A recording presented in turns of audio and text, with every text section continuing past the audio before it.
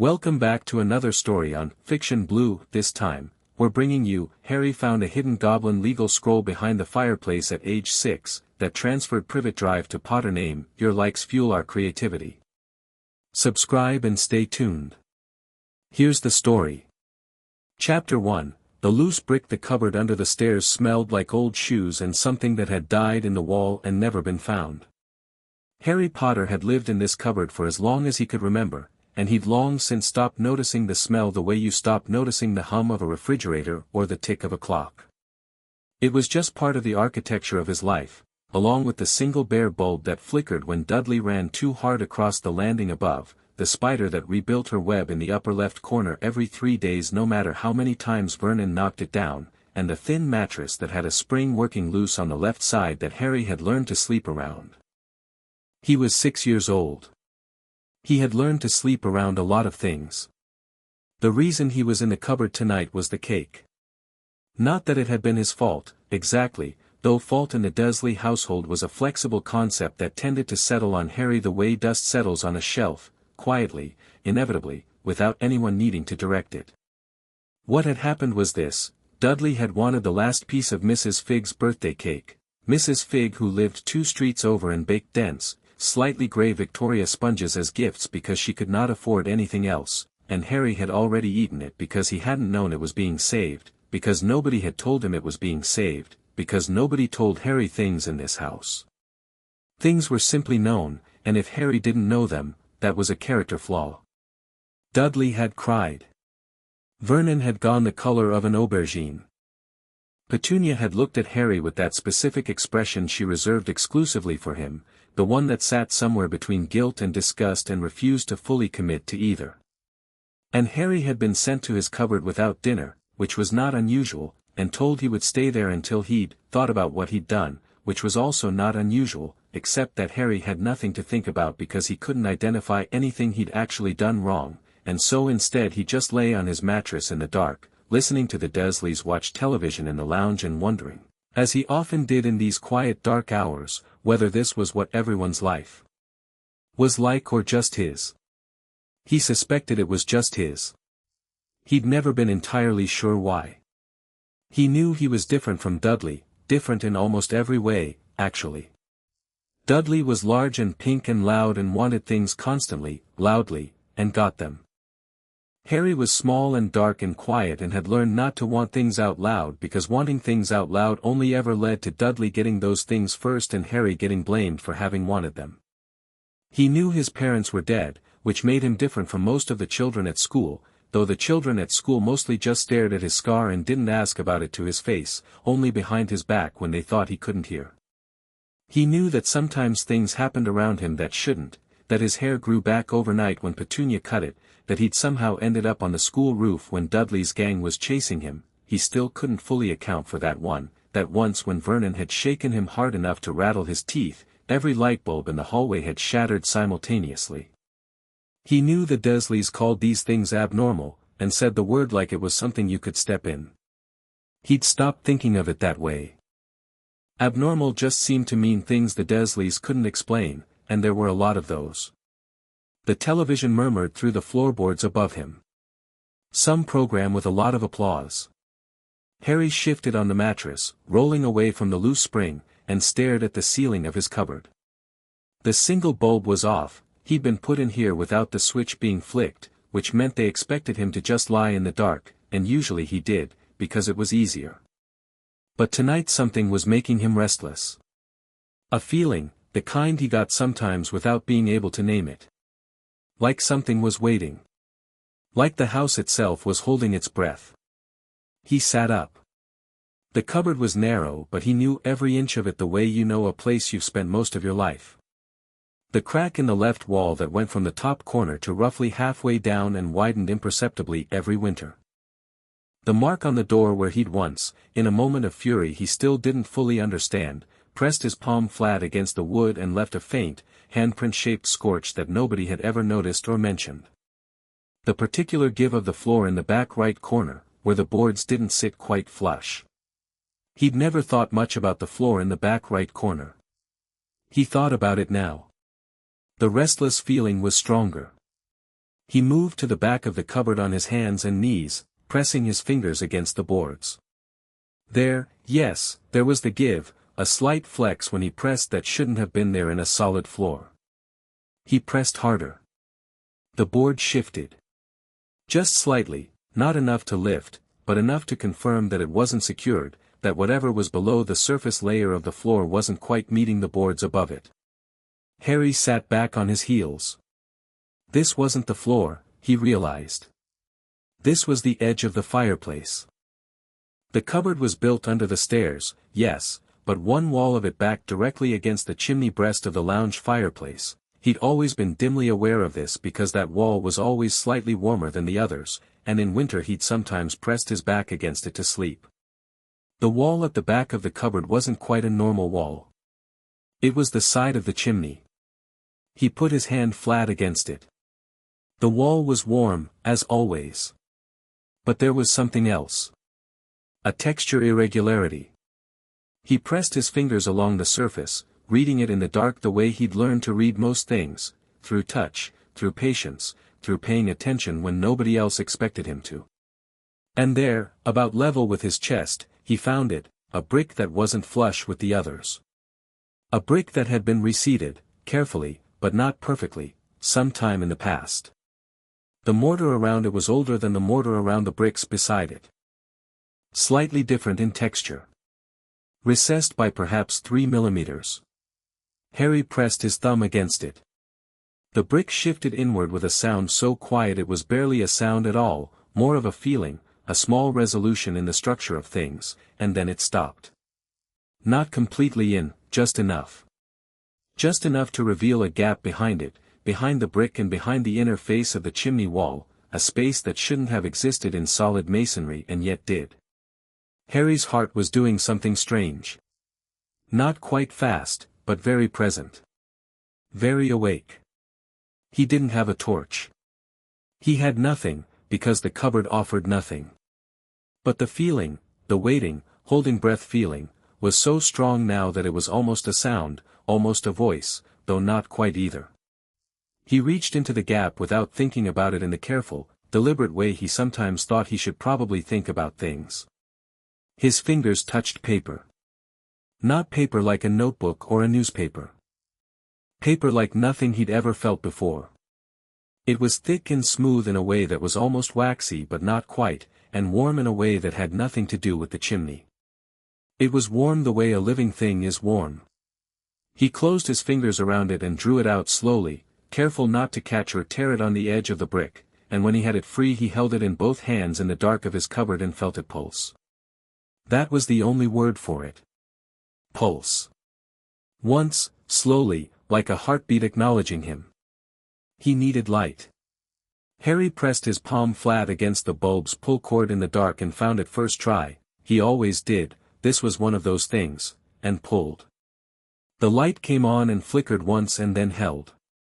He sat cross-legged on the mattress and looked at what he'd found. It was a scroll. It was about the length of his forearm, rolled tightly and tied with something that wasn't ribbon and wasn't string, something dark and fine that hummed faintly under his fingers, something that looked like hair, braided into a cord, though the hair was too dark to be any color he could name. When he touched the knot, it loosened on its own. Not dramatically. Not with any flash or sparkle. It simply opened, the way a door opens when you have the right key, without resistance, without any sense of anything being forced. He unrolled it carefully. The paper, if it was paper, was covered in writing. Several different kinds of writing, layered and overlapping in ways that should have been impossible to read but were somehow, viewed all at once, completely legible in the way that dreams are legible, you understand everything without being able to explain how. Some of the writing was in an angular, deeply deliberate script that his instincts told him was not human in origin, not in the insulting way people meant when they said things weren't human, but in the literal way, the factual way, written by hands that had different angles, different points of pressure, different notions of where a letter began and ended. Some of the writing was in English, precise and legal and dense. And some of it, at the bottom, in ink that was a different shade, warmer, more red than black, was in handwriting that made Harry's chest do something complicated, because he didn't recognize it with his brain exactly. He recognized it with his body. He didn't know his mother's handwriting. He'd never seen it before. But some part of him that lived below rational knowledge, below language, in the oldest and most animal part of him, knew this handwriting the way he knew the warm wall in winter and the spider's web in the corner and the give of the loose spring. It was something that had always been true, even before he knew it. He made himself breathe. Then he started to read. He was 6, and he could read better than almost anyone in his class, and he had been reading since before anyone at Privet Drive had thought to teach him, because he'd simply picked up Dudley's discarded picture books and then Dudley's slightly less discarded chapter books and taught himself, the way he'd taught himself most things, through stubborn, quiet repetition with no one watching. The dense legal text in the upper portions of the scroll was difficult. He worked through it slowly, mouthing the words. Property transfer document. Registered under the Goblin Accord of 1782 and its amendments. Sealed by Gringotts Bank, London Branch. Reference number, PT 0981 LJP HPP. I, Lily Jane Potter, née Evans, being of sound mind and magical certification, do hereby transfer in perpetuity and in full the property known at Muggle Register as No. 4, Privet Drive, Little Whinging, Surrey, acquired by magical deed on the 14th of August, 1979, under the terms of the Potter Estate Trust. From the Potter Family Trust to direct personal ownership by Harry James Potter, minor, date of birth July 31, 1980, said transfer to take immediate legal effect upon the breaking of this seal in the presence of the named beneficiary. Harry read it again. Then a third time. He was 6 and the words were not all simple, but he understood enough. He understood the important parts. He understood transfer in perpetuity because he'd read Dudley's old dictionary once out of boredom, and perpetu was a root to do with forever. He understood No. 4, Privet Drive. He understood Harry James Potter. He understood direct personal ownership. This house was his. He sat with that for a long moment. Outside the cupboard, the television laughed at something. Dudley thundered across the landing above to use the bathroom. Harry could tell it was Dudley by the weight of the footfall. There were 4 distinct footfalls in this house, and he knew them all the way a sailor knows the sounds of his own ship. He looked back at the scroll. There was more. The angular, non-human script, Goblin script, he thought, without quite knowing how he knew this, the way he sometimes knew things that lived just beyond the edge of what he'd been taught, accompanied the English text with what appeared to be witnessed endorsements, multiple seals, dates. Then, at the very bottom, in that handwriting that made his ribs feel too small, Harry, if you found this, you're cleverer than I had any right to expect, and I had very high expectations. This house was mine before it was theirs. I made certain it would be yours if anything happened to me. I hope nothing happened to me. I hope I am reading this over your shoulder right now and laughing at myself for being so morbid. But if I'm not, if things have gone wrong in the ways I was afraid they might, then know this, you were never their guest. You were never their charity case. You were never less than them. You were never anything other than exactly what you are, and what you are is considerable. The scroll is Goblin legal. They will honor it. Go to Gringotts. I love you. I love you. I love you. Mum. Harry read the last 4 lines 4 times. He did not cry, which surprised him a little, because he felt like something enormous was happening in his chest, not sadness, exactly, or not only sadness, but something bigger and harder to name that encompassed sadness the way an ocean encompasses a wave. He thought he might cry later, when he wasn't busy thinking. Right now he was very busy thinking. He rolled the scroll back up carefully, gently, and the cord tied itself closed again without him doing anything. He held it for a moment, feeling the warmth of it against his palms. This house was his. He thought about that. He let it move through him slowly, like warm water, finding all the cold places. He thought about the cupboard, which was his cupboard under the stairs of his house. He thought about the lounge where Vernon was currently watching television, which was his lounge. He thought about the kitchen where he cooked breakfast every morning while the Dursleys slept, which was his kitchen. He thought about Dudley's second bedroom, full of broken toys, which was his room that Dudley had been given for storage. He thought about Petunia telling him he should be grateful they'd taken him in. He thought about Vernon telling him he was lucky anyone had bothered. He turned the scroll over in his hands, and something happened in the center of his chest that was not anger exactly but was in the same family as anger, something clean and clear and very, very awake. Not hot. Cold, actually. The kind of cold that means something has been decided. He was not angry at the Dursleys right now. He would file that away for later. Right now he was thinking about Gringotts, about what Goblin legal meant, about the reference number on the scroll and what would happen when he brought it to whoever it was at Gringotts that dealt with this sort of thing. He was thinking about what his mother had understood about the nature of power, that it wasn't enough to be right, you had to be documented. You had to be filed. She had filed it. 30 days before she died, the date on the scroll was October 1st, 1981, she had walked into Gringotts and she had filed it. For him. Harry sat in the dark of his cupboard under the stairs of his house and made several decisions, one after another, the way someone who has been waiting for permission finally realizes no one is coming to give it. First, he would say nothing. Not tonight, not tomorrow, possibly not for a while. The scroll was evidence and evidence was only useful if preserved and deployed at the correct moment, which was not at 6 years old with no money and no way to get to Diagon Alley and no leverage whatsoever beyond a piece of paper that could be taken from him and destroyed before anyone else ever saw it. Second, he would find a hiding place for the scroll that was better than a loose brick in the chimney, because now that he'd found it there was nothing stopping the Dursleys from finding it on their own, and he would not allow that. Third, he would start figuring out how to get to Gringotts. He looked around his cupboard. There was almost nothing here. His few items of clothing, Dudley's hand-me-downs, mostly too large and too bright in the wrong colors. His school bag, a battered thing inherited from someone's discard. A small tin box he'd found in the park 2 years ago and kept because it had a lock with a key, and a lock with a key seemed like something worth having.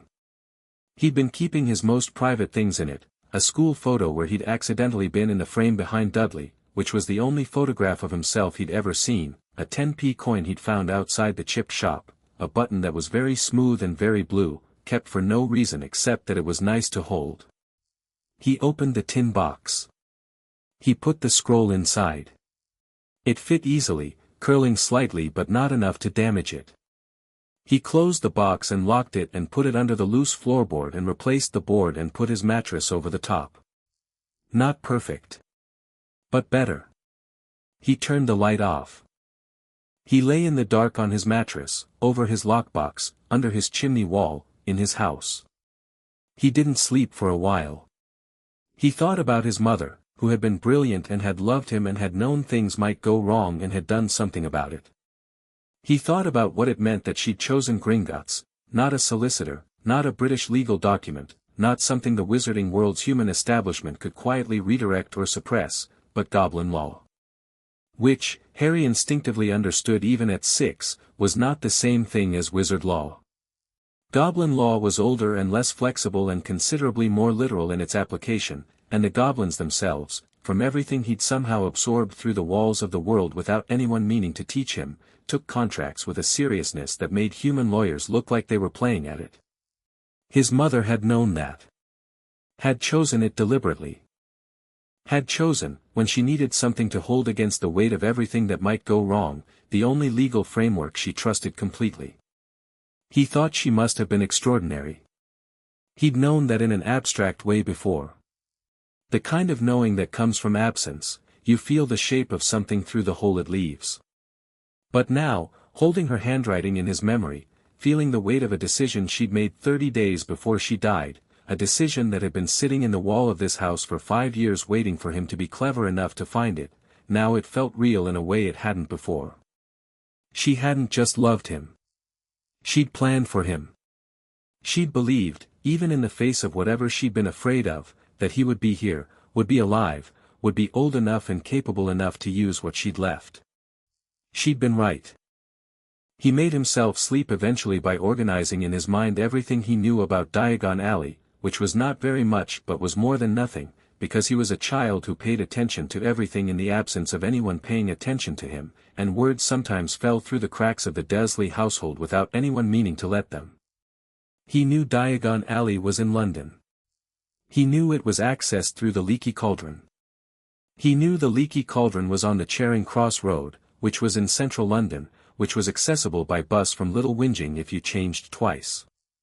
He knew this because he'd once sat in the kitchen doing nothing while Petunia described the location to someone on the phone in tones of deep suppressed fascination, and then denied having said it when Vernon came in, and Harry had filed it away because he filed everything away. He had always suspected, without being able to articulate why, that there might come a day when he needed to go there. That day was coming. He had some planning to do first. He slept. The next morning was a Saturday, which meant Dudley had football practice and Vernon drove him and Petunia tidied the house in a way that was mostly just moving things from one surface to another. Harry made the breakfast, eggs for 3, because Harry's eggs were for the Dursleys and Harry himself ate cereal from the box, or the heel of the bread if there was one, and while the eggs cooked he stood at the stove and thought. He needed money. More precisely, he needed bus fare to London and back, because he wasn't going to Gringotts without the scroll and he wasn't taking the scroll without a plan, and he wasn't going until he was sure he'd done it right. His mother's note said go to Gringotts but she hadn't specified when, and Harry had already decided that timing mattered. He was 6 now. He would not go at 6, he was too small, too young, too easily dismissed or intercepted. He would go at 7, when he was bigger and when he'd had time to read more and understand more of the scroll's legal language and when he'd figured out the bus system properly. 1 year. He could wait 1 year. He had been waiting his whole life, 1 more year was nothing. But he would spend that year preparing. He turned the eggs with practiced competence and thought about money. He got no allowance, Dudley got an allowance, £5 a week since he was 4, which Harry knew because he'd helped Petunia count it out once, been present during the transaction by accident, and filed it away the way he filed everything. Harry got nothing. But Harry was not without resources, because Harry was a child who paid attention and who had, over several years of being sent to do errands and being handed exact money for specific purchases, developed a very precise understanding of which shops in the immediate vicinity were likely to have coins in their parking lots, under the newspaper stands, in the little tray by the bus stop where people left their change instead of taking it. He had, at present, a collection of coins hidden in his lockbox alongside the scroll now, about £2.60, accumulated over 2 years of patient, systematic small-scale salvage operations that he would not have called stealing because they weren't. They were finding. You couldn't steal something that had been left on the ground by someone who no longer wanted it. £2.60 was not enough for London buses. He would need more. He spent the next several weeks doing calculations in his head, exact calculations, careful ones, based on the bus timetables he'd memorized from the stop 3 streets over, and determined that he needed approximately £4 returned to London and back, plus something extra for contingency, which meant a total of about £5 minimum. He was earning roughly 30 to 40 pence a month through finding coins. At that rate, he would have enough in about 12 to 14 months. Which aligned neatly with his plan to go at 7. He began to think about what he would say when he got there. This, it turned out, was the most interesting part. He thought about it in his cupboard at night, rolling the problem around in his mind the way he rolled smooth pebbles in his pocket when he found them, which was a habit Petunia found inexplicable and irritating, so he'd stopped carrying pebbles and started just running his thumb across his fingertips instead in a motion that looked like nothing. He thought about walking into Gringotts with the scroll. He thought about what a goblin would do when confronted with a 6-year-old, no, 7-year-old, human child presenting a legal document. He thought about what they'd check first. They'd check the seal, he imagined. The reference number. They'd want to verify his identity. He didn't have anything to prove his identity with, except the scar. He touched it absently, as he often did, pressing 2 fingers against the lightning bolt above his left eye. He didn't like touching it, it sometimes felt hot in ways that had nothing to do with temperature. But everyone seemed to know what it meant, in the way that people sometimes looked at him on the street with a startled expression before catching themselves and looking away again, and he had assembled a rough understanding from those glances and from things overheard and from Petunia's rigid, deliberate silence on the subject that his scar was significant in some world that ran parallel to and underneath the world he could currently see. That in that parallel world, he was known. That people had looked at him since before he could look back and known exactly who he was. Gringotts would know. Goblins kept records. They'd know the Potter account. He just had to get there. He also thought, in those long quiet nights, about the second thing his mother had left him, the understanding that this was not an accident or a gift or a kindness. This was strategy. His mother had not been sentimental about it. The letter was warm, yes, deeply warm, but the scroll itself was a legal instrument, precise and deliberate. She'd understood that love was not a sufficient protection against the systems of the world. Love was love, and it was necessary, but systems required documentation. She'd documented. Harry, who had spent 6 years in a house where his status was maintained entirely by the fiction of Dursley generosity, understood immediately and bone-deep why documentation mattered. If you only had love without documentation, someone else could redefine the terms of your love without asking you. They could say we took you in out of the goodness of our hearts, and if you had nothing written down that said otherwise, that became the story. That became true in the only way that power recognized, practically, enforceable, real. His mother had refused to let that be the story. The story was this: Harry James Potter owned this house. Everything else was commentary. He learned to read the scroll more fluently over the following weeks, unrolling it in careful stolen moments when the Dursleys were all elsewhere, and found more in it than his first reading had caught. There were clauses, written in the angular Goblin script with English translations alongside, about the terms of the transfer. There was language about the Potter Estate Trust, which was apparently larger and more complex than just one house in Surrey.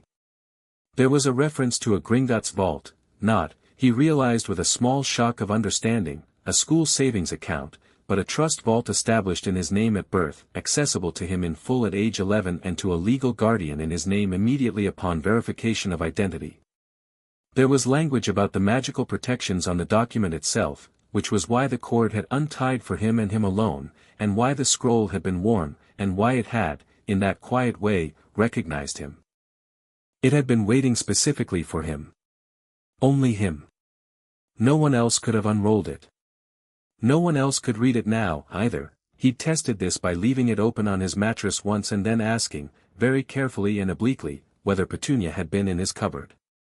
She'd said no, which probably meant yes, but she hadn't said anything about the scroll, which meant she'd either not seen it or had seen it and hadn't been able to read it, and either way it wasn't in her hands and it was still in his box. He put Petunia out of his mind. He would think about Petunia later. Right now he had a year to prepare, a scroll to understand, and a house to take back. He was 6 years old, and he was not afraid.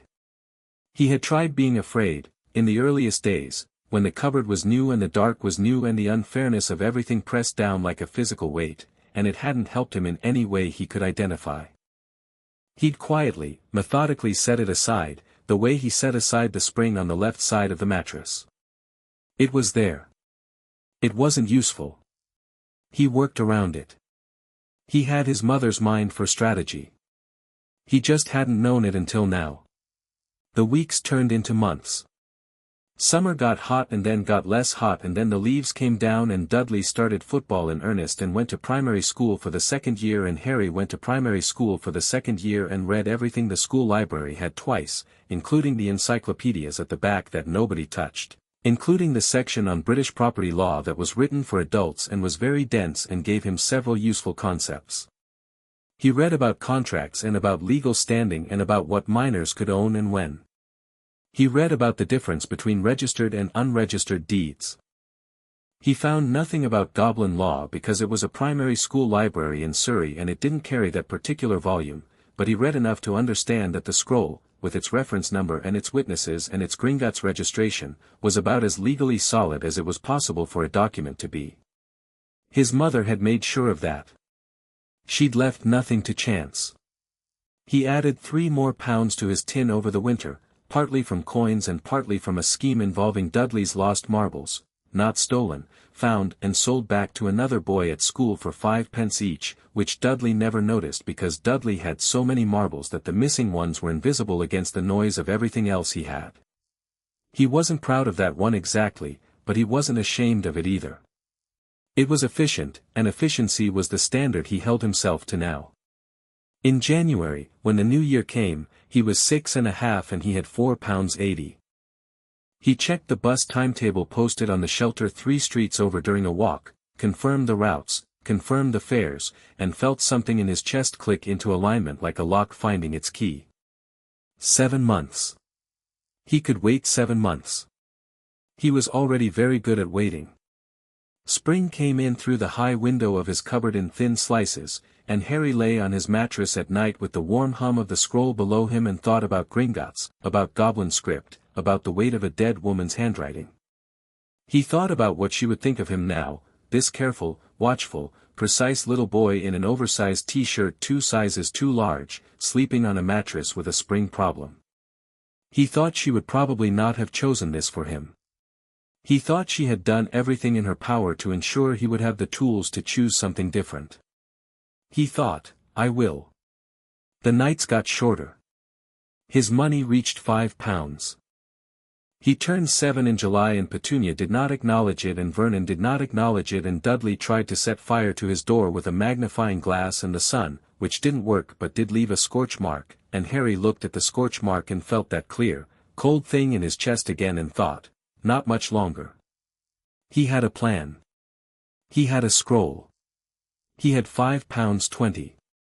He had the address of the Leaky Cauldron, memorized from a phone call Petunia had made 3 years ago to a woman she didn't like, about a place she pretended didn't exist. He had a note, he'd practiced the signature, that said, in Petunia Dursley's handwriting, or something close enough that a bus driver wouldn't question it, please allow Harry to travel unaccompanied. He is visiting his grandmother in London. He was ready. He just needed a day when the Dursleys would not immediately notice he was gone. That day, as it turned out, was a Wednesday in August, when Vernon had a sales conference in Bristol, Dudley was at a birthday party that went all day, and Petunia was having the neighbors over for coffee and was so frantic with preparation that she shooed Harry out the front door at 8 in the morning and told him to come back at 6 and not to bother her between now and then. He was back on the doorstep at 5:58, with clean hands and no expression and a receipt from Gringotts folded in his pocket alongside the scroll, which was also in his pocket, because he'd brought it as proof and been told, by a goblin with very precise eyes and an expression of what Harry would later identify as professional respect, that the original document would remain on file with Gringotts and that Harry's copy was his to keep. In the space of one very long Wednesday, everything had changed. Or more accurately, everything had already been changed, and today it had been confirmed. He walked up the path to his front door. Petunia opened it before he knocked, looking frantic about something to do with the coffee cake, and said, "Oh, you're back, well don't track mud in," and Harry looked at the door of his house, which was painted black, which had a brass letter box that needed polishing, which had a crack in the upper left pane of the transom window that Vernon had been meaning to fix for 2 years, and he thought, mine. He stepped inside. "Close the door properly," Petunia called from the kitchen. Harry closed it properly. He went to his cupboard. He sat down on his mattress and took out the receipt from Gringotts and read it again. He had been told things today that had rearranged the furniture of his understanding of himself, and he needed time to sit with all of it, to let it settle into place. He had a vault. He had more gold than he could currently conceptualize. He was the heir to something much larger than a house in Surrey, but the house in Surrey was where they'd start, because the house was where he lived. The spider was rebuilding her web in the upper left corner. He watched her for a while, working with that particular focused determination of small creatures with large ambitions, and thought that tomorrow he would begin the second part of the plan. He would give the Dursleys a year. He was in no hurry. He was 7 years old, in his own house, with his mother's scroll in his pocket and her handwriting memorized in his mind and a receipt from Gringotts folded neatly in four. He was, he thought, going to be absolutely fine. Chapter 2, the bank at the end of the alley. The leaky cauldron smelled like candle wax, old beer, and something Harry couldn't name that was warm and electric and ancient all at once, the way the air smells before a thunderstorm, except here it was permanent, baked into the walls over centuries. Harry had stood on the Charing Cross Road for 30 seconds before he found the entrance, which was the strangest part, not the finding of it, but the understanding of how it hid. He'd looked at the facade 3 times before something in his eyes seemed to quietly adjust, like a lens clicking into focus, and there it was, a narrow black door set between a bookshop and a record shop, so unremarkable that the people walking past weren't just ignoring it, they were structurally incapable of noticing it, their eyes sliding off it the way water slides off glass. Harry noticed it immediately, which told him something about himself that he filed away without comment. He was 7 years old, he was traveling alone, and he had a plan. He was not nervous. Or if he was, it was the productive kind, the kind that sharpened things rather than blurred them. He pushed through the black door. The pub inside was dim, crowded with people who were emphatically not dressed for 1987 London, full of conversations that stopped in fragments when he walked in and then resumed in slightly different registers. A few people stared at his forehead. He was used to people staring at his forehead. He nodded at nobody in particular and walked straight to the bar. The man behind it was ancient and enthusiastic in a way that seemed structurally unsound. His face was so comprehensively wrinkled that the smile took a moment to locate itself among the other topography. He saw Harry and the wrinkles reorganized into something warmer. "Good Lord," he said, very quietly. "Hello," Harry said. "I need to get through to Diagon Alley, please." The back way. He had read about this, enough to know that you couldn't just demand access, that there was a social currency here he didn't fully understand yet, that the appropriate approach was polite directness. He had spent considerable time calibrating for polite directness. The barman, Tom, according to the tarnished nameplate, was looking at him with an expression that was moving rapidly through several stages. He landed eventually on something between delight and alarm. "Of course," he said. "Of course. Mr. Potter." "Yes. Absolutely." He was already moving out from behind the bar with a speed that belied his apparent age. "Right this way." "Will you need, do you have, I know about the brick," Harry said. "Ah." Tom looked at him for a moment, recalibrating. "Yes. Of course you do." He led Harry through to the back courtyard, which was small and cobbled and surrounded by a high wall, and handed him a wand, his own, borrowed without the offering feeling awkward, to tap the sequence on the wall. Harry watched very carefully as Tom counted the bricks and tapped the correct one 3 times. The wall began to fold outward, brick by brick, like a flower opening in fast forward, and Diagon Alley unrolled itself before him. Harry handed Tom's wand back without being asked and looked at the alley for a moment. He let it land. He let himself actually feel it, the color and noise and impossible angle of everything, the shops stacked at heights that shouldn't have been structurally stable, the owls overhead, the cats on the window ledges, the children tugging at parents' sleeves, the smell of cauldrons and parchment and something sweet from the sweet shop on the corner. He felt the warm electric feeling in his chest expand to fit it. This was where he was from. He'd known it distantly, the way you know a word in a language you haven't spoken in years. But standing here now, with the scroll in his inside pocket, he threaded it through the lining of his too large jacket so it sat flat against his ribs, he felt it as a physical fact rather than an abstract one. He had about 4 hours before he needed to be on a bus back to Little Whinging. He started walking toward the largest building at the end of the alley. Gringotts was white marble and enormous and slightly wrong in the way that truly old buildings are wrong, proportioned to a set of internal logic that had nothing to do with human comfort or human scale. The steps leading up to the main entrance were wide and shallow and went on longer than they should have. The doors were bronze and enormously tall and covered in writing that Harry now recognized as Goblin script. He stood at the bottom of the steps and read the engraving beside the main doors, which was in English: "Enter, stranger, but take heed of what awaits the sin of greed, for those who take, but do not earn, must pay most dearly in their turn. So if you seek beneath our floors a treasure that was never yours, thief, you have been warned, beware of finding more than treasure there." Harry read it twice. He thought it was excellent. He went inside. The first set of guards were goblins, smaller than he'd somehow imagined, though the imaginings of a 7-year-old had only the vaguest reference points. They had long clever fingers and very bright eyes, and the specific kind of stillness that belongs to creatures that have no need to perform busyness. They looked at Harry. Harry looked at them.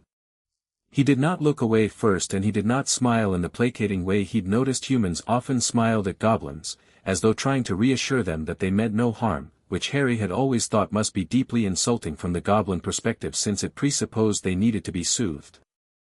"I have a registered document I need to present to whoever manages property transfer accounts," Harry said. "The reference number is PT0981LJP-HPP. I'm Harry Potter." One of the guards looked at his forehead.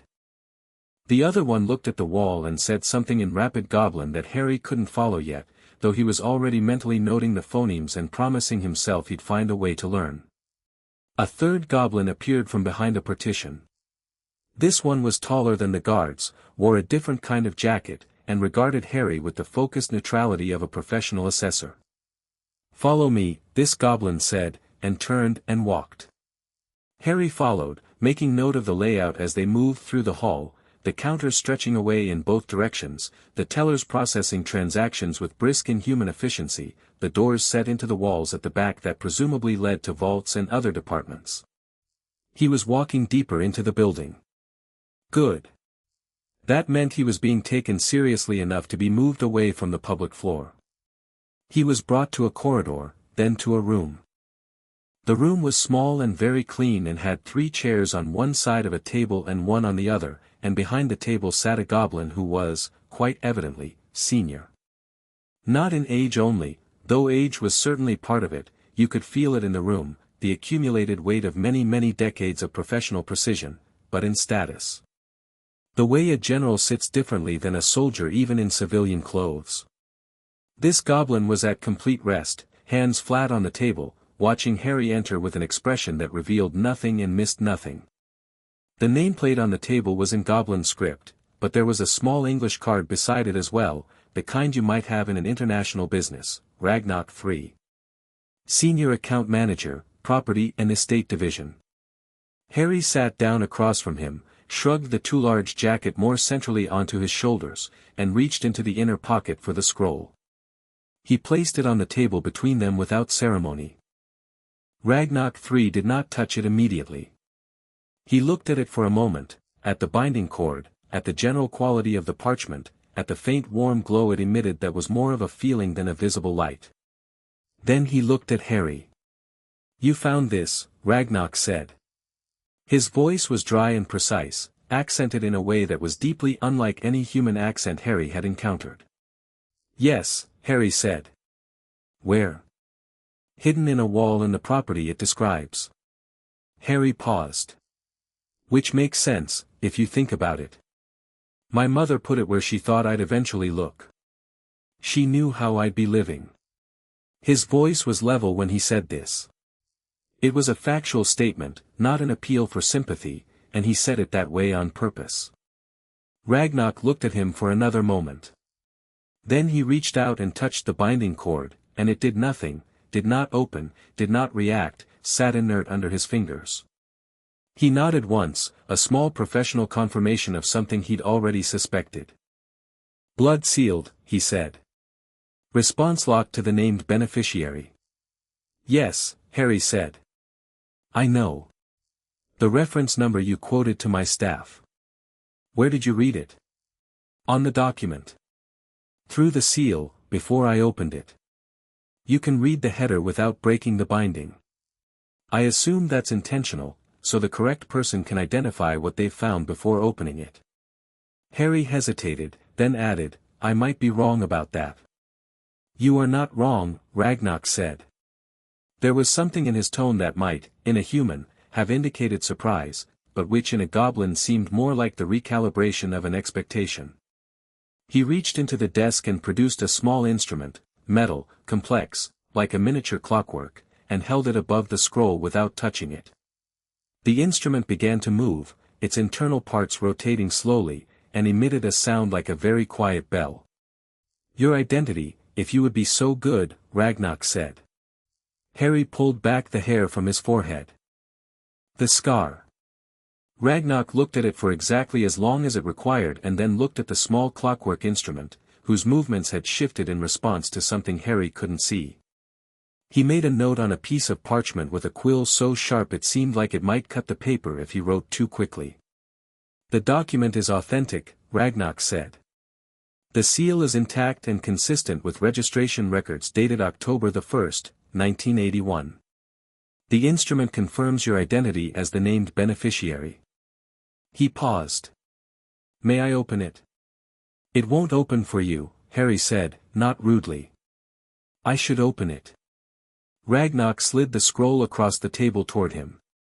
Harry untied the cord. It opened easily, warmly, as it always did for him, and unrolled it and pushed it back across the table. It lay open between them, and Ragnock read it with the particular focused intensity of someone whose profession was documents, and for whom documents were serious things. He read for perhaps 4 minutes. He made notes.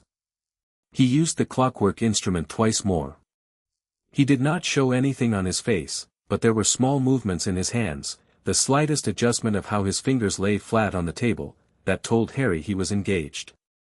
Really engaged. Not going through motions.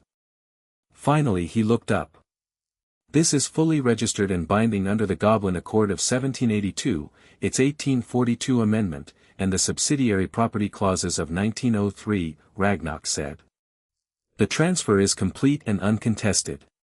The property at number 4, Privet Drive, Little Whinging, Surrey has been in your legal ownership since the moment you broke this seal in," he checked his notes, "your 7th year, which satisfies the temporal condition your mother included." Harry blinked. There was a temporal condition. A minor one. "The property passed to you immediately upon seal breaking in your presence, but certain associated rights, specifically the right to act on the property in your own name without a guardian co-signature, required you to be of sufficient age to present the document yourself. By presenting it now, at 7, you have satisfied this." Ragnock paused. "Your mother was exceptionally thorough." "Yes," Harry said. "She was." There was a moment. Not uncomfortable. Just present. "I want to ask about the Potter vault," Harry said. Ragnock set his quill down. "There are several accounts under the Potter family designation. A childhood trust vault, established at your birth, funded by," he glanced at a separate ledger he'd pulled without Harry noticing, "substantial contributions from the Potter estate.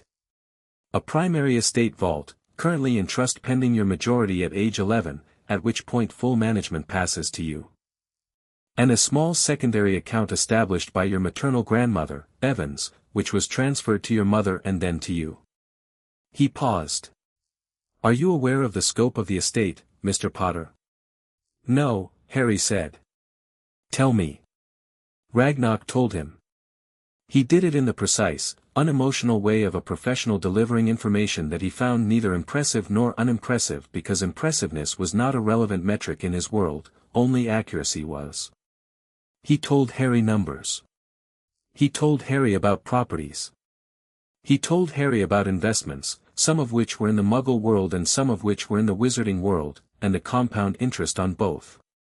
He told Harry about the Potters' history as a family of consequence, which was not a thing Harry had been told before by anyone, not once, not in any form. Harry listened to all of it.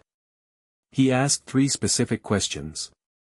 He did not make any outward show of what it meant to him, though inside something was moving very slowly, tectonic, rearranging things that had been wrong for years. He simply listened and nodded and asked his questions and noted the answers. When Ragnock was done, Harry said, "I want to access the trust vault today." "That is your right," Ragnock said. The amount accessible to you at 7 is limited under the trust terms, 20 galleons per month, which have been accruing since your birth. We owe you, a brief consultation with the ledger, 84 months of galleons. Harry thought about that. How much is a galleon in pounds? Approximately £5 sterling at current exchange. 1,680 pounds, Harry calculated. He kept this off his face. I'd like the monthly amount set to automatic release going forward, transferred quarterly into. Is there a Muggle bank account associated with the estate? Ragnarok looked at him. There is not. But one can be established. Barclays, Harry said. Nearest branch to Little Whinging. I'll need a letter of authorization that says I'm acting in the capacity of account holder under trust management, so they don't ask me to bring a parent. Ragnarok was very still for a moment. Then he made a note. That can be arranged. I'd also like a receipt for today's transaction, the property document registration confirmation, the vault access, and the bank arrangement, all on official Gringotts letterhead with your seal. And I'd like the original document lodged in the estate vault under restricted access, with my written authorization required for any third party to view it. You wish to restrict access, Ragnarok said. Yes.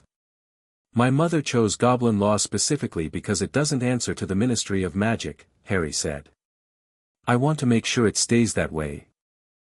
I don't want anyone from the wizarding establishment coming in here and requesting access to a document that concerns me without my knowledge. Ragnarok 3 looked at Harry for a long moment.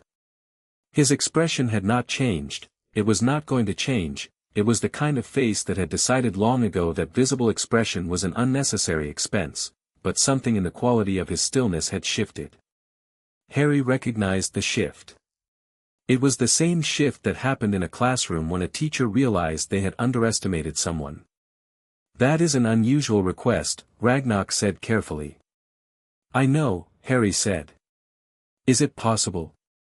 Under the Goblin Accord, access restriction to registered documents is entirely within the owner's rights. Ragnarok paused. It is simply not commonly invoked by 7-year-old humans. I'll take that as a yes, Harry said. For a single moment, it was over quickly, but Harry caught it, something in Ragnarok's face moved. Not a smile, nothing that soft. A micro-expression of what Harry would later understand was Goblin respect, which looked from the outside like a chess player recognizing an unusually good move. Then it was gone and the face was professional again.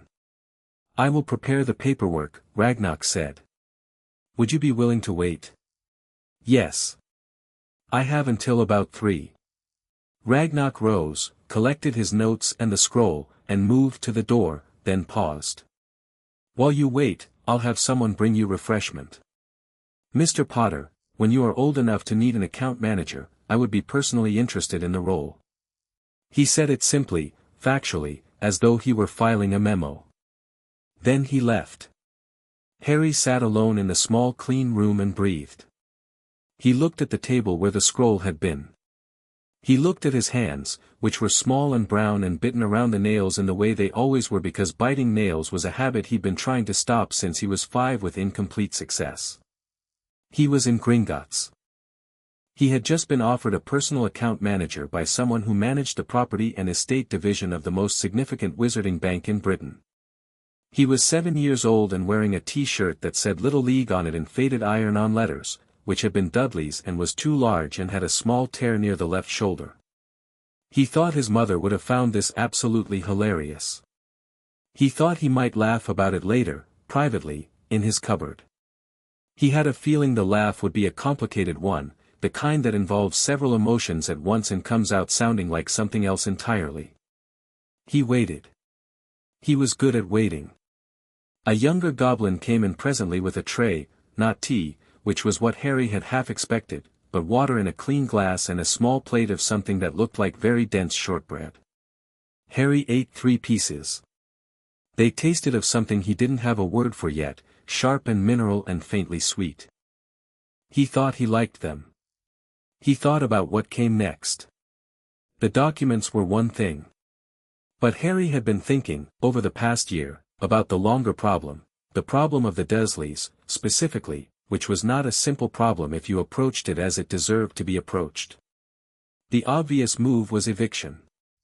He owned the house, they were living in it without a formal tenancy agreement, which under both Muggle and apparently Goblin law made them occupants at will, which meant he could remove them at will. He could. He had that right.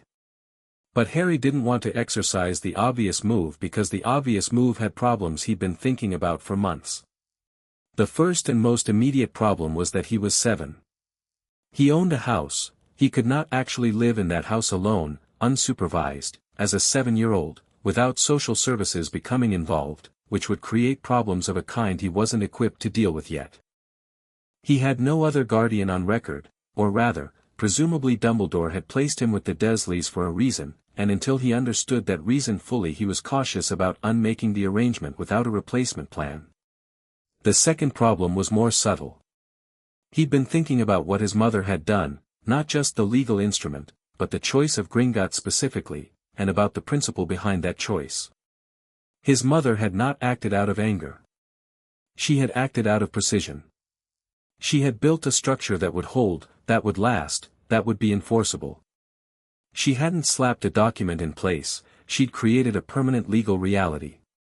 Harry wanted to do the same. Not eviction, eviction was an event. He wanted a condition. Something that changed the permanent structure of his relationship with the Dursleys in a way that couldn't be undone, that put the terms of their cohabitation on paper in the same unassailable language his mother had used. He wanted a contract. He'd been drafting it in his head for 3 months. The terms were still evolving but the core was solid. The Dursleys could remain at number 4, Privet Drive, under a formal occupancy agreement, the terms of which were specific and enforceable and entirely to Harry's advantage, and in exchange Harry would not immediately exercise his right to remove them, which was generous given that they had been essentially squatting in his house for 6 years. The contract would specify, among other things, that Harry was not a servant. That he would not be locked in or excluded from shared spaces. That he would not be denied reasonable food or clothing. That Dudley would not be permitted to touch him. That Harry would have access to the second spare bedroom rather than the cupboard. He had been specific. He had been thorough. He thought his mother would have approved. He was interrupted in this reflection by Ragnarok returning with a younger goblin who was carrying a folder of documents with the careful reverence of someone who understood what documents meant. "The papers are prepared," Ragnarok said, retaking his seat. "I'll walk you through each." He did, with efficiency and precision. The property registration confirmation. The vault access authorization. The bank account arrangement letter, written in the exact language Harry had requested, on Gringotts' letterhead with a seal that looked like it could stop a freight train. A separate document formally recording Harry's access restriction request for the original scroll, now lodged in the estate vault. And, finally, a small card, matte black, bearing Harry's name in Goblin script and English, with a number beneath it. "That is a direct line to my office," Ragnarok said. "It will work from any owl post, any wizarding fire, or, given your current circumstances, the telephone, if you arrange for the call to be transferred through the bank's Muggle liaison desk.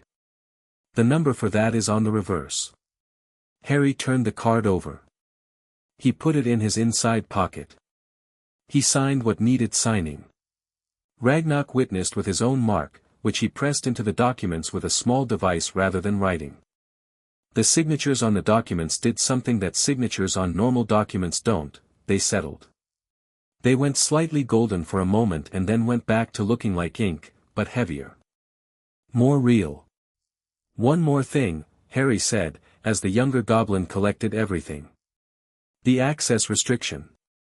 Is there a mechanism for adding authorized viewers later? If I choose to, in the future?"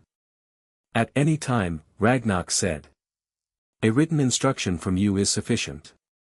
"Good." Harry stood.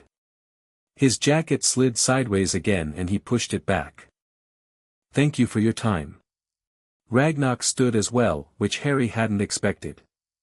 Goblins, in his limited experience, seemed not to perform social pleasantries as a rule. He thought this meant something. The agreement between our institution and the Potter family has been long-standing and mutually beneficial, Ragnox said.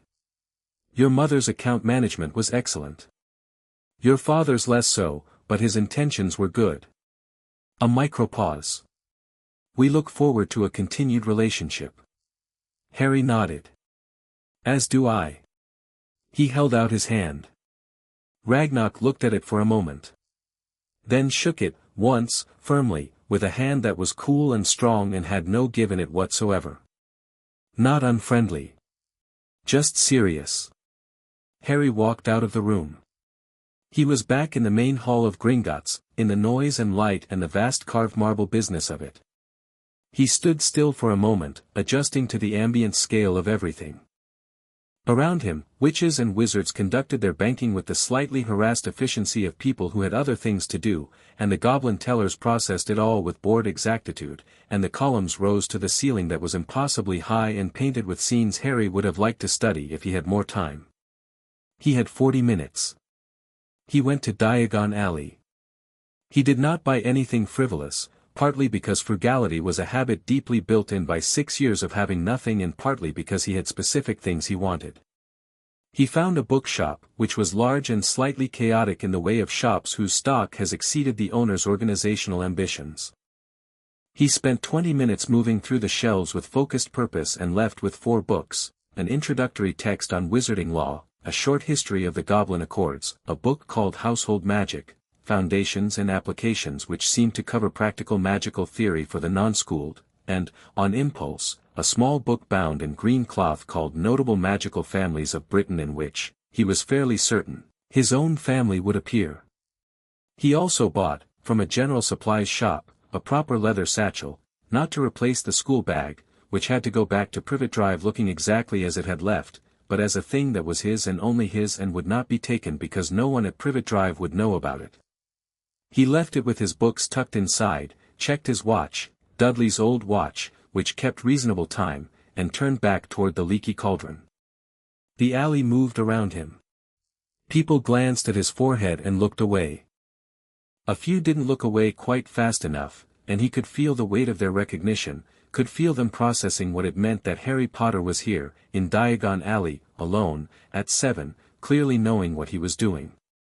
He didn't engage with any of them. He didn't have time and also it wasn't relevant yet.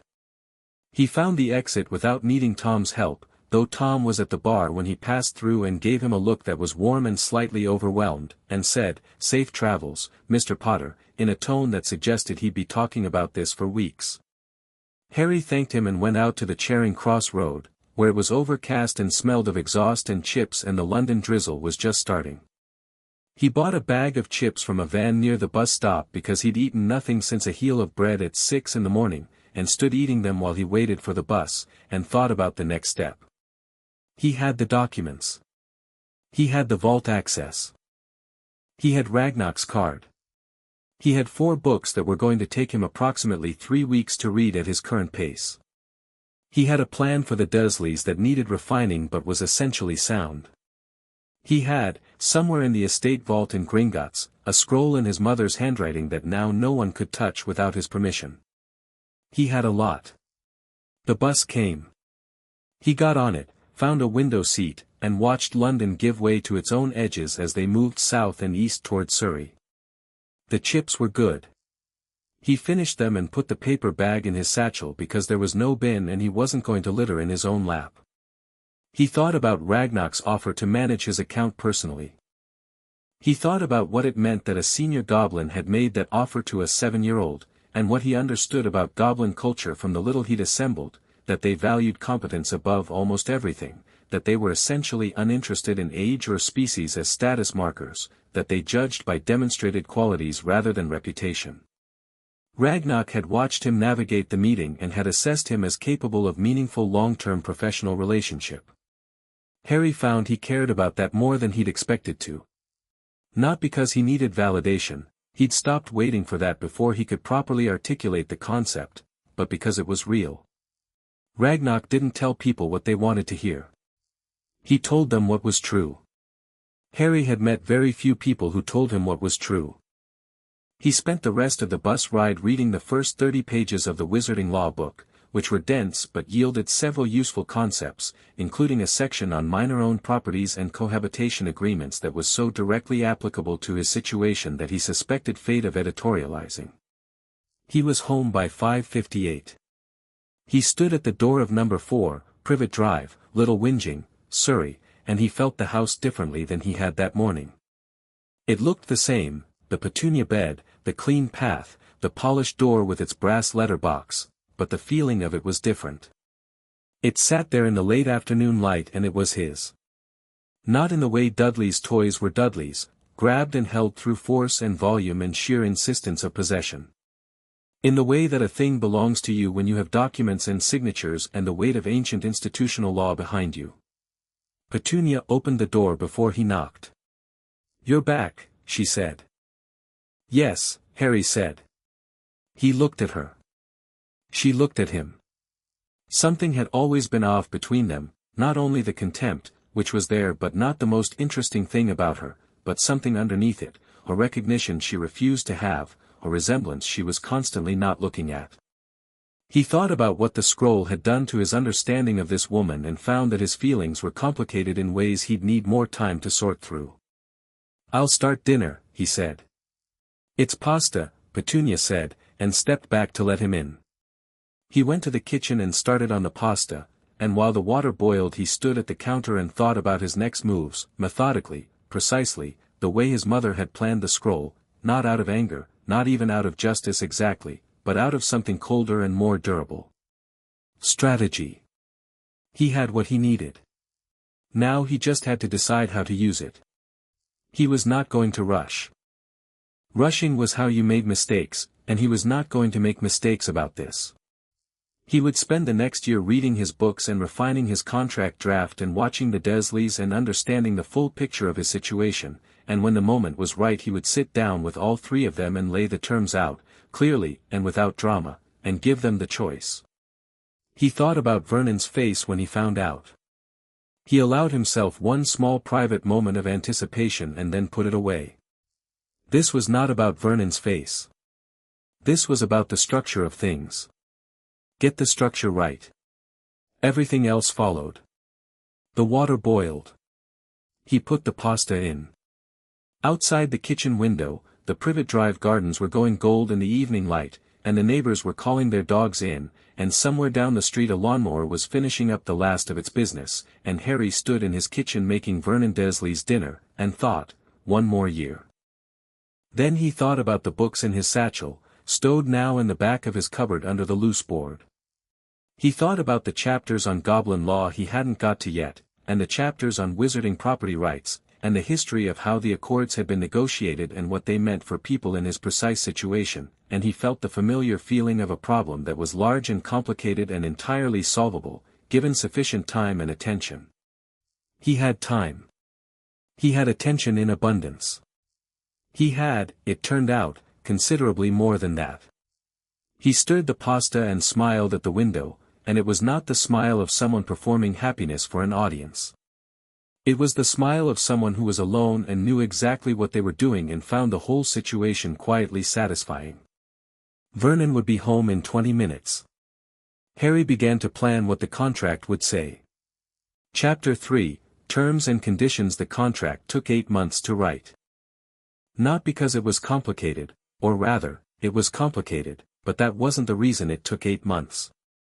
It took 8 months because Harry was thorough, and thorough meant reading everything first, and everything meant 4 books from Diagon Alley, then 2 more ordered through a system he'd worked out involving a post office box in Little Whinging Town Centre, which cost him £3 a month and was entirely worth it, and then 17 trips to the local library, and then a long and slightly surreal correspondence with Ragnarok 3 conducted via a small brown owl that appeared at Harry's cupboard window one morning in October, apparently assigned to him by Gringotts as a matter of standard practice for estate-holding clients, which Harry had absolutely not known to expect and which caused a brief crisis when Petunia saw it and demanded to know where it had come from.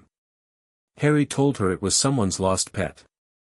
Petunia did not believe this but also could not disprove it, so she went back to her garden in a state of vibrating suspicion, and Harry named the owl Fig, after Mrs. Fig, because Fig was small and slightly moth-eaten and enormously reliable, and hid her in the cupboard during daylight hours with more sunflower seeds than a small owl had any reasonable business consuming. The correspondence with Ragnarok was professionally useful and unexpectedly educational. Ragnarok answered every question Harry sent with the same precise, unemotional efficiency he'd demonstrated in person, and when Harry's questions moved from straightforward legal procedure into territory that was more complex, questions about the intersection of Goblin property law and Ministry of Magic jurisdiction, about the enforceability of contracts involving Muggle signatories, about historical precedents for minors exercising ownership rights over habitable properties, Ragnarok's answers became, if anything, more engaged. Not warmer, exactly. Just more present. The letters got longer. He started, occasionally, including addenda that Harry hadn't asked for, relevant sections of accord text, summaries of precedent cases, notes on points Harry had almost touched but not quite reached. He was teaching, Harry realized. Not sentimentally. Just because it was efficient to deal with a client who could understand more than the minimum. Harry soaked it up like a dry sponge. He also read notable magical families of Britain in one sitting, lying on his mattress with Fig asleep on his ankle, and found the Potter entry on page 212. It was 3 paragraphs long and mentioned his grandfather Fleamont's contribution to a haircare potion empire with the straight-faced dignity of someone who thought this was entirely normal, and described his father as charming and well-regarded, and said nothing at all about Harry. There was a small note at the bottom that said see, boy who lived, p. 34, and when he turned to page 34 there was a short entry about himself that made him sit up and reread it twice. He'd known he was famous. He'd assembled this gradually from the glances and the dropped conversations and Petunia's rigid silence. He had not fully understood the scale of it until page 34 of Notable Magical Families of Britain described him as the most significant magical event of the 20th century in language that was trying very hard to sound restrained about it. He filed this information carefully and moved on. By March he had a draft contract that was 7 pages long, referenced 4 pieces of Goblin legal precedent, and had been reviewed by Ragnarok, who had sent it back with 6 suggested amendments in red ink and the single-line annotation, acceptable. Several clauses are stronger than necessary. This is not a criticism. Harry incorporated 5 of the 6 amendments and left the 6th out because he disagreed with Ragnarok's suggested softening of Clause 12, which concerned Dudley, and after thinking about it for 3 days sent Ragnarok a letter explaining his reasoning in 2 precise paragraphs. Ragnarok replied, Clause 12 stands. Your reasoning is sound. The contract, in its final form, was this: the Dursley family, Vernon, Petunia, and Dudley, were granted formal occupancy of No. 4, Privet Drive, under a rolling annual agreement, at no rent, in exchange for which they agreed to certain conditions. Harry was to be housed in the second upstairs bedroom, not the cupboard. He was to be fed in the same manner and quantity as other household members. He was to receive a clothing allowance of no less than £30 per term, to be used for clothing of his choosing. He was not to be assigned disproportionate household labor. He was not to be physically disciplined. He was not to be referred to as a burden, freak, or any variant thereof in his presence. He was not to be locked in any room. And Dudley Dursley, specifically named in Clause 12 with language that Ragnarok had agreed was entirely proportionate, was to be instructed that any physical contact of an aggressive nature directed at Harry would constitute a breach of contract, with consequences Harry had outlined clearly. The consequences, for breach of any condition, were equally specific. Gringotts would, upon Harry's written request, issue a formal notice of occupancy termination, giving 30 days to vacate. The notice was legally binding under Goblin law, which did not require ministry approval, Muggle court approval, or any other approval from any other body whatsoever, because it was a Goblin document concerning a Goblin registered property and the relevant jurisdiction was the Goblin Accord, full stop. Harry had spent a significant portion of those 8 months making absolutely certain that last part was airtight. He presented the contract on a Saturday morning in April, 8 months after his trip to Gringotts. He had timed it for a Saturday because Vernon was home and a Dursley family confrontation without Vernon present would be incomplete. He had timed it for morning because evenings, in his experience, made Vernon defensive in different ways than mornings did, and morning defensive Vernon was more likely to bluster and less likely to think clearly, which was exactly what Harry wanted. He had timed it for April because it was 8 months after Gringotts, which meant Ragnarok's office had the fully notarized copies, which meant the contract existed in a place that neither fire nor rage could reach. He waited until Vernon had finished his second cup of tea. The Dursleys were at the kitchen table. Vernon in his chair, massive and pink in his Saturday dressing gown. Petunia at the counter with her coffee, reading a gardening magazine. Dudley at the table with his cereal, getting more of it on the table than in his mouth, which was an achievement of sorts. Harry had made the breakfast, as usual. He had already eaten, also as usual, standing by the counter because there were only 4 chairs and he had never been assigned one. He took the contract from his school bag. He set it on the table next to the sugar bowl. He put 3 copies, 2 for the Dursleys to keep, 1 for Harry, all bearing the Gringotts seal and Ragnarok's mark, on top of each other in a neat stack. Then he said, "I need to talk to you about the house." Vernon lowered his paper. Petunia stopped pretending to read her magazine.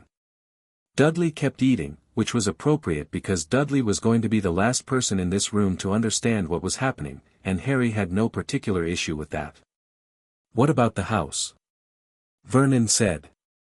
"I own it," Harry said. He said it simply, in the same voice he used to say it's raining or the milk is low. He had practiced the tone extensively and was pleased with how it came out, not aggressive, not triumphant, just factual. The way Ragnarok delivered information.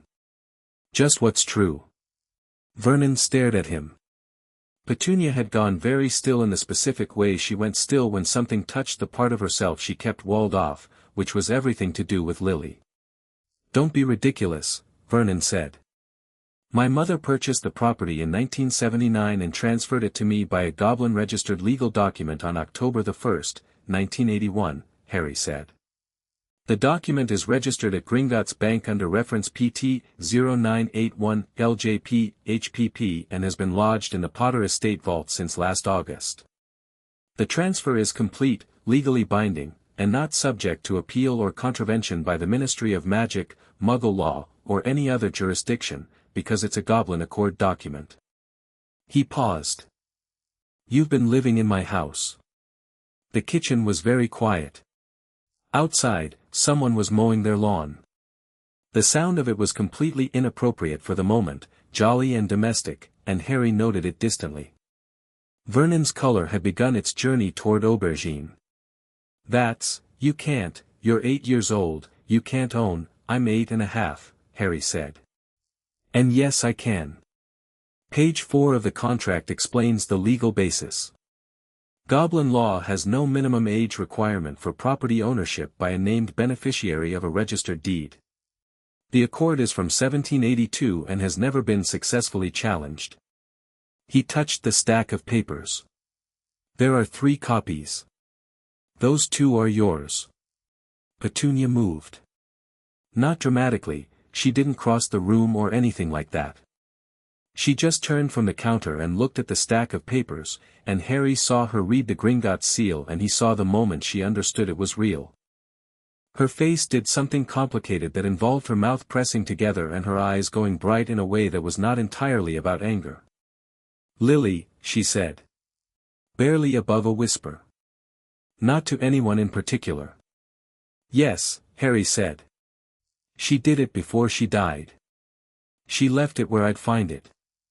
He let that sit for a moment, then continued because the moment wasn't for sentimentality, not right now was for contracts. "You can read the whole document. You should. Take as long as you need. I'm not asking you to sign today. You're not asking us to." Vernon had come back to himself enough for outrage, which was predictable. "You come in here, on a Saturday, and tell us this is insane, this is absolutely, I'm calling your school, I'm calling, who?" Harry asked. Not unkindly. Just interested in the answer. Vernon opened his mouth and closed it. If you contact Muggle authorities, the contract becomes active regardless of your signature, Harry said. Clause 9. The Gringotts registration means the ownership is legally extant. Your signature on this contract doesn't make me the owner, I already am. Your signature just determines whether you get to stay. He paused. I'm not trying to be threatening. I'm trying to be clear. You're 8.5. You keep forgetting the half. Harry pulled out the kitchen chair, the one that had never been his, and sat down. He looked at Vernon directly, which was something Vernon had always found deeply uncomfortable from him, for reasons Harry had never fully understood except that it seemed to remind Vernon that Harry was a person. I don't want to evict you. I want to be clear about that. This house is big enough for all of us and I have nowhere else to go right now, and you presumably don't have anywhere else to go either, or you'd have bought your own house by now. He watched Vernon's face do something at that, a flicker of something that might have been shame, if Vernon were capable of it, or might just have been more anger. So I want an arrangement that works. That's what this is. Petunia had picked up one of the copies. She was reading it. Her hands were steady, which Harry thought was remarkable given what was clearly moving through her, because it was moving through the room, he could feel it, whatever she was feeling, like a pressure change. The bedroom, she said, without looking up. You want Dudley's second room. It's the most reasonable option, Harry said. He has 2 bedrooms. I have a cupboard. What's happening? Dudley said. He'd finished his cereal and was looking between them with the expression of someone who is aware the adult conversation is about him but hasn't worked out how. Nobody answered him. This was standard Dursley practice applied for once in Harry's interest rather than against it. £30 a term for clothing, Petunia said, still reading. That's less than what you spend on Dudley's football kit in a month, Harry said. I looked at the receipts. Petunia looked up at him sharply. He looked back at her evenly. Clause 12, she said. Dudley hits me, Harry said. Regularly. I want that to stop. Vernon made a sound. Boys will be, I didn't ask for your opinion on what boys do, Harry said, and something in his voice was different for a moment, not cold exactly but definite, the way a door sounds when it locks properly. I'm asking for a contract term. Dudley doesn't hit me. If he does, it's a breach. Those are the consequences. Dudley was looking at Harry now with an expression that Harry had never quite seen on his face before. Not fear, exactly. More like the recalibration of a much younger child who has been operating on faulty assumptions and has just received a data correction. Harry looked at Dudley for a moment with something that was not unkindness but was also not warmth, and said, This isn't about you, Dudley. It's about me not being hit. Those are different things. Dudley blinked. He went back to his cereal. Harry thought that was probably the most sensible thing Dudley had ever done in his presence. Vernon had gone through several colors and landed on something more controlled, which was more dangerous than the aubergine because controlled Vernon was calculating Vernon. Harry watched him pick up the second copy of the contract and flip to the terms. He watched Vernon read Clause 9, which was the one about what happened if they tried to go around Harry to any external authority, and he watched Vernon's jaw tighten. He watched Vernon read the consequences section. He watched something in Vernon's posture change, slowly, with the specific reluctance of a large thing that has been leaning against a wall that has just been quietly removed. If we don't sign, Vernon said carefully. Then the Gringotts notice of occupancy termination is 30 days, Harry said. I'd rather not do that. It seems disruptive. He paused. For everyone. You'd have nowhere to live. I have an estate vault with enough gold to solve that problem several times over, Harry said. I'd figure it out. But I'd prefer not to, because this is my house and I'd like to live in it, and because, he stopped for a moment and chose his next words precisely, because they were important and he wanted to say them right, because whatever my mother thought about this situation, she still chose to leave me here. I don't know all her reasons yet. Until I do, I'd rather maintain the situation than blow it up. Petunia set her copy down on the table. She was looking at him and the complicated thing was still on her face, pressing against her controlled features the way something presses against a window from outside in the dark. She planned this, Petunia said. Yes, Harry said. She planned all of it. The house. Petunia stopped. Started again. She knew. She thought things might go wrong, Harry said. She prepared for it. The word prepared hung in the air between them. Harry watched Petunia absorb it. He watched her take it apart the way someone takes apart a sentence in a foreign language, finding the implications under the surface meaning. He wasn't going to tell her what to do with those implications. That wasn't his job right now. I want a pen, Petunia said. Vernon looked at her. Petunia, I want a pen, Vernon. Her voice was quiet and completely non-negotiable. Vernon looked at her for a moment with the expression of a man who suspects the ground has shifted underneath him but hasn't quite worked out how far. Then he looked at Harry. Then he looked at the contract. He picked up his copy and read it through again, more carefully this time, and Harry watched him read it and let him read it without rushing him, because the document would hold up under scrutiny. That was why he'd spent 8 months on it, and the scrutiny was good because it meant Vernon was taking it seriously. Vernon set the contract down. He went to the drawer by the telephone and got 2 pens. He handed one to Petunia. He kept one. He turned to page 7, where the signature lines were. He signed his name. His handwriting was large and slightly aggressive. Vernon Dursley, in blue ballpoint, under the words occupant, 1. Petunia signed beside him. Her handwriting was neat and small and looked like it was trying to take up as little space as possible. Petunia Dursley. They pushed the contract across the table toward Harry. Harry signed his name in the 3rd box. Harry J. Potter. The ink went slightly gold and then settled back, the same way it had at Gringotts, and he felt the document shift under his hand, felt the same settling he'd felt with Ragnarok's documents, that sense of reality deepening around a thing that had been decided. He picked up the 2 copies and handed one each back to the Dursleys. You keep those, he said. My copy goes to Gringotts for the record. He put it back in his school bag. He stood up from the table. I'll move my things upstairs today. I don't have much. He paused at the kitchen door and turned back. The bedroom needs new bedding. The stuff in there is Dudley's old things. I'd like something that fits the bed properly. Petunia started. Stopped. I'll get some next week. Thank you, Harry said. He used the same voice he'd use with anyone. Not warm, not cold. Just normal. I appreciate that. He went to his cupboard and sat on his mattress for the last time. He looked around it, the spider's web, the loose board, the warm chimney wall. He felt something move through him that was neither grief nor relief but some compound of both, specific to the way you feel leaving a place that shaped you, even if it shaped you poorly. He pressed his hand flat against the warm wall. Then he retrieved his lockbox from under the board, collected his few items of clothing from the hook on the door, and put everything in the school bag. He walked up the stairs.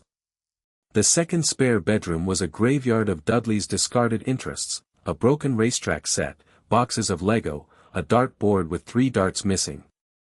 It was covered in a thick layer of neglect and smelled like old trainers.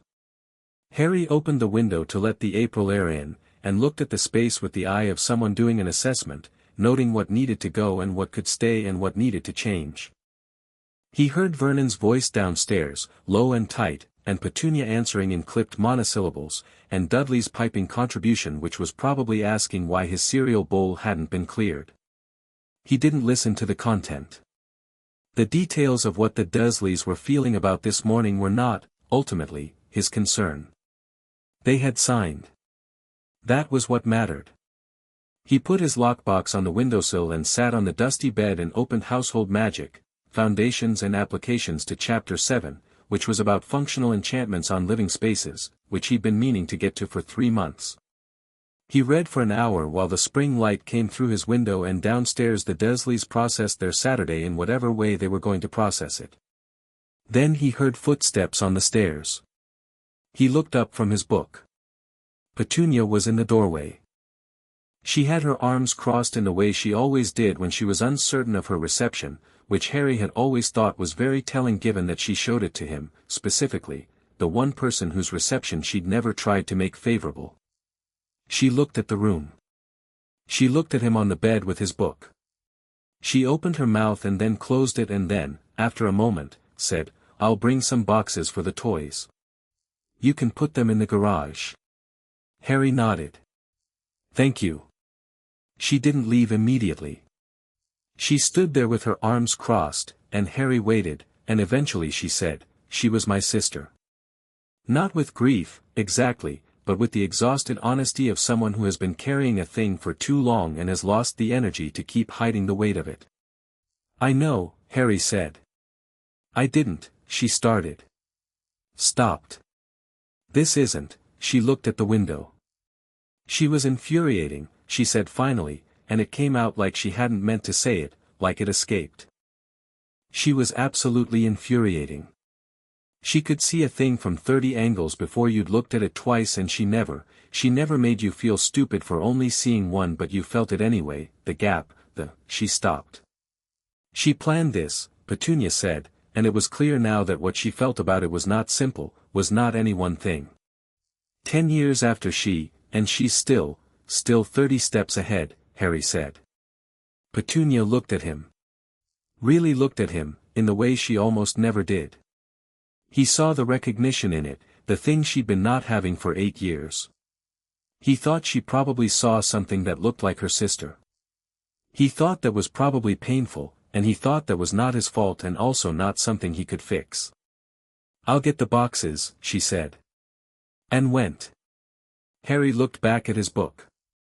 He was on chapter 7, page 94, and the chapter was about how to layer functional enchantments to make a room hospitable, and he thought that was an interesting thing to be reading on this particular morning in this particular room that was now his, in this house that had always been his, in this life that was beginning, right now, to actually feel like it was heading somewhere that he'd chosen rather than somewhere he'd been put. He read until lunchtime. When he came down, Petunia had made enough lunch for 4.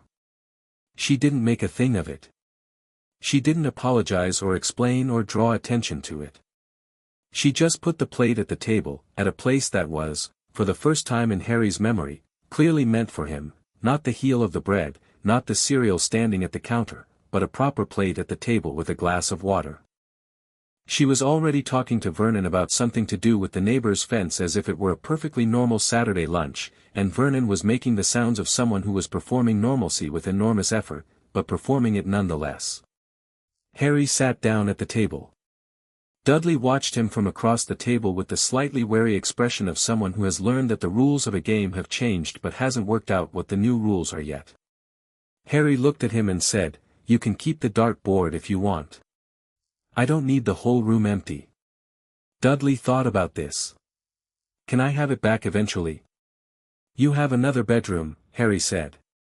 "Put it in there." Dudley thought about this too.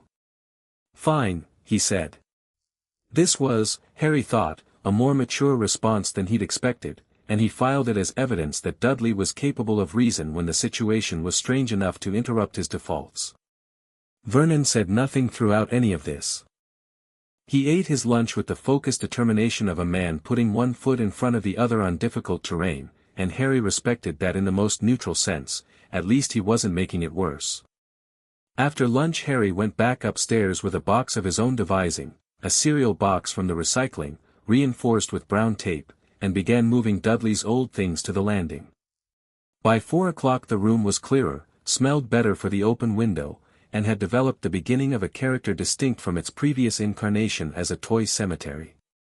He went to his window, and looked out over the Privet Drive gardens. The neighbors' kids were doing something in the garden 3 houses down. Mrs. Figg was visible at the end of the street, going slowly with her shopping bag. The cherry tree in next door's garden was just starting to blossom, which Harry had never particularly noticed from the cupboard because the cupboard didn't have a window that faced it. He leaned his arms on the sill. He thought about what came next. Hogwarts was 3 years away. He had a house, a vault, an account manager, a contract, a bedroom. He had 4 books from Diagon Alley and 17 library books worth of wizarding legal knowledge, and he was working his way through the foundational magic text with the patience of someone who understood that preparation was not wasted time, it was investment. He had Fig, who was currently asleep on the windowsill 3 inches from his left elbow, small and moth-eaten and warm.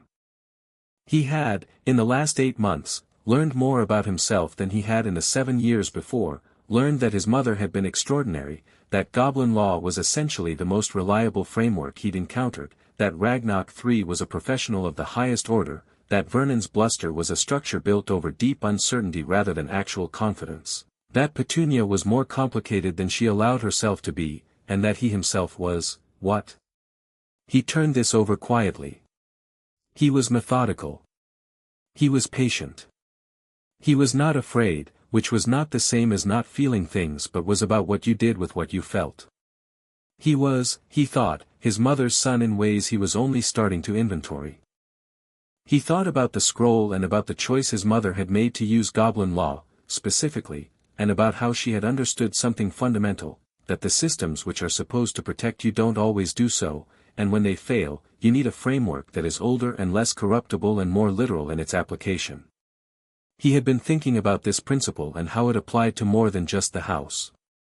It applied to everything, to his vault, to his magical education, to his reputation, to the question of who would eventually know about him and what they would think they knew. He would need to be careful about information. People already had a story about him and they'd been building it for 8 years without his input. The boy who lived, page 34 of Notable Magical Families, the subject of dropped conversations in the leaky cauldron. He had not chosen any of this narrative. He would need to start choosing it. Not by lying. By being deliberate about what he showed and to whom and when.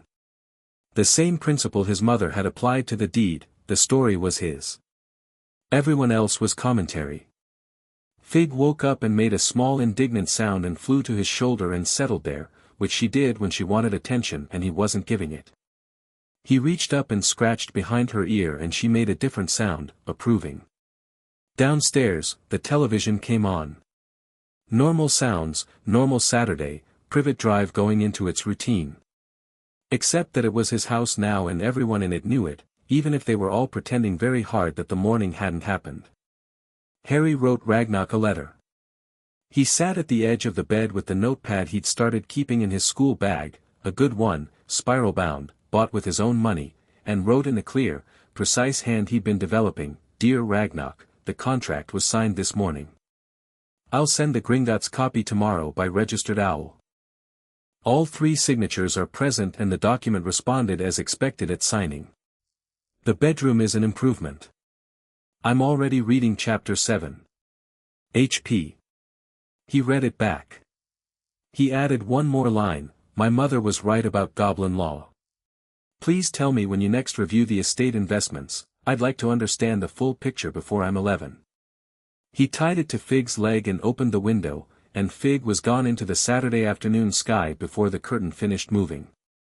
He picked up chapter 7 and kept reading. Downstairs, someone, it sounded like Petunia, turned the television volume slightly down. No particular reason. Just turned it down. Harry read his chapter, and somewhere in the distance a lawnmower finished its work, and the cherry blossom 2 gardens overmoved in the late spring breeze, and number 4, Privet Drive was quiet in the new way of a house that has finally settled into honesty about what it is and who it belongs to. It belonged to Harry. It had always belonged to Harry. The only thing that had changed was that everyone knew it now. Chapter 4, The Headmaster's Visit. Dumbledore arrived on a Tuesday in June, which was unfortunate timing because Harry was halfway up a ladder cleaning the gutters, a task he had assigned himself because the gutters needed doing and because physical work helped him think, and so the first thing the most powerful wizard in Britain saw when he turned onto Privet Drive was Harry Potter, age 8 and a half. 12 feet off the ground with a handful of wet leaves and an expression of mild concentration.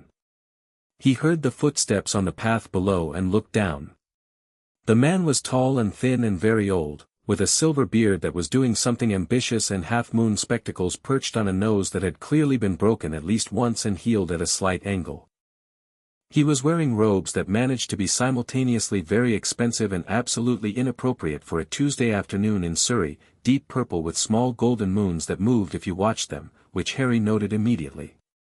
He had the bearing of someone accustomed to rooms reorganizing themselves around his presence, the specific quality of stillness that belongs to people who have never needed to announce themselves because announcement happens automatically. Harry recognized him from his reading. Albus Percival Wulfric Brian Dumbledore. Headmaster, Hogwarts School of Witchcraft and Wizardry. Order of Merlin, First Class. Supreme Mugwump, International Confederation of Wizards. Chief Warlock of the Wizengamot. Page 19 of Notable Magical Families. Half a page, mostly about his defeat of Grindelwald. "Hello," Harry said, from his ladder. "I'll be down in a moment." Dumbledore looked up at him with an expression that was warm and slightly surprised and very good at being both at once. "Take your time," he said. His voice was exactly what Harry had expected, resonant, unhurried, the voice of a man who has spent decades being listened to and no longer needs to ask for it. "It looks like you're nearly finished." Harry cleared the last section of gutter, climbed down, wiped his hands on the old jeans that were now his dedicated ladder jeans, and stood in front of Dumbledore on the path of his own house. He was not quite up to the old man's chest in height. He looked up at him anyway without adjusting his expression or his posture. "You're Dumbledore," Harry said. "I am," Dumbledore said. "And you are Harry. It is very good to see you." "You've been watching the house," Harry said. Something shifted in Dumbledore's expression. Not guilt, exactly, but the calibration of a man who has been caught being thorough and is deciding how to frame it. "I have people who keep an eye on the neighborhood, yes. For your protection." "I know about the blood wards," Harry said. "Or I know there are blood wards, I haven't fully worked out the mechanics yet, but I know they're key to my mother's sister. That's the reason you put me here." Dumbledore was quiet for a moment. He looked at Harry with a look that was genuinely attentive, not performing attentiveness, actually doing it, and Harry noted that the surprise in it was real. He hadn't expected this conversation to start here. "May I come in?" Dumbledore asked. "Yes," Harry said, and opened the door of his house. He took Dumbledore to the kitchen because it was the most neutral room, and because sitting in the lounge felt like ceding ground he didn't want to cede, and because the kitchen table was where he'd signed the contract and it had therefore become, in his mind, a place where important things were decided rather than just performed. He filled the kettle while Dumbledore settled into a chair with the ease of someone who makes himself at home in rooms as a matter of course, and turned to look at Harry in a way that was warm and careful in equal measure. "Tea," Harry said. It wasn't quite a question. "Please," Dumbledore said. "No sugar. A little milk." The Dursleys were out, Vernon at work, Petunia at the shops, Dudley at football, and Harry was glad of it. Not because he needed to hide this meeting, but because the presence of Vernon would add a variable he didn't currently want to manage. He made tea and sat across from Dumbledore and looked at him. "You know why I'm here," Dumbledore said. "You know about the contract," Harry said. "Gringotts told you." "Gringotts did not tell me anything," Dumbledore said, and his tone carried a faint note of something that might have been dry amusement. "Gringotts is admirably discreet. I know because I am the one who arranged this placement, and when the terms of a placement I arranged begin to change significantly, I make it my business to investigate." He paused. "I spoke with Arabella Figg." She was somewhat sparse on details but noted that the household dynamic had shifted. Harry thought about Mrs. Figg, who watched him during school holidays and who he had always suspected was not quite what she seemed, and stored that for later. "How long has she been reporting to you?" "Since you arrived here," Dumbledore said. "She is a squib and a kind woman, and she has been keeping watch over you. Something moved through his expression then. She tells me you seem well. Better, recently. I have a bedroom now, Harry said. Dumbledore was quiet for a moment. Harry watched him absorb the specific weight of that sentence, not just the content but what the content implied about the previous arrangement.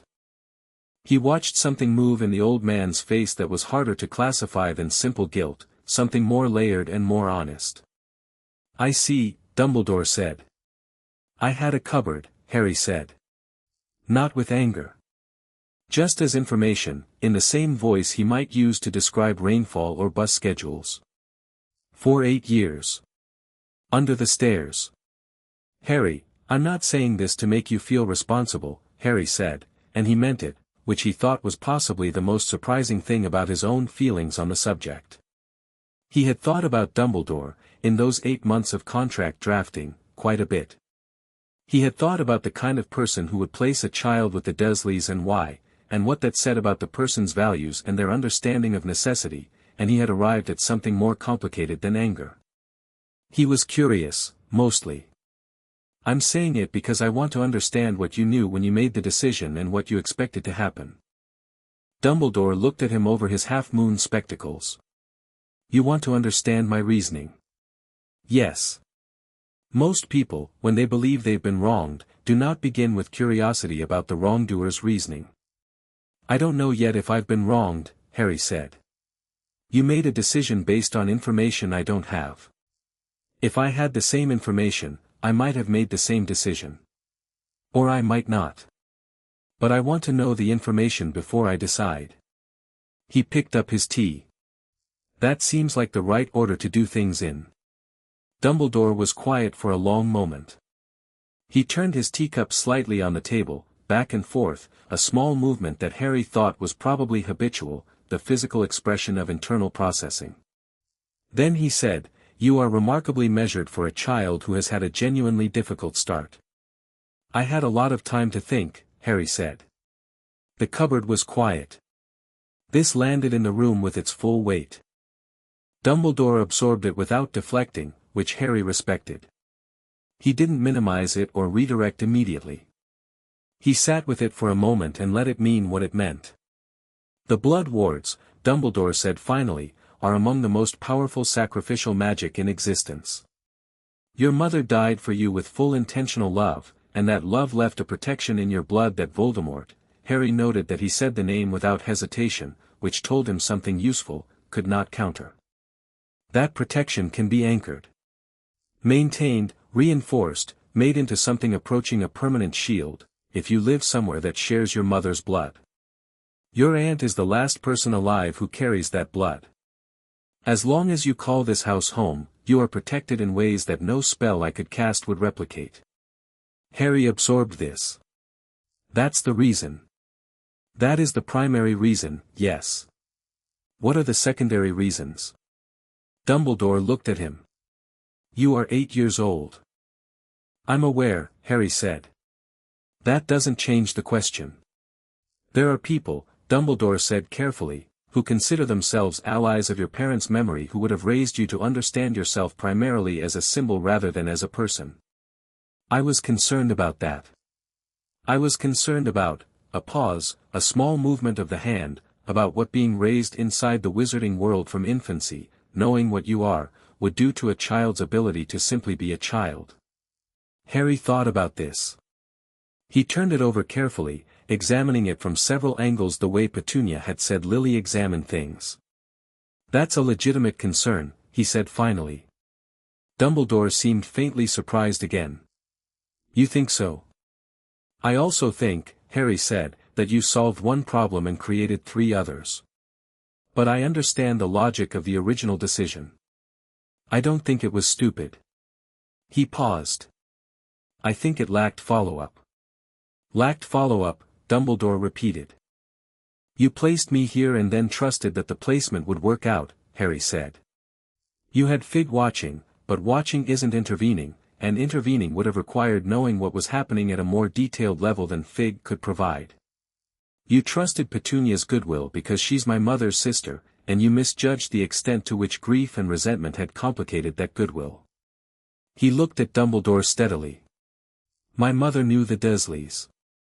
That's why she filed the deed before she died. She didn't trust this arrangement without a contingency. Dumbledore set his teacup down very precisely. He folded his hands on the table. She filed the deed before she died, he said quietly, not as a question. October 1st, 1981, Harry said. I have the Gringotts records. She never told me, Dumbledore said. Something moved through his voice then, a texture that wasn't there before. He was processing something, and processing it honestly, and Harry watched him do it with the same patience he applied to everything. She did it in Goblin law, Harry said. Specifically. So it wouldn't touch ministry channels. So nobody could redirect it.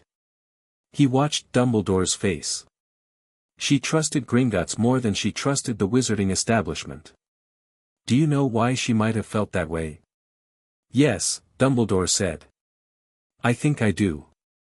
He was quiet for a moment after that. Not an uncomfortable quiet, the kind that happens when something true has been said and both parties are giving it the space it requires. Harry refilled both their teacups and sat back down and waited. Harry, Dumbledore said finally. May I ask you something? Yes. The deed. The contract. The vault access. A measured pause. How much of this did you do alone? Ragnarok helped with the contract language, Harry said. But the decisions were mine. He reviewed, amended, and advised. He didn't originate. He thought for a moment, then added, he's a good account manager. Ragnarok 3, Dumbledore said, and something in his tone suggested he knew the name. Yes. He is excellent. He looked at Harry with something that had moved a considerable distance from where the conversation had started. The warm, slightly handling quality of the early part of the conversation had gone, replaced with something more direct and more genuine. I confess I expected to come here and find you, he stopped. Smaller, Harry said. Dumbledore almost smiled. I was going to say less prepared. But yes, perhaps smaller as well. I had 8 years to prepare, Harry said. I didn't know for most of them what I was preparing for, but preparation is preparation. He looked at the window. The garden was doing its usual summer things outside. You came here because the contract changed the household. What did you want to happen as a result of this visit? I wanted to understand the situation, Dumbledore said. And to make myself known to you. You're already known to me. Page 19 of Notable Magical Families. And now I'm known to you in person, Dumbledore said, and there was warmth in it, genuine warmth of a kind that Harry found harder to categorize than either the earlier handling warmth or the later professional respect. This was something else. Something that involved actually seeing him. Which I think is worth more than a page in a book. Agreed, Harry said. They sat for a moment in something that was, against the odds of the first 10 minutes, almost companionable. Then Harry said, will you tell me about my parents? Dumbledore looked at him. Something happened in his face that was not simple. Yes, he said. As much as I can. They were extraordinary people. I know about my mother, Harry said. I know she was brilliant and methodical and that she trusted Goblin law over ministry channels, which tells me a great deal about how she saw the world. I know she was Muggle-born and that she was remarkable enough that people who should have known better didn't know better about her. He paused. I know less about my father. Dumbledore studied him. What do you know about James? That notable magical families called him charming and well-regarded, Harry said. Which is the sort of thing you say about someone when you can't think of anything specific. Dumbledore did smile at that, fully, briefly. James was, not methodical, in the way your mother was. He was instinctive and brave and occasionally reckless, and enormously loyal to the people he loved. He made your mother furious on a regular basis for about 3 years before she agreed to give him the time of day, and then they were inseparable. He paused. He would have been very proud of you. Though I think he might also have been slightly terrified. Of me? Of what you've already become at 8.5, Dumbledore said, with the dry warmth of someone making an honest observation. James at 8 was starting fires in Transfiguration and calling it experimental. You are corresponding with Gringotts senior management and filing access restrictions on estate documents. Harry thought about that. Different circumstances, he said. Yes, Dumbledore said. Very different circumstances. His voice had a quality in it now that was not quite apology, it was too honest for apology, which tends to be a performance of contrition rather than the thing itself, but was adjacent to it. The acknowledgement of cost. Harry. I want you to know that you don't need to say it, Harry said. I think perhaps I do. Harry looked at him. He considered the man across the table, the immense history of him, the accumulated weight of power and wisdom and genuine, unambiguous care for the world, coexisting with a blind spot that had put a child in a cupboard for 8 years. He thought about what it meant that Dumbledore had come in person. He thought about what it said that he wasn't defensive. He thought about his mother, who had been 30 steps ahead, and about what she would have thought of this man, who she had trusted enough to fight alongside but not enough to trust with her contingency plan. I think you made a decision that was 70% right, Harry said. The blood wards are real. The concern about being raised as a symbol is real. The execution had significant gaps, and the failure to follow up at a granular level was a real failure. But the core logic wasn't wrong. He paused. I'm not going to be angry at you for something you did when I was a year old, based on the information you had. I am going to remember that you're capable of the blind spot. Dumbledore was very still. And I'd like us to have an honest relationship going forward, Harry continued. Not because I think you're a bad person, I don't, but because I think you're capable of making decisions you believe are right that have costs you haven't fully accounted for, and I'd rather know what decisions you're making about me than find out later. He looked at Dumbledore steadily. I don't want to be managed. I want to be informed. Dumbledore looked at him for a long moment. Then he said, that is a remarkably adult request. It's a reasonable request, Harry said. Whether it's adult or not seems beside the point. You are right, Dumbledore said. It is reasonable. And I will genuinely try, to honor it. A pause. I cannot promise to share everything. There are things you're not ready for yet, not because I underestimate you but because some things require more than intelligence to bear. They require experience. Age. The specific kind of understanding that only time provides. I accept that, Harry said. Tell me when you're keeping something back, rather than just keeping it back silently. That way I know there's a gap. Agreed, Dumbledore said. And it had the weight of the contract word, Harry thought, not gold-settling magic, but something that felt like it meant as much. The agreement of someone who had decided to be honest about the terms they were setting. They sat in his kitchen for another 40 minutes. Dumbledore told him about his parents, real things, specific things, stories with texture. He told him about Lily in a charms class, who had done something to a cheering charm that the professor had to look up in 3 different textbooks before explaining. He told him about James in a Quidditch match against Slytherin where the outcome had been so comprehensively James's fault and simultaneously James's save that even McGonagall had been unable to stop herself laughing. He told him about their wedding, which had been small and practical and enormously happy.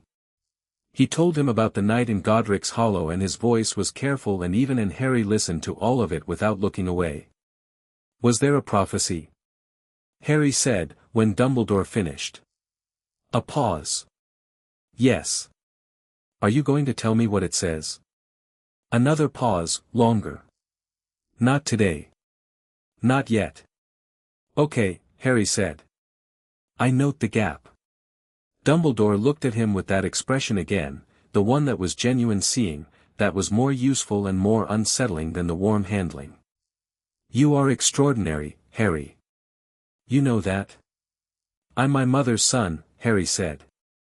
She prepared me for this a long time before I knew there was anything to prepare for. He stood and carried the teacups to the sink, because some habits didn't change just because the dynamic of the house had. I'd like to correspond with you.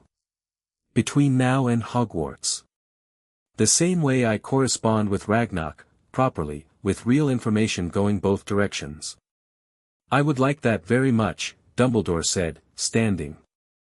He was putting his hat on, an extraordinary purple thing that Harry hadn't noticed him arrive with and couldn't quite account for. Harry. The Blood Wards. The reason they work requires that you genuinely consider this house a home. Not just a house you own. A home. Harry thought about that. He looked around his kitchen, which was cleaner than it used to be, because he did the cleaning properly now rather than in the hurried way of someone with no investment in the result. He thought about the cherry blossom visible from his bedroom window.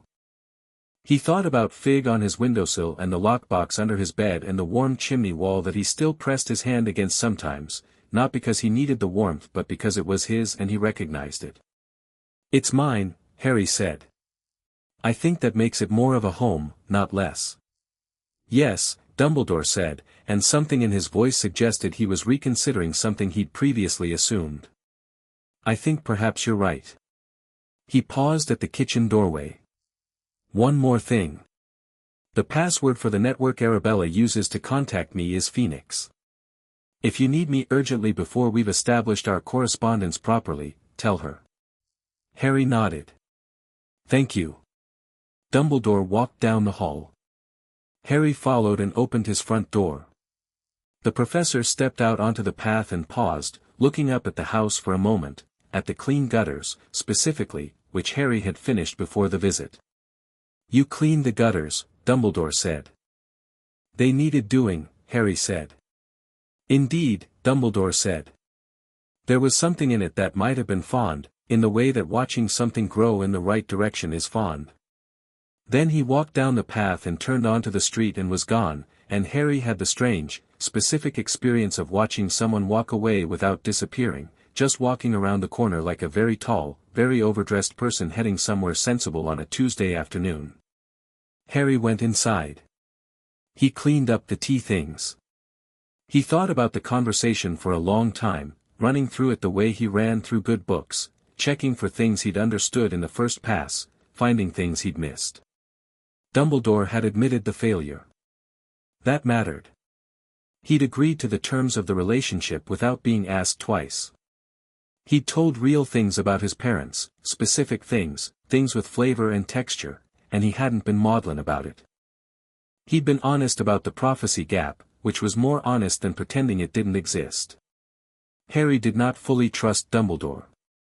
But he thought Dumbledore was trustworthy in the ways that mattered most, that he genuinely cared, that he was capable of recalibration, that he was not lying about his intentions even when his methods were wrong. He thought his mother had probably assessed him similarly and decided the partnership was worth maintaining while the contingency plan was built in parallel. He would do the same. He went upstairs to write a letter to Ragnarok about the meeting, because Ragnarok needed to know that Dumbledore was now aware of the contract and the vault situation, and because Harry wanted Ragnarok's professional assessment of whether this changed anything from the Gringotts side.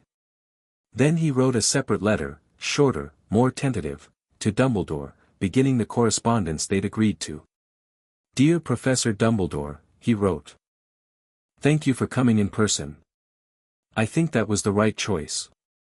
I have a question about the Blood Wards that I'd like to understand better, specifically, whether my ownership of the house strengthens or complicates the anchoring mechanism. My instinct is that it strengthens it, since the emotional relationship to a place you own is different from the relationship to a place you're tolerating, but I don't know enough about sacrificial magic yet to be certain. Also, I'd like to know your honest assessment of when I should be told about the prophecy. Not the content, I understand that's not today. But a timeline, or a condition, so I know what to expect. He read it back. He added, my mother's cheering charm story. Was the modification something she published? I'd like to find it if so. He sent it with Fig, who accepted the task with the professional resignation of a very small owl who had learned that her person was always going to send more letters than was strictly reasonable. The summer evening settled outside. Vernon came home, then Petunia with shopping, then Dudley with mud from football and a bruised shin he was being very loud about. Dinner was made and eaten, and nobody sat Harry in the kitchen alone to eat the heel of the bread, because the contract was signed and it had been signed for 2 months now and the household had found its new shape around it, the way water finds its level. Not warm, not family, nothing like family, but functional. Civil in the flat specific way of people who have agreed to terms. Harry ate dinner. He listened to Dudley describe the football match and said nothing because there was nothing to say, but he listened because listening was a habit he kept whether or not it was strictly necessary. He helped clear the plates because he'd decided to keep doing it, not because the contract required it but because it was efficient and he had no objection to it on its own merits, only to being required to do it while being denied food. After dinner he went upstairs and read his chapter on sacrificial magic, which household magic touched only glancingly but which gave him enough to confirm his instinct about ownership and emotional anchoring and to draft a follow-up question for Dumbledore about the precise mechanism. He put the book down at 9:30 and looked at the ceiling of his bedroom, which was his bedroom, in his house, in which he was becoming, page by page, letter by letter, decision by decision, exactly what he was going to be. He didn't know the full shape of that yet. But he was patient. He had the plan. He had the correspondence. He had, for the first time in his life, both the ground under his feet and the sky above his head, and neither of them belonged to anyone else. Fig came back at 11 with a letter from Ragnarok that was 3 pages long and contained 2 amendments he recommended making to the contract based on the Dumbledore situation, which Harry read and agreed with and filed for morning. He slept well. Outside, on Privet Drive, the summer night went about its business, and somewhere in the magical world, in offices and homes and pubs with warm lamplight, people who knew the name Harry Potter continued to know it in the wrong ways, thinking of a child who was hidden, kept, protected, unformed. A symbol waiting for its moment. They were, Harry thought, in for a fairly significant adjustment. Chapter 5. The letter already knew the Hogwarts letter arrived on a Thursday morning in late July, 3 days before Harry's 11th birthday, which he thought was either very poor timing on the Owl's part or the universe having a small joke at his expense. He was in the kitchen making breakfast when it came, not through the letter box like normal post, but through the kitchen window, which was open 2 inches because the morning was already warm and Harry had been awake since 6. The owl was large and tawny and officious in the way of official birds, and it dropped the envelope on the counter beside the eggs with the specific no-nonsense energy of someone who has 17 more deliveries to make and is not interested in ceremony. Harry picked it up. He turned it over. Heavy cream parchment, green ink, his name written in a script that was just slightly too precise to be fully human, Mr. H. Potter, the 2nd bedroom, 4 Privet Drive, Little Whinging, Surrey. He noticed the address and held it for a moment, thinking about what it would have said 2 years ago. The cupboard under the stairs. He was glad it said the 2nd bedroom instead, not for the emotional weight of it particularly, but because it confirmed that whoever or whatever addressed Hogwarts letters was paying attention to actual reality rather than assumed reality, which was good to know about the school. He put the envelope in his pocket without opening it and finished making breakfast. Vernon thundered downstairs at 7:30 and demanded to know what the owl had dropped, because he'd seen it from the landing and had gone the color of old putty, which was his specific color for magical intrusions into his domestic existence. Harry told him it was nothing, which was technically not true but was functionally correct in the sense that it required no input from Vernon. He put Vernon's eggs in front of him. Vernon stared at the pocket where Harry had put the envelope. "If that's from those people," Vernon started. "It's mine," Harry said. "It doesn't concern you." This was no longer the remarkable statement it would have been 3 years ago. The contract had done something interesting to Vernon's relationship with conflict in Harry's direction. It had made him careful in ways he'd never been before, the way a dog that has received a significant and unexpected correction becomes thoughtful about repeating the behavior. Vernon was still himself, still large and purple adjacent and fundamentally opposed to anything outside his comprehension, but he now operated within a framework that had edges, and he knew where the edges were. He subsided. He ate his eggs.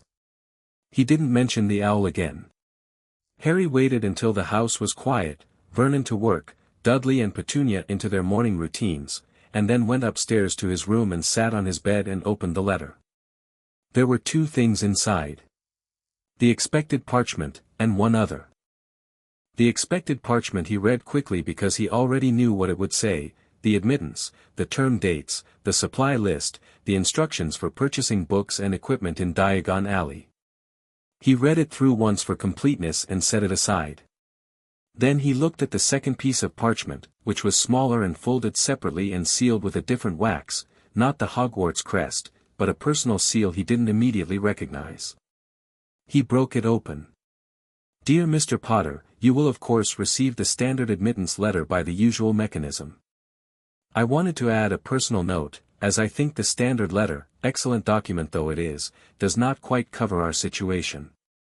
I am aware of your preparations over the past 3 years. I am aware of your Gringotts correspondence, your reading list, which Flourish and Blots keeps records of, and which I have reviewed with considerable admiration, and the general substance of your situation at Privet Drive, though the details of your specific arrangements there I have come to understand only gradually and only from what you've chosen to share in our letters. I want you to know that your Hogwarts vault access has been separately confirmed with Ragnarok's office. There will be no administrative complications on arrival. I look forward to seeing you in September. Come hungry, the feast is genuinely extraordinary. With warm regards, Albus Dumbledore P.S. Your mother's cheering charm modification was never formally published, she considered it obvious and was mildly baffled that nobody had done it before, but the methodology is described in her personal notes, which are in the estate vault. Ask Ragnarok. Harry read the postscript twice, then folded both letters neatly and put them in the lockbox. He looked at the ceiling. 3 years of letters with Dumbledore, and they'd arrived somewhere that felt, if not quite like the relationship he described wanting in that first letter, at least like an honest working version of it.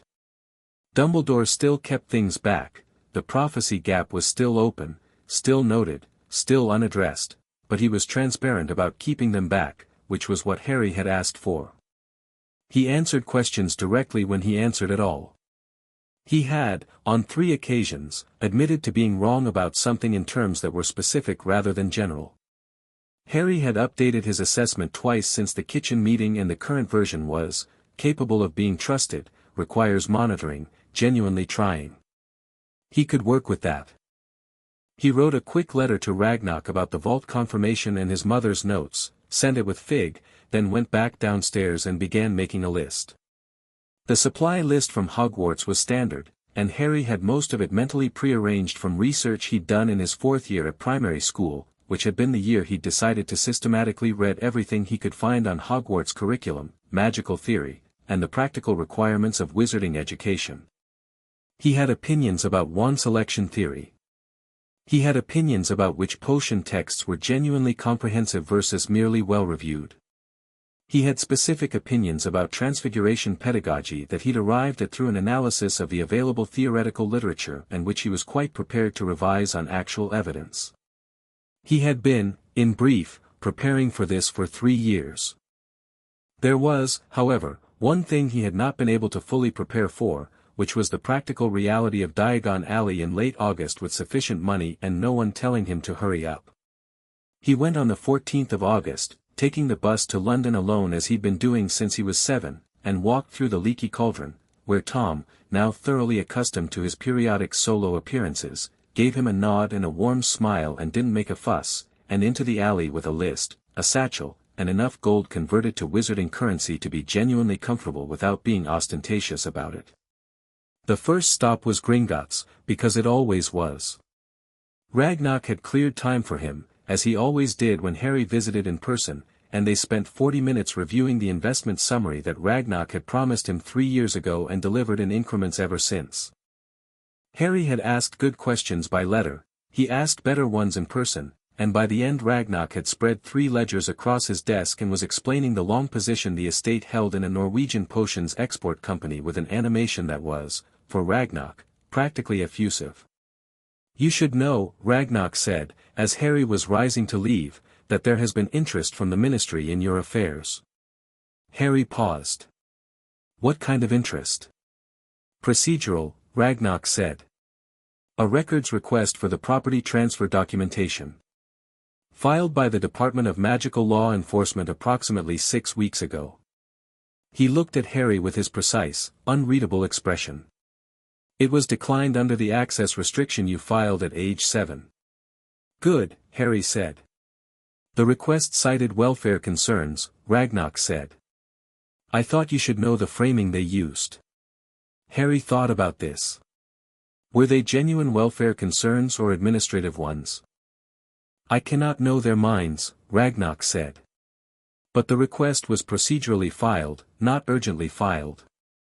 It did not have the character of a genuine emergency inquiry. Someone at the ministry found out about the contract and got curious, Harry said. That would be my assessment, yes. Harry nodded.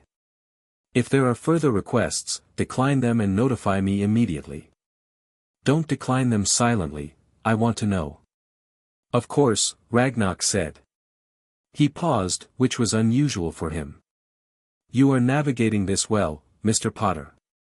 My mother navigated it first, Harry said. I'm following her route.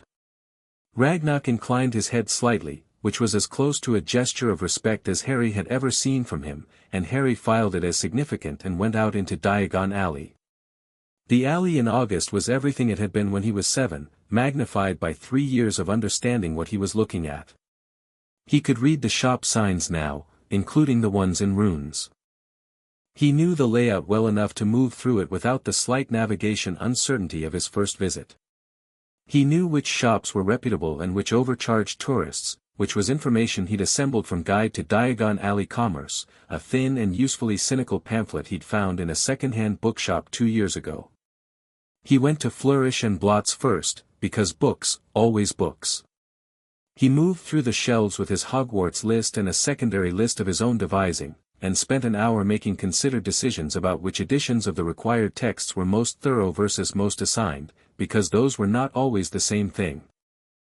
He bought the required editions for class purposes and, alongside them, bought 3 books that were not on any Hogwarts reading list but which were relevant to his continued self-education, an advanced Goblin history text in Goblin script with facing-page English translation, a theoretical text on blood magic that was not sold at the front of the shop but was in a section at the back behind a slightly disapproving sign, and a history of the First Voldemort War that was academic in tone and explicit about the things most people were still carefully vague about.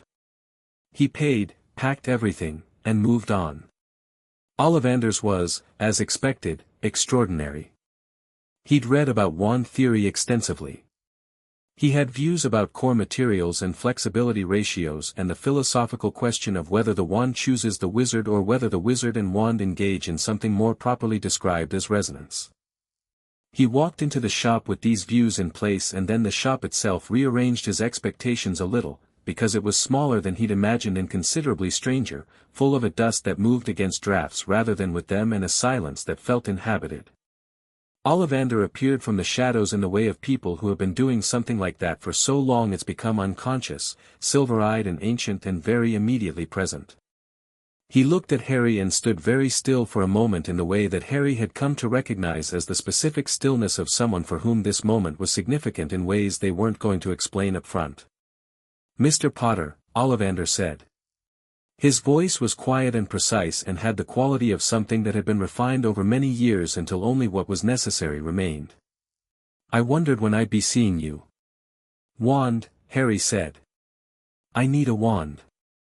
Something in Ollivander's expression suggested he found this amusing, though not in a way he was going to acknowledge directly. "Quite right," he said. "Which hand do you write with?" "Right," Harry said. "Hold it out." Ollivander produced a tape measure that measured several things simultaneously without anyone holding it and without being asked to, and Harry watched the process with interest. Ollivander pulled boxes from shelves, long, flat, narrow, and Harry felt the distinctive wrongness of each one before he'd fully extended his hand, the specific feeling of not quite, like reaching for a cup that's slightly further than you thought. The 7th wand was 9 inches, holly, phoenix feather core. Ollivander held it out and something happened in Harry's chest that was not quite the same as the scroll pulsing against his palm when he was 6, but was in the same register: recognition. Acknowledgement. The feeling of a circuit completing. He took the wand and warmth moved up his arm in a wave and the boxes on the shelves rattled very slightly and a shower of gold and red sparks burst from the tip without him doing anything deliberate. Curious, Ollivander said, in the tone of someone for whom curious means something that regular humans would call extraordinary. Why curious? Harry asked. Because the phoenix who provided the feather for that wand gave one other feather, Ollivander said. Just one other. The wand that carries it, well. I sold it long ago. 13.5 inches, you. He looked at Harry steadily. I think we can expect great things from you, Mr. Potter. Great things. Harry looked at the wand in his hand. He thought about what he knew of Voldemort's wand, which was in the history of the war he'd been reading, and about what it meant that they shared a core. He thought about his mother's understanding of necessary preparation and about Ollivander's word, curious, and about what his mother would say about this particular piece of information if she were here to receive it. She would say, document it, understand it, don't be controlled by the symbolism of it. Thank you, Harry said to Ollivander, and meant it as more than a social reflex. He meant thank you for the information, for saying it directly rather than sidestepping it. I'll be careful with it. I expect, Ollivander said, that you will be careful with everything. Harry paid 7 galleons and left. He got robes from Madame Malkin's, where he was fitted alongside a boy his height who was pale and sharp-featured and introduced himself as Draco Malfoy with the ease of someone who introduces himself as Draco Malfoy to most people as a matter of standard expectation and has never had cause to revise that practice. Harry shook his hand and introduced himself as Harry Potter, which produced the brief recalibration he'd come to expect from most wizarding people and had stopped finding particularly interesting. Draco recovered quickly, to his credit. I've heard of you, he said. I imagine most people have, Harry said. My father spoke about you. About your family. A pause that was calibrating something. He said the Potters were a significant family. They were, Harry said. They are. Draco glanced at him sideways while Madame Malkin adjusted his hem. You're going to Hogwarts? First year? Yes. Slytherin, I expect, Draco said. It had the quality of a test. We'll see, Harry said. Not evasively, genuinely. He had thought about which house he'd be sorted into, with the same methodical thoroughness he applied to everything, and had arrived at, not sure, interesting question, we'll know when it happens. What makes you say Slytherin? You know what you're about, Draco said. It's obvious from the way you stand. Gryffindors don't, they sort of barrel into things. You're thinking. He paused. My whole family has been Slytherin. I'm expecting to be. I've read about Slytherin, Harry said. The house has an interesting history. Interesting, Draco repeated, tasting the word. That's one way to put it. Harry looked at him. He made a quick assessment of Draco Malfoy the way he made quick assessments of most things, not reductively, not uncharitably, but accurately. He saw, genuinely intelligent, performing assurance over something less sure, shaped by a family whose values he'd absorbed without the equipment yet to examine them. Not good or bad yet in any way that was fixed. In process. I'm not interested in house politics, Harry said. For what it's worth. I'm interested in learning things. Draco looked at him with something that was half surprised and half calculating and possibly a small amount of something more genuine underneath both. Most people are interested in house politics. Most people, Harry said. Madame Malkin declared him done and Harry stepped down from the fitting platform and collected his packages, and Draco watched him with an expression he hadn't managed to fully put away. Harry nodded to him as he left. He got an owl, a snowy white female from the magical menagerie who regarded him with the cool, evaluating expression of someone who is considering whether he merited the honor, and then stepped onto his arm with the decisive precision of someone who has made a final determination. He named her Athena, which seemed appropriate. Fig, back at Privet Drive, had been semi-retired from active duty with full sunflower seed benefits and would continue to live in his bedroom, but Athena was for Hogwarts. He had ice cream at Florian Fortescue's because it was a warm August day and he was done with his shopping and had no reason not to. He sat at one of the outside tables and ate salted caramel with honeycomb and watched the alley go about its business around him and felt, for the first time in a long time, something that was uncomplicated. Just good. Just warm afternoon and good ice cream and the solid weight of a satchel full of books and the wand in his pocket that had pulsed warmly the whole way from Ollivander's as if it were reminding him it was there. He thought about September. About Hogwarts. He had been thinking about it for 3 years in practical terms: curriculum, preparation, social dynamics, the particular challenges of entering an institution that already had a complete narrative about him and expecting him to perform it on cue. He'd been thinking about it the way he thought about everything, systematically, with contingency planning. But sitting here with ice cream on a warm August afternoon, he let himself think about it differently for a moment. Let himself feel the simple version of it. He was going to a school for magic. He was going to learn things from people who knew things. He was going to be in a building full of children who had grown up in the world he was from, and would walk down corridors that had a portrait of his mother somewhere, he was sure of it, and would sit in classes and put his wand to use and find out what he could actually do beyond the small, uncontrolled manifestations of his childhood. He was going to meet people who might actually be, this was the thing he let himself think about last, the thing that was hardest to approach directly, people who might actually be worth knowing. Who might become something. Friends, even, though that was a concept he'd had so little practical experience with that it still felt slightly abstract. He thought about Neville Longbottom, who he'd read about in the Notable Magical Families entry and who he found quietly interesting for reasons he couldn't fully articulate yet. He thought about the girl at the front of the Leaky Cauldron 3 visits ago who had been reading a book while waiting for her parents and looked up when Harry passed and then looked back at her book without that strange forehead-staring thing, just read her book, and Harry had thought, that's a person who's interested in what she's reading rather than in who's walking past. He'd liked that. He didn't know her name. He finished his ice cream and went home. The last 3 weeks of August were, in retrospect, one of the better periods of his life at Privet Drive, which was not a high bar but was a real one. The household had reached something that was almost equilibrium. Petunia had, over the past 2 years, moved from stiff functional compliance with the contract to something slightly warmer, not toward Harry exactly, but in general, as though the act of operating honestly had loosened something in the household that had been seizing up for years. She sometimes spoke to him at breakfast.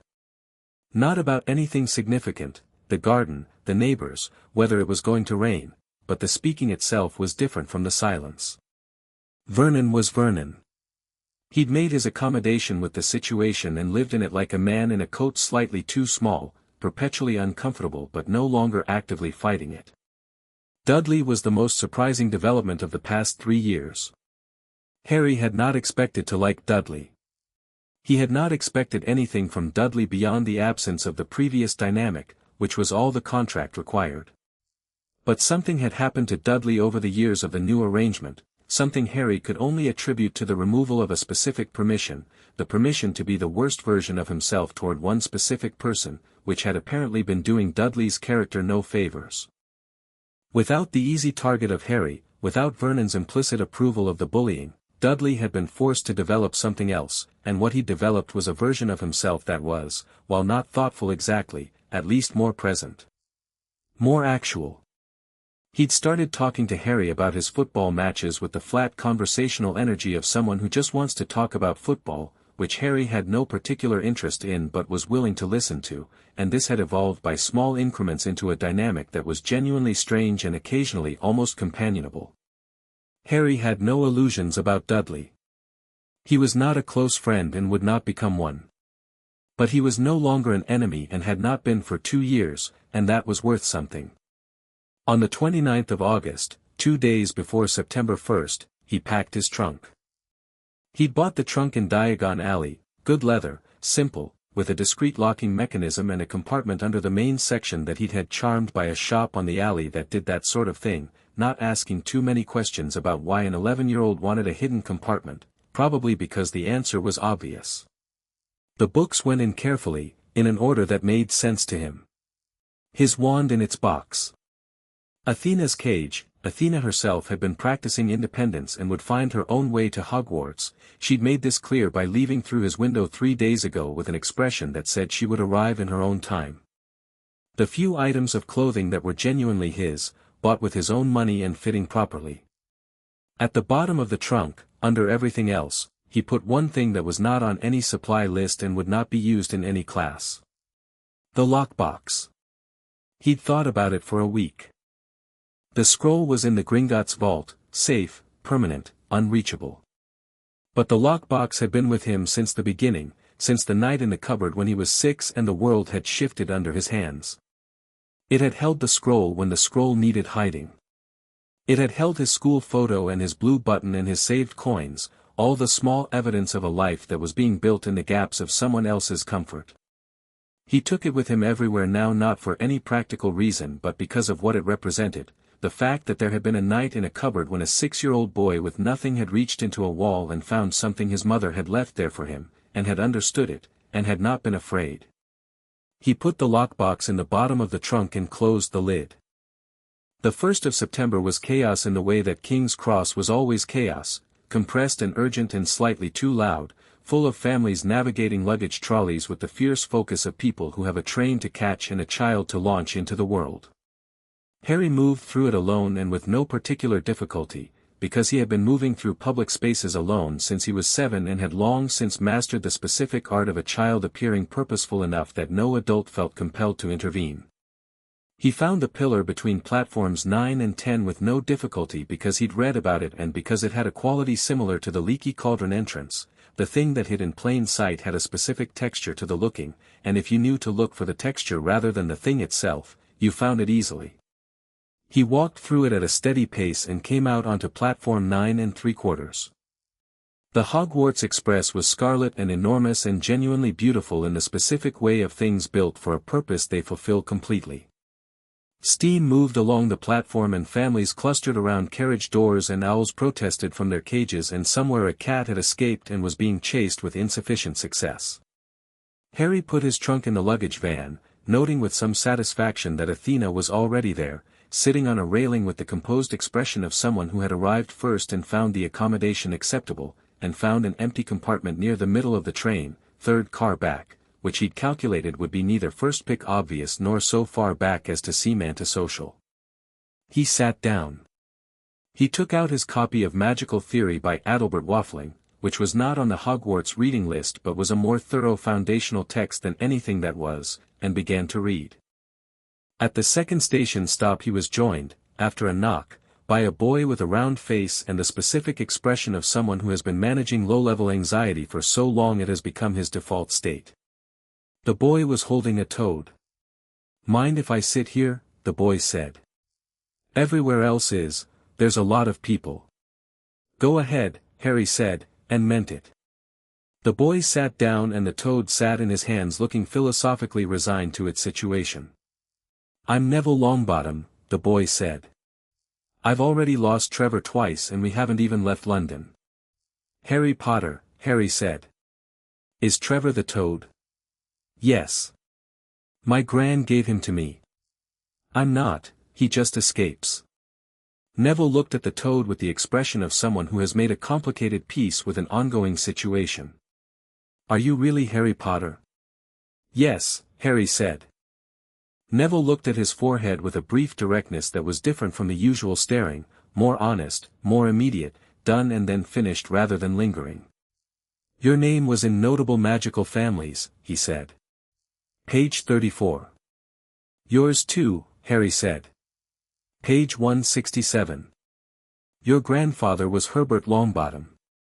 He chaired the Goblin Relations Committee in 1956. Neville blinked. "You read that far?" "I read the whole book," Harry said. "Twice." He paused. "Your family is interesting. The resistance work during the war." Something happened in Neville's face that was complicated and quick. "My parents," he said, and then stopped.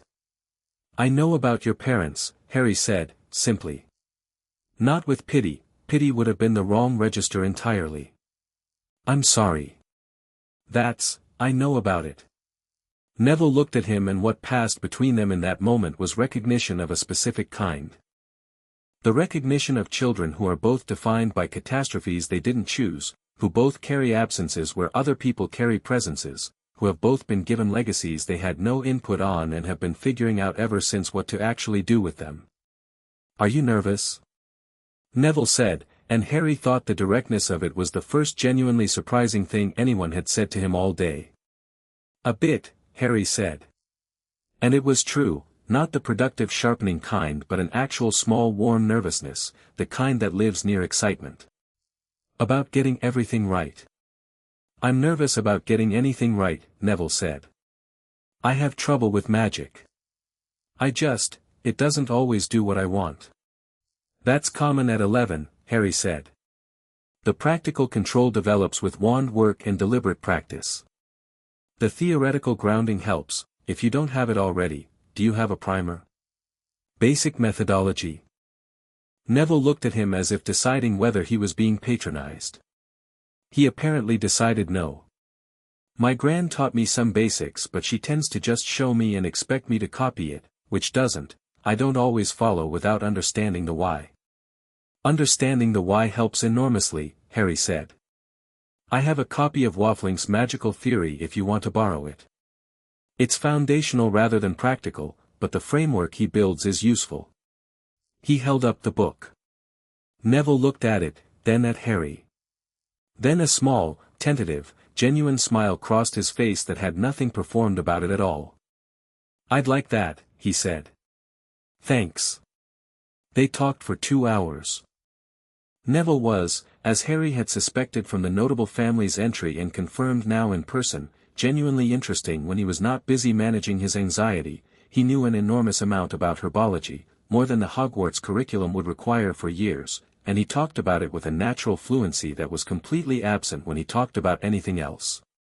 He knew things about magical plants that Harry didn't know, and Harry noted each one with honest interest. In exchange, Harry told him about magical law, about the Goblin Accords, about the estate management side of the wizarding world that most 11-year-olds would not have spent 3 years reading about, and Neville listened with the specific attention of someone who is not just waiting for his turn to speak.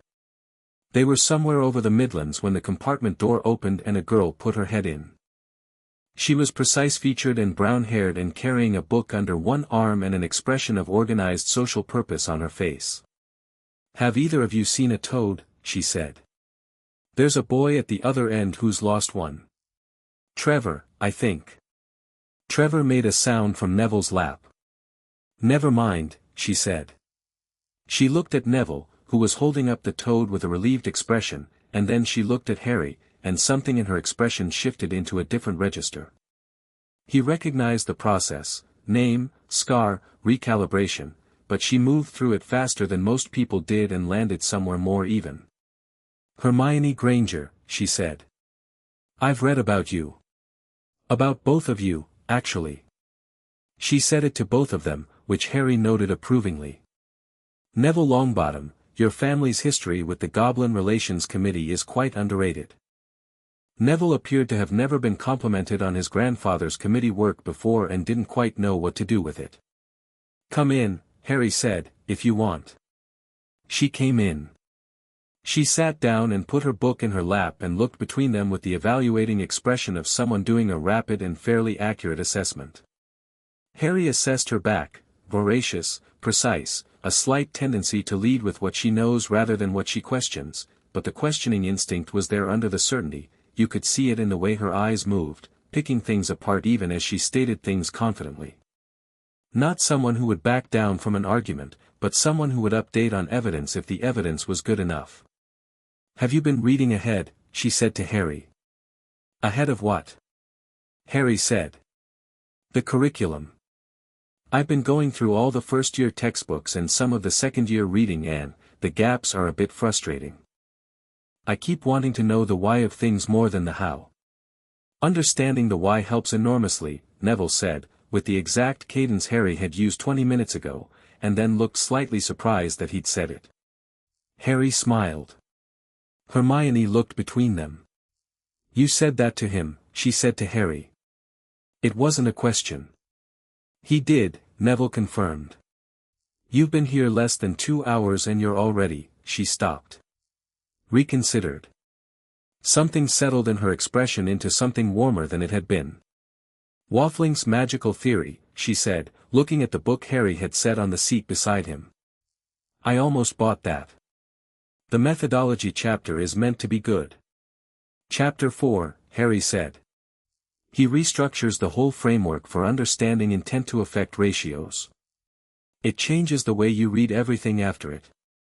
Hermione looked at him with an expression that was, in its way, entirely unguarded, the expression of someone who has found an unexpected point of genuine contact, which was different from finding an expected point of social compatibility. "I have magical drafts and potions if you want to compare notes on the curriculum gaps," she said. "I made a list." "I'd like to see the list," Harry said. She sat down properly, swinging her feet up under her, and opened her bag to find the list, and the train moved north through the green and getting dark countryside, and Neville fed Trevor a piece of biscuit from his pocket, and Harry put his book aside because the conversation was better than the book, which was high praise. He thought, privately and without ceremony, that this was probably what it was supposed to feel like. Not the famous part, not the boy who lived part, not the part that sat on page 34 of a reference book, but this part. A train moving north. 2 people who turned out to be worth knowing. The specific feeling of the right kind of beginning. He was ready. The castle appeared in the last light of the evening through rain-dotted windows, emerging from its own reflections on the lake below, enormous and lit and extraordinarily alive, and even Harry, who had been preparing for this for 3 years and had calibrated his expectations accordingly, caught his breath. Just once. Just briefly. Beside him, Neville pressed his face to the glass and said, very quietly, "Oh." Hermione said nothing. She was leaning forward with her hands in her lap and her eyes completely fixed on it, and her expression was the one reserved for things that exceed what you imagined even when you imagined them well. Harry looked at the castle.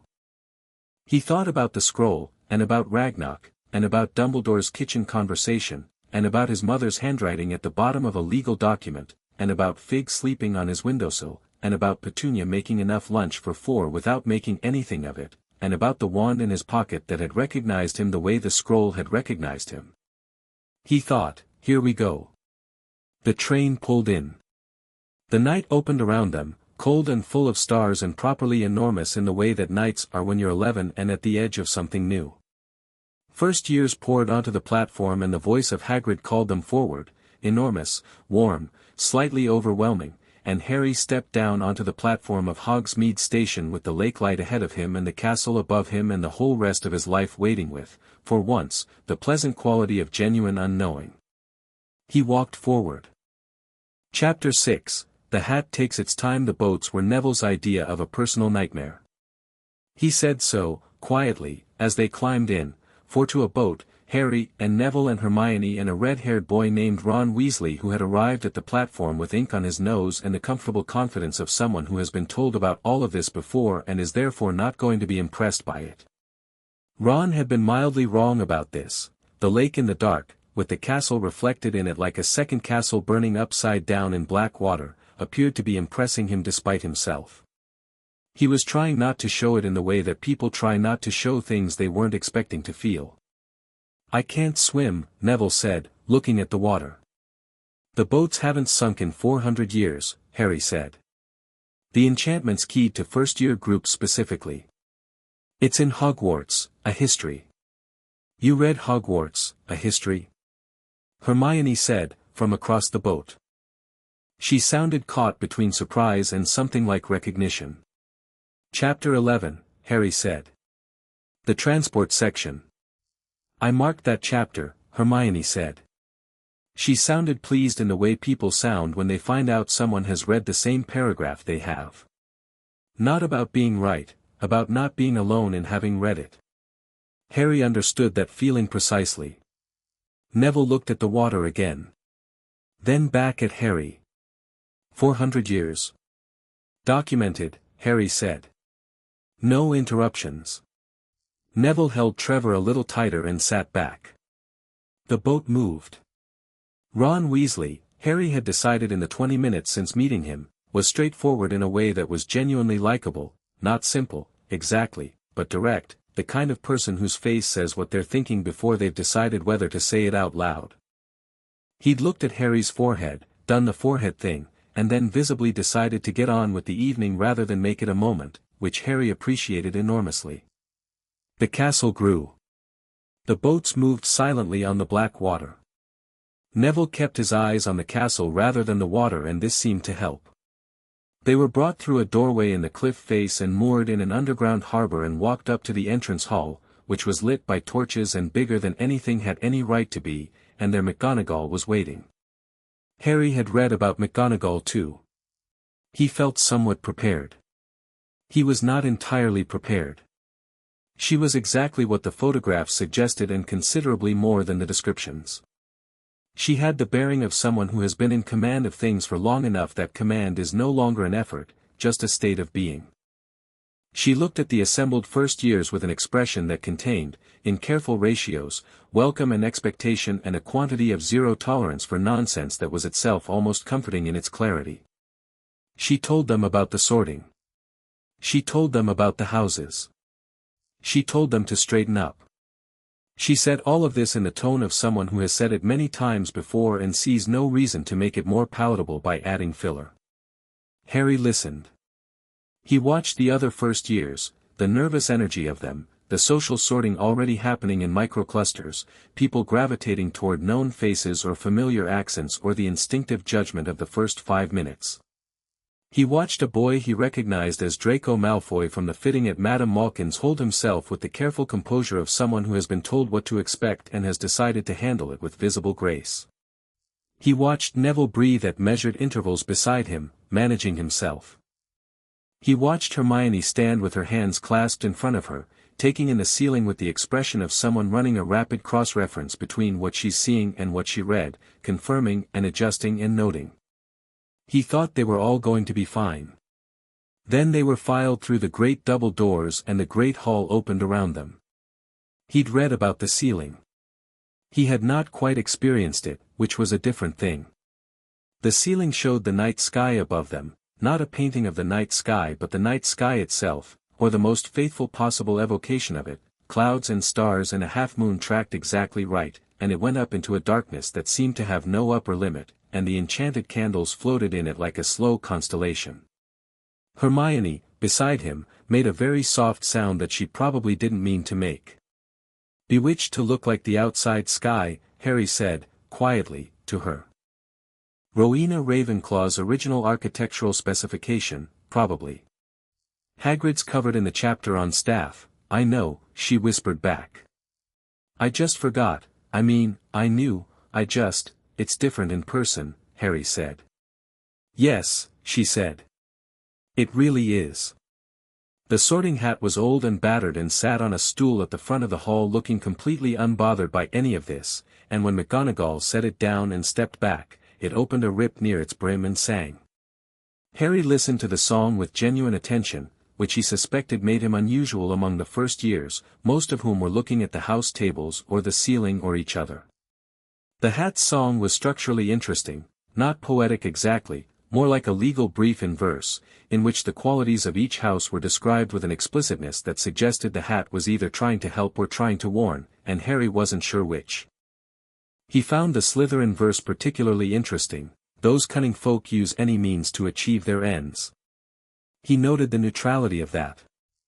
Not moral approval. Not moral condemnation. Just observation. Names were called. Students sat.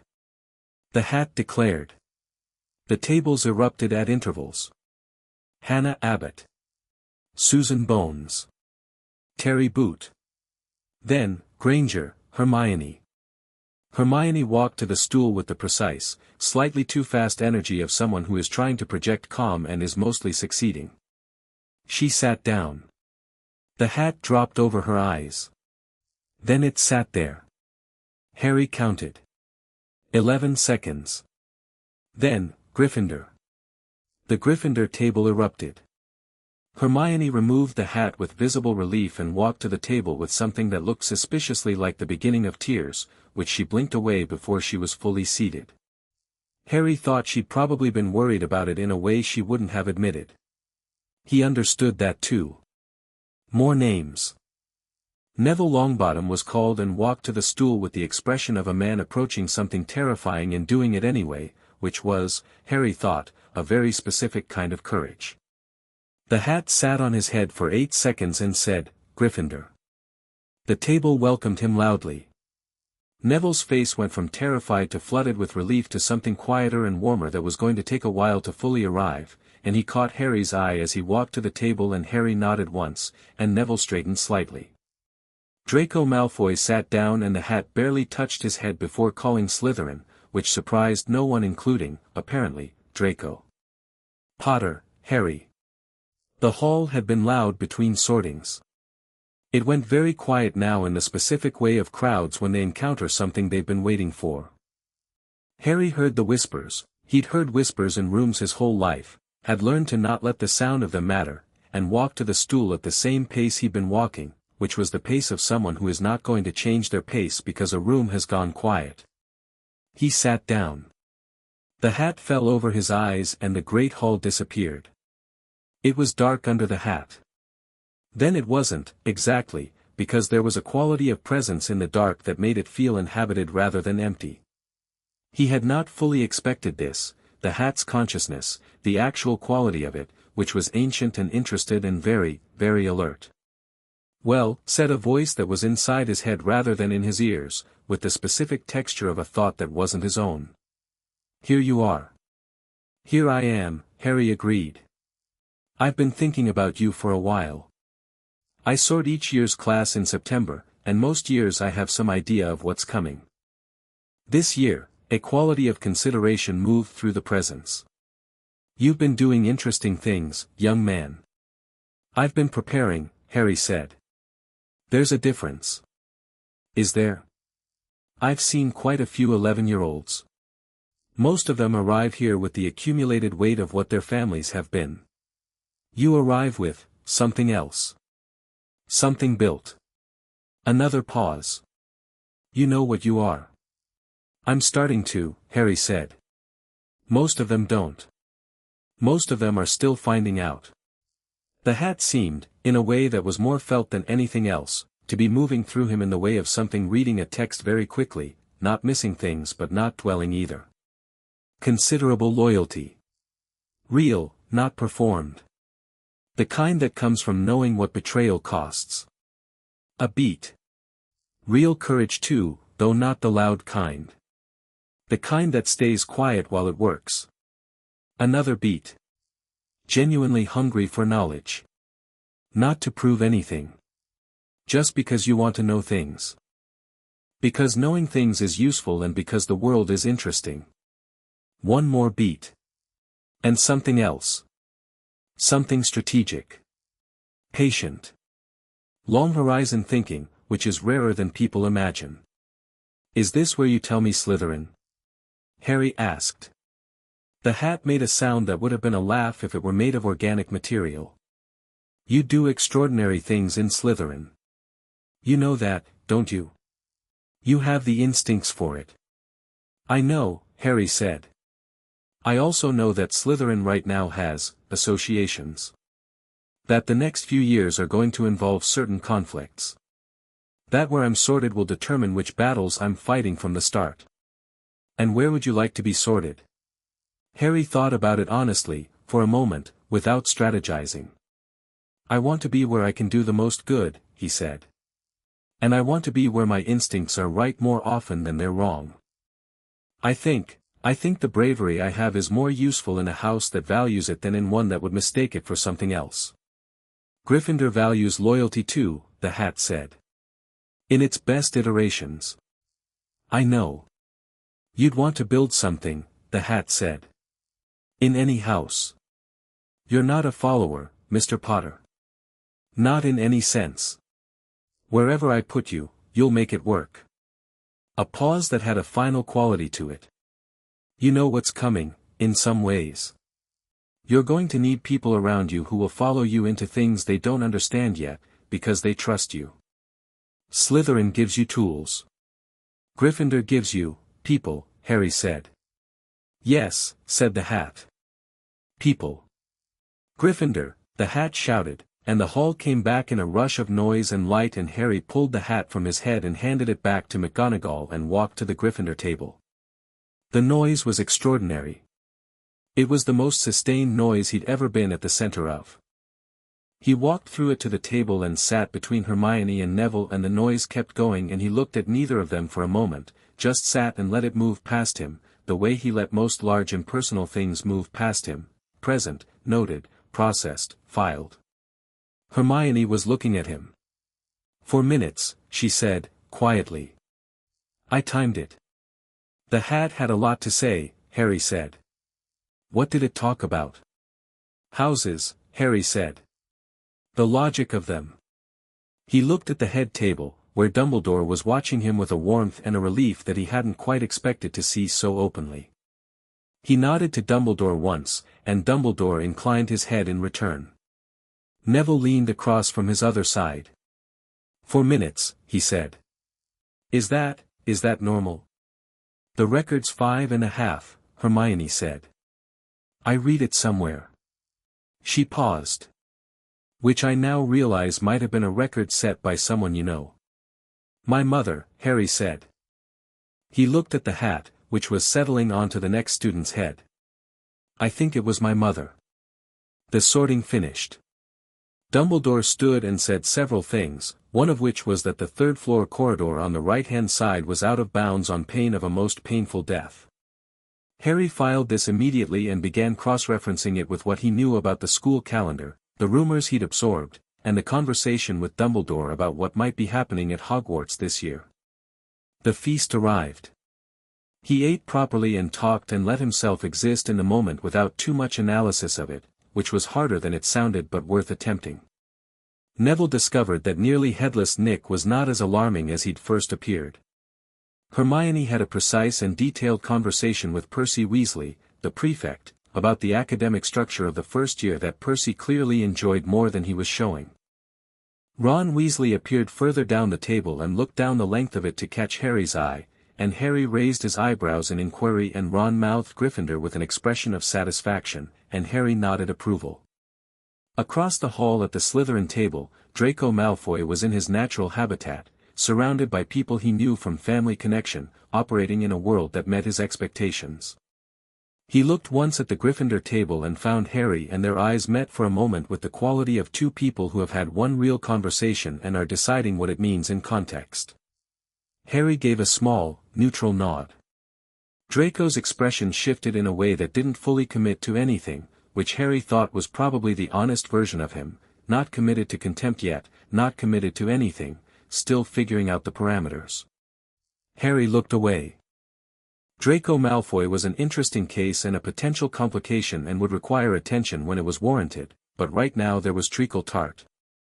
After the feast, in the rush of first years being herded toward Gryffindor Tower by the prefects, Harry walked beside Neville and felt Hermione fall into step on his other side with the ease of someone who has decided this is where she's walking and sees no reason to announce it. They navigated moving staircases and Percy's running commentary and a trick stare that Neville nearly got his foot stuck in, and arrived at the fat lady's portrait and were given the password and went inside. The common room was warm and circular and full of squashy armchairs and the accumulated atmosphere of many years of people doing their homework in it. It was, Harry thought, very good. He stood in the center of it for a moment just taking it in. It's better than I imagined, Hermione said, beside him. How often did you imagine it? Neville asked. Often, she admitted, with the self-aware honesty of someone who has decided this group of people doesn't require performance from her, which Harry thought was a significant social decision made in under 4 hours. He filed it as evidence that she was good at rapid accurate assessment of people. The boys' dormitory was the usual first-year arrangement, 5 four-poster beds, trunks at the foot of each, the general atmosphere of a beginning. Harry's trunk was there, placed by some mechanism he hadn't witnessed, and Athena was on the bedpost with the expression of someone who had been here for hours and had explored the situation fully and found it acceptable. He unpacked methodically while Ron Weasley unpacked chaotically and Neville unpacked carefully, and two other boys, Seamus Finnegan and Dean Thomas, unpacked with the comfortable noise of people who are quickly going to be friends with each other and occasionally with everyone else. It was fine. It was normal. It was the specific comfortable normalcy of 5 children at the start of something new, and Harry let it be that without needing it to be more. He put the lockbox at the bottom of his trunk under the false compartment and went to bed and looked at the canopy of his four-poster and thought about the hat's conversation. About people. About what it meant to build something in a house that valued bravery. He thought about what was on the 3rd floor. He thought about what Dumbledore had said at Gringotts, the things he kept back. He thought about Quirrell, who had been pointed out at the feast as the defense professor, and about something in Quirrell's quality that was off in a way Harry had felt immediately and could not yet name. A wrongness. A presence under the surface that was not Quirrell's own. He filed it. He would think about it properly tomorrow. He slept. The first week of classes was, academically, a mixed experience for the rest of the first years and a very clear experience for Harry. He had read ahead. He had read ahead of ahead, into theoretical territory that the curriculum would not reach for years. He did not show off about this in the classroom, not from modesty but from strategy, because showing off in class was information you handed to people before they'd given you equivalent information back, and he preferred to know the landscape before he started planting flags in it. He answered questions when asked, correctly and without flourish. He did the practical work with the calm competence of someone who understands the theory well enough to execute it on the first or second attempt without panic. He watched his professors and filed assessments. Flitwick was delightful and technically excellent. Sprout was warm and practical and had the specific intelligence that comes from long observation of growing things. McGonagall was exactly as good as advertised, which was saying something, and she knew it, and this gave her the rare quality of a professor who could be strict without being fragile about it. He also noticed, from the first potions lesson, that Snape was complicated. He'd read about Snape. The brief and notable magical families mentioned him only tangentially, in the context of the Order of the Phoenix, but there were other sources. He'd assembled a partial picture, former Death Eater turned spy, turned Order member, trusted by Dumbledore in ways that were not fully explained in public record, currently potions professor at Hogwarts and by all accounts not particularly interested in being kind to students. Harry had expected someone unpleasant. He had been prepared for unpleasant. What he had not been prepared for was the specific quality of Snape's attention when he looked at him. It was not the forehead staring. He'd learned to tune that out years ago. This was different. This was the attention of someone who was looking for something in Harry's face and finding both more and less than they expected simultaneously, and responding to the discrepancy with a kind of cold fury that was not about Harry exactly, but not about him either. Snape was seeing something in Harry that Harry could not see himself, and it was making him angry, and the anger was covering something else. Harry let it be a puzzle and moved on. The practical part of the first potions lesson was a simple identification exercise. 14 ingredients on the bench, name them correctly. Harry named them all. He said nothing about having studied the chart before the lesson. He said nothing about having read all 3 common potions textbooks over the summer. He just named them, correctly, in the same voice he'd use for anything, and sat back and watched Snape absorb this with an expression that was specifically unreadable. Correct, Snape said, which was the same thing he said to Hermione, who had also named all 14 correctly and who he also declined to credit with any warmth. Harry noted that the indifference was equal and filed it under, principled in a specific way, whatever else he is. Neville was struggling with the identification exercise, partly from nerves and partly because the nerves were making him second-guess things he actually knew, and Harry, who was sitting beside him, said nothing out loud but moved his parchment very slightly on the bench, angled in a way that made the words readable without being obvious about it. Neville looked at it, made a small correction to his list, and named 12 correctly. Not perfect. But passing. Snape looked at Harry's parchment. At its angle on the bench. Then at Harry. Harry looked back with an expression that disclosed nothing. "Something to share, Mr. Potter?" Snape said. "No," Harry said. "A beat." 10 points to Gryffindor, Snape said, with a specificity that suggested he knew exactly what had just happened and had decided how to respond to it. Harry thought, this man respects competence even when he objects to it. Filed. Outside potions, walking back to Gryffindor Tower, Neville said, was that, I don't know what you're talking about, Harry said. Neville looked at him for a moment. Then he smiled, quickly, the warm real one that Harry had first seen on the train. "Thank you," he said, and didn't say it again, because once was what was warranted and both of them knew it. Hermione had been walking on Harry's other side and had witnessed the exchange and was applying her particular evaluative gaze to him in a way that had become familiar over the week and that he'd begun to think of as her assembling a conclusion look. "You're not going to just dazzle everyone," she said. It wasn't quite a question. "No," Harry said. "You could," she said. "You've clearly read everything. More than everything. Dazzling people in the first week," Harry said, "tells them everything about what you can do before you know what they can do. I'd rather know the landscape first." Hermione was quiet for a moment, processing this. Actually I was doing it a bit," she said. The question answering. "In class." "I know," Harry said. "That's fine. You want them to know you're serious. That's different from me wanting to know who else is serious before I show my hand." "Because you already know you're serious," she said slowly. "You just want to know about everyone else." "Yes." She thought about this for the length of 2 corridors. "That's quite strategic," she said, in a tone that was not quite critical and not quite admiring and was working out which it was. "It is," Harry agreed. "I'm going to do that," she said. "Stop answering everything." A pause. "Starting next week." "Starting next week," Harry said, "is fine." She laughed, which surprised both of them slightly, and Neville grinned, and they went up to the common room and it felt, Harry thought, exactly like what the hat had said. Like people. Like building something. The first real incident happened in the second week, and it happened in a way that Harry had half been expecting, not the specific form of it but the general category, Malfoy. It was in the corridor after Transfiguration, and the exact sequence of events was this: Draco said something to Neville about his parents in the specific way that people who know which wounds are open say things about those wounds, not with the blunt force cruelty of someone like Dudley but with the surgical precision of someone who has been taught that words can be weapons and has been practicing. Neville went very still in the way of someone who has been hit somewhere internal. Harry said, "Don't." Single word. Not loud. Not aggressive.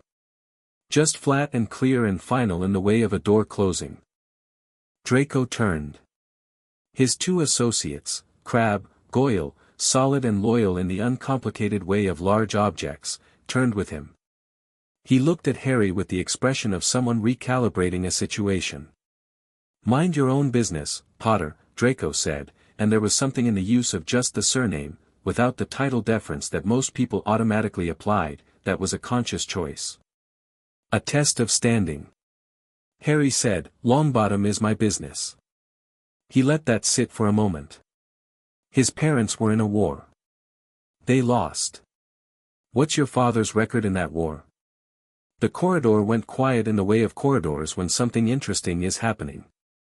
Harry could feel the audience, the other first years and a couple of second years who'd been passing, and he didn't acknowledge them because they weren't the conversation. Draco's jaw tightened. Something moved across his face that was more complicated than the performing composure of their first meeting. This had touched something actual. "My father," he started. "I know what your father did," Harry said. "During the war. I have books." He paused. "I'm not saying this to make an enemy of you. I'm saying it because what you said to Neville is the kind of thing that only works if the person it's aimed at believes it means something about them. It doesn't. And you know what it means about you, saying it. I think you're intelligent enough to know that. The corridor was very quiet. Draco looked at him for a long moment. In it, Harry could see the actual work happening, Draco Malfoy, underneath the performance of Draco Malfoy, actually thinking rather than just reacting. Harry had been fairly sure since the fitting at Madame Malkin's, capable of that. The question was whether the performance would win. You're not what people said you'd be, Draco said finally. No, Harry said. I'm not. Another beat. Then Draco turned, and Crabbe and Goyle turned with him, and they walked away, and Harry turned back to Neville, who was looking at him with an expression that was doing several things at once, gratitude, something indignant about needing help, something warmer underneath both. I could have handled it, Neville said. I know, Harry said. I know you could. But I was there, and it was faster. A pause. Thanks, Neville said. Which was, again, exactly once, exactly what was warranted. Harry put it away and moved on. By the third week he had begun to do what he'd come to Hogwarts to do, learn things that he couldn't learn from books. Not the academic content, most of that was confirmatory, building practical skill on top of established theory. But the other things. The quality of Quirrell's wrongness, which deepened every time Harry was in his presence and which he'd started tracking systematically, where Quirrell went, how he moved, what he avoided. The specific way Dumbledore watched Harry in the Great Hall, warm and careful and still carrying something he hadn't yet said. The way the castle itself felt alive, in the way that old places with deep magical history feel alive, full of resonances and currents and things that had happened in the walls and left a trace. He went to the library every evening and read. Hermione was usually there and they had developed the easy shorthand of people who work well in proximity, not always talking, but the not talking was companionable rather than absent, and when they talked it was good, the kind of talking where both people leave knowing more than when they started. Neville came on Tuesdays and Thursdays and showed Harry something about herbology that he hadn't known every week, without fail, and Harry paid attention every time because it was genuinely worth knowing and because Neville needed to know that what he knew was valued. Ron appeared when he felt like it and contributed chaos and a chess player's instinct for spatial strategy and a willingness to say the direct obvious thing out loud when everyone else was being careful around it, which Harry found disproportionately useful. At the end of the third week, after everyone else had gone to bed, Harry sat in the common room by the fire and thought about Quirrell. The wrongness had a name, he thought. He'd been circling it for 3 weeks, reading every book the library had on dark magic, on possession, on the specific magical residue left by very dark practitioners in very close contact with someone. He'd read about Voldemort, systematically and without sentiment, in everything available, the history books, the academic texts, the 3 biographies that were either hagiographic or barely disguised horror stories, depending on the author's perspective. He'd read about what had happened at Godric's Hollow, at Privet Drive, at the moment of the curse's rebound. He'd read about what a fragment of something so full of rage and dark intention and refusal to accept death might do, if the main body had been destroyed and a fragment remained. Quirrell's turban. He had no proof. He had inference, which was not the same thing. But the inference was strong and the evidence was consistent, and his instincts, which had served him better than most people's certainties for 11 years, were in full agreement. There was something very wrong with the defense professor. And somewhere in this building, on the 3rd floor, Dumbledore had hidden something worth protecting. And somewhere in the ministry, someone had filed a records request for his property documents with enough knowledge to know what to request and enough access to know where to request it. The fire crackled. The castle breathed around him. Above him, in the dormitory, Neville and Ron and Seamus and Dean were asleep with the clean conscience of people at the end of a hard day, and Harry sat in the warm firelight and thought about what was coming and what he was going to do about it. He was not afraid. He had his people. He had his preparation. He had his mother's instinct for goblin law and his father's instinct for the decisive move and 3 years of his own careful accumulation of knowledge and strategy, and he had a wand that recognized him and a hat that had taken 4 minutes to confirm what he already knew about himself. He would figure out what Quirrell was and what was on the third floor. He would figure it out properly, with evidence, with Hermione's analytical precision and Neville's unexpected lateral thinking and his own particular brand of patient, thorough, slightly terrifying preparation. He would handle it. The fire burned low. Somewhere outside, the grounds of Hogwarts were dark and immense and full of things he hadn't yet learned.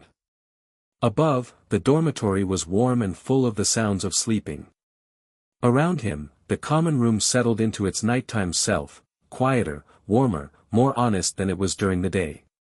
Harry went to bed. He was not afraid of what was coming. He was, if anything, already thinking about how to begin. Chapter 7. What lives beneath the dog? The thing about having a theory is that evidence tends to organize itself around it, not because the theory creates the evidence but because the theory tells you what to look at. Harry had been looking at Quirrell for 3 weeks before the Halloween feast, and the picture that assembled itself was specific and deeply uncomfortable. He'd mapped Quirrell's movements, where he went between classes, when he was in the staff room versus not, the days when his hands shook slightly and the days when they didn't. He'd noted the way Quirrell never sat with his back to a wall and never left a room in a hurry unless something had happened in the previous hour. He'd noted the specific quality of the wrongness around him, which was not constant but which spiked in proximity to certain topics, to Voldemort's name, to the war, to the stone. He'd read everything in the library on the Philosopher's Stone in the 4 weeks since term started, working from inference to certainty in increments. Nicholas Flamel. The stone's properties. The logic of hiding it somewhere with layers of protection. Dumbledore's third-floor warning, which was not the warning of someone who expected children to stay away, it was too specific for that, too much like an invitation dressed as a prohibition, but the warning of someone who needed the stone's location to be somewhat known within the school, because the castle itself was part of the defense. He'd assembled all of this quietly, in the hours after everyone else was asleep, in the library during free periods when Madame Pants thought he was doing homework, in the margins of his transfiguration notes in a cipher he'd developed in primary school that looked like doodling. He'd told Hermione 3 weeks in. She'd been in the library, cross-referencing her charms notes with a secondary text she'd found in the restricted section, obtained legitimately, because there turned out to be a mechanism for requesting access that most students didn't bother to look up, which involved a written application to Madame Pants explaining the academic necessity, and Hermione had done this on the second day of term and acquired permanent access to a large portion of it without anyone seeming to notice or particularly care. Harry had admired this enormously. He sat across from her and laid out his inference in order. He did not leave gaps. He did not soften it. He told her about the stone, about Flamel, about Quirrell, about what he thought was under the turban. He did it in the same steady voice he used for everything important. Hermione had listened to the whole thing without interrupting, which he'd learned meant she was taking it seriously. When he finished she sat for 30 seconds in complete silence with the expression of someone running calculations and not liking the results. "The possession theory," she said finally. "You're confident." "Confident enough," Harry said. "Not certain. But the evidence supports it consistently." "If it's Voldemort," she said, and he noted that she said the name without flinching, which he filed as evidence of both courage and of a reading-based relationship to fear as opposed to a social osmosis one, "he's been gone for 10 years. "How is he still? I don't know exactly," Harry said. "The theory is that he was destroyed but not entirely destroyed. That something survived. A fragment, or a residue, or something else. The blood magic texts I found suggest that very dark practitioners who have specifically altered their own nature, changed their relationship to death through certain rituals, can survive the destruction of their physical body in forms that are unstable but functional. Quirrell is the functional part." "He's parasitic," Hermione said. "Yes. And the stone would let him restore a body." "Yes." She looked at the table for a moment. Then she looked at Harry.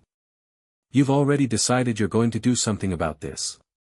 "I'm going to understand it better first," Harry said. "And then yes." "I'm involved," she said. "Not asking." "I was hoping you would be," Harry said. But I wasn't going to assume it. She nodded once, the kind of nod that meant the decision was made and she was moving on to logistics. Neville. I want to talk to him tonight, Harry said. He'll say yes, Hermione said. He'll be scared and he'll say yes anyway, and that will be the best version of him saying yes rather than the worst. Harry looked at her. You've been paying attention to him. Of course I have, she said, with the slight impatience of someone who finds it surprising that this would be surprising. He's our friend. The word landed in the space between them with a simplicity that Harry found, in that moment, quietly extraordinary. Not because it was unexpected, he'd known for weeks that this was what was happening, these three people becoming each other's people, but because she said it with no qualification, no uncertainty, no social hedging. Just, our friend. Just what it was. Yes, Harry said. He is. They told Neville that evening. He sat in the common room with them after Ron had gone to bed and listened to Harry lay out the theory with the same focused attention he gave to anything Harry said when Harry said it in the voice that meant it mattered, which was a thing Neville had learned to distinguish without being taught. When Harry finished, Neville was quiet for a moment. His hands were still on the table. Voldemort is in the school, Neville said. Part of him. We think, Harry said. Neville looked at the fire. Harry watched his face and thought, here it is, the question isn't whether he's afraid, the question is what he does with it. He thought about the sorting, about the 8 seconds the hat had sat on Neville's head, about what Gryffindor meant when applied to someone who knew fear and went forward anyway. My parents, Neville said quietly, were tortured by people who followed him. They were tortured until they didn't know who I was anymore. They've been in St. Mungo's my whole life. He was still looking at the fire. I've been scared of him since before I knew what being scared was. I know, Harry said. I'm still scared, Neville said. I want to say I'm not, but that seems like a lie. Being scared is fine, Harry said. Being scared and doing it anyway is just what we're doing. Neville turned from the fire and looked at Harry, and in his expression there was something that was past the fear and underneath it, a decision, made slowly and completely in the course of 30 seconds. Okay, he said. What do we do? Harry told them. The plan was 3-stage, information first, then access, then action. Information meant knowing what the defenses on the stone were before they touched them, partly because walking into an unknown obstacle course was inefficient and partly because they needed to know if they could actually get through. Access meant getting to the 3rd floor without triggering anything. Action meant whatever came after, which Harry was not going to assume in advance, because the shape of the action depended on everything before it. Information took 3 weeks. Harry talked to people, not directly about the stone, but about the professors who might have contributed to its protection. He already knew from Dumbledore's hints in their correspondence that the protections were layered and multi-authored. He talked to Neville about Sprout, who had told the herbology class about a particular variety of devil's snare that was being used experimentally in the castle. He talked with Hermione about the logic of protection in layers. What would a transfiguration specialist contribute? A charms specialist? A potions master? He was building the puzzle. He was good at puzzles. He also watched Quirrell more closely, tracking the escalation of wrongness through November. Quirrell was getting restless in the way of something that has a deadline. He was thinner than at the start of term. He moved faster, with less of the performative nervousness of the early weeks, as though the thing underneath him was becoming less interested in maintaining the cover. Harry thought, he's going to try for the stone before Christmas. He's running out of time or patience or both. He told Hermione. She agreed. They moved to stage 2. The access problem was complicated, which meant it was interesting. The corridor was genuinely out of bounds and genuinely monitored, not by physical surveillance but by the kind of passive magical attention that very old buildings develop naturally. The castle noticed things that happened in it, and significant unauthorized access to a protected corridor would eventually surface in ways Harry didn't want to deal with. He needed to get to the door at the end without triggering anything worth noticing. The invisibility cloak solved approximately 60% of this. It arrived on Christmas morning, delivered by Owl with a note in handwriting Harry didn't recognize and no name, just, "Your father left this in my keeping. It is time it was returned. Use it well." He'd stared at the cloak for a long time, feeling its weightlessness between his hands, this thing that had been his father's, and put it on and went to the mirror and saw nothing and thought about all the ways this was useful and about what it meant that someone had kept it and why they'd chosen now to send it. Dumbledore, almost certainly. He'd write to confirm later. The other 40% was the dog. The dog was enormous and three-headed and sat on a trapdoor in the third-floor room with the particular energy of something that has one job and is extremely committed to it. Harry had looked at it for exactly long enough to be sure of what he was dealing with. They'd opened the door in December, briefly, just enough to see, and had spent the following 2 weeks reading everything the library had on magical creature pacification. Music, he'd confirmed from 3 separate sources. Specific tones. He'd borrowed a flute from a second-year Hufflepuff who played one, under the pretext of a musical interest, which was not entirely a lie since he found the mechanics of it genuinely interesting. He was not going to do this without preparation. He was not going to go down a trapdoor based on a hunch. He was going to go down when he understood what was down there and what he needed to bring and what the realistic outcomes were. The thing that moved the timeline was the Quidditch match. He was on the Gryffindor Quidditch team, had been recruited by McGonagall in the second week of term after he'd performed a broomstick maneuver during a flying lesson that was somewhat technically excessive for the first lesson but had been entirely instinctive, the way most things involving height and speed felt instinctive to Harry in a way that walking sometimes didn't. He was a seeker, which suited him in the way that any role suited him where patience and precise attention and sudden decisive action were the relevant skills. At the Quidditch match in November, his broom had been jinxed. He'd known immediately, the broom had shuddered and thrown itself sideways and lurched with the specific quality of external interference rather than mechanical failure, and he'd locked his knees and held on and kept his eyes on the crowd and found Quirrell within 8 seconds, and Hermione had found Quirrell at almost the same moment and broken the eye contact in the only practical way available to her, which had worked. He'd steadied, caught the snitch in the next 3 minutes, and won the match. But the jinxing told him 2 things. Quirrell was getting desperate enough to be obvious, and Snape, who Hermione had initially suspected, was not Quirrell's ally. Snape had been muttering a countercurse. This was significant information about Snape that revised his model of the man, and he updated accordingly. He told Dumbledore in the next letter. He was careful about what he disclosed, enough to confirm that the situation was known, not enough to force Dumbledore's hand before Harry had finished his own investigation. He didn't want to be removed from the situation. He wanted to understand it completely. Dumbledore's reply was measured and careful and contained, in its careful middle section, the sentence, "I trust that you will tell me when the moment requires intervention, and I trust your judgment about when that moment is." Which was, Harry thought, Dumbledore's version of saying, "I know you're investigating, I'm not stopping you, please don't get killed." He wrote back, "Understood. I'm close to having the full picture." The full picture arrived on a Thursday evening in May, in the form of Hagrid, who mentioned over tea that the 3-headed dog, whose name was, apparently, Fluffy, which Harry stored with the kind of quiet delight that specific details always gave him, fell asleep to music, and that he'd gotten Fluffy from a chap named Quirrell he'd met in the Hog's Head. Harry set his cup down. "Did you say Quirrell?" he said. Hagrid looked at him with the expression of a man who has just heard himself and understood the problem. "I shouldn't have said that," he said, going slightly pink. "No," Harry said. "But it's helpful." "Thank you, Hagrid." Hagrid looked mortified. Harry looked at Hermione across Hagrid's table, and Hermione looked back, and the silent communication between them, which had been developing all year into something efficient and precise, said, "It's time."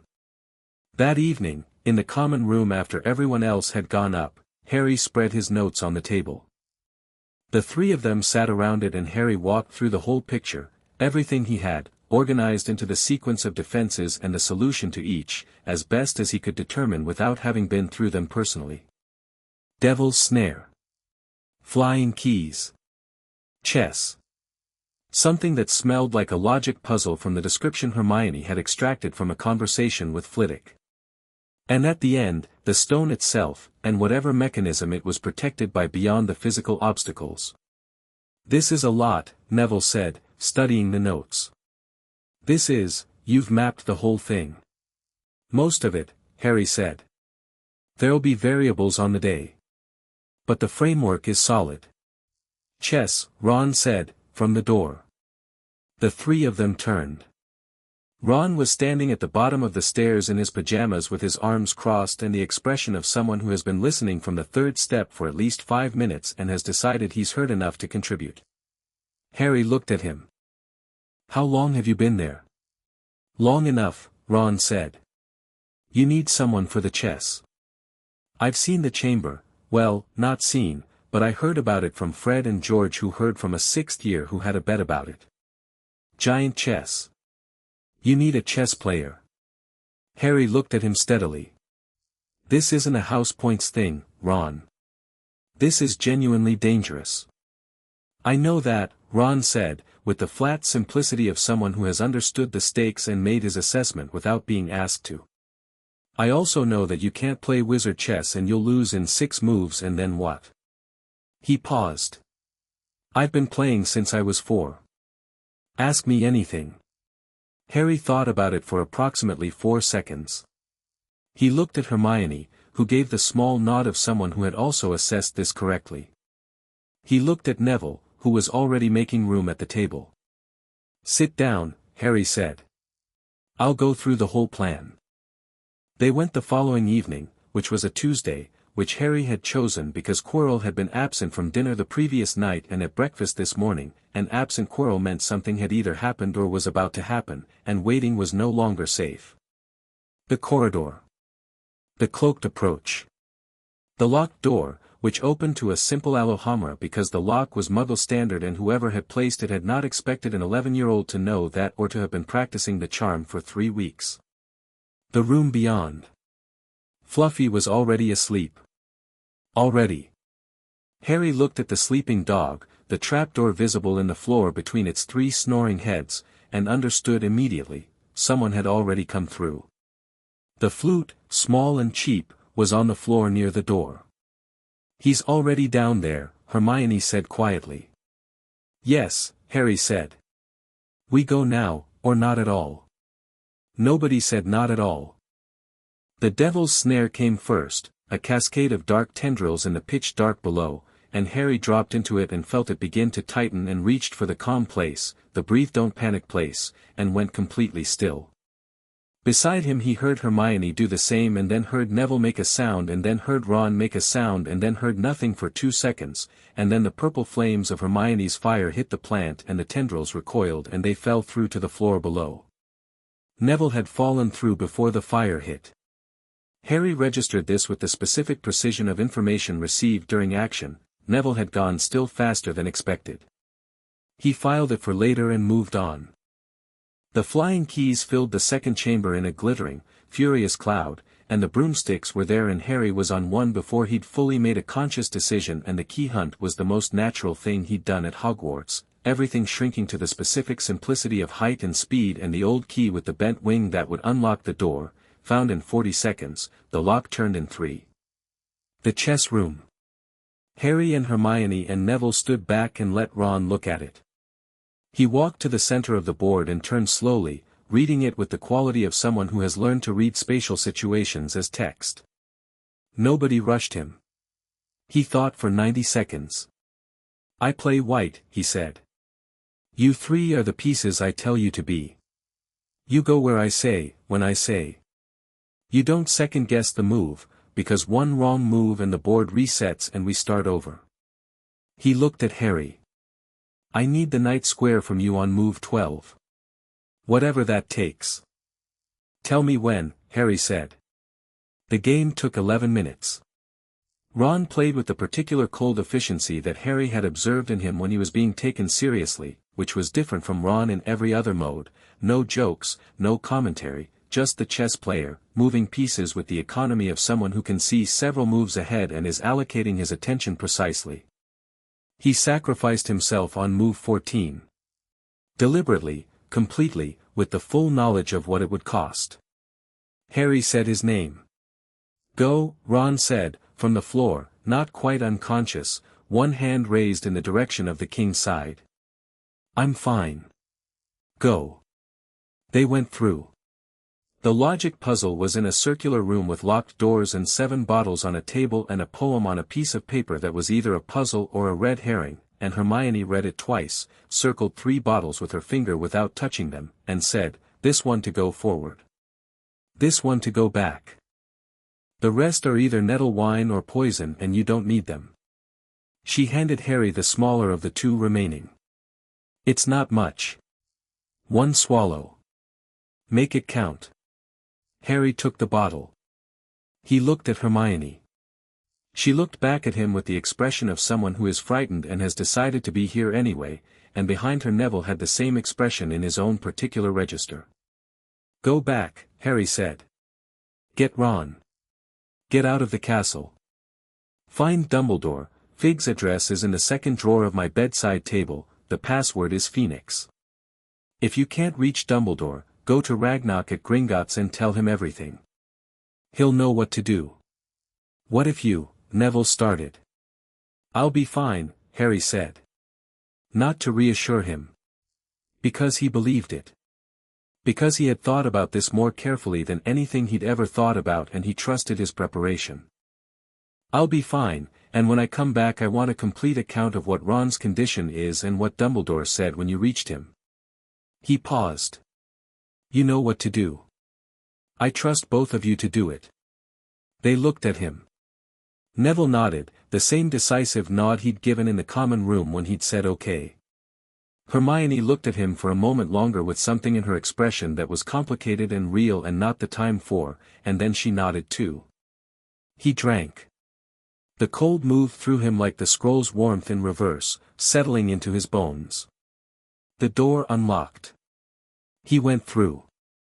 The last chamber was lit by purple flame and wall torches and it smelled of dark magic, not the metaphorical sense in which that phrase was usually used, but literally, a scent, like burned ozone and old blood and something older than either, the particular smell of things that have been wrong for a long time and have stopped pretending otherwise. Quirrell was standing in front of the mirror of Eriste. He turned when Harry entered, and the nervousness was gone completely now, not suppressed, not hidden, just gone, because whatever had been maintaining that performance had decided there was no point anymore. What stood in the room was Quirrell-shaped and Quirrell-sized and had Quirrell's face, but the thing looking out of Quirrell's eyes was not Quirrell. Harry Potter, said the voice, and it was not quite Quirrell's voice. I wondered how long it would take you. Longer than you'd have liked, Harry said, coming fully into the room. You're frustrated.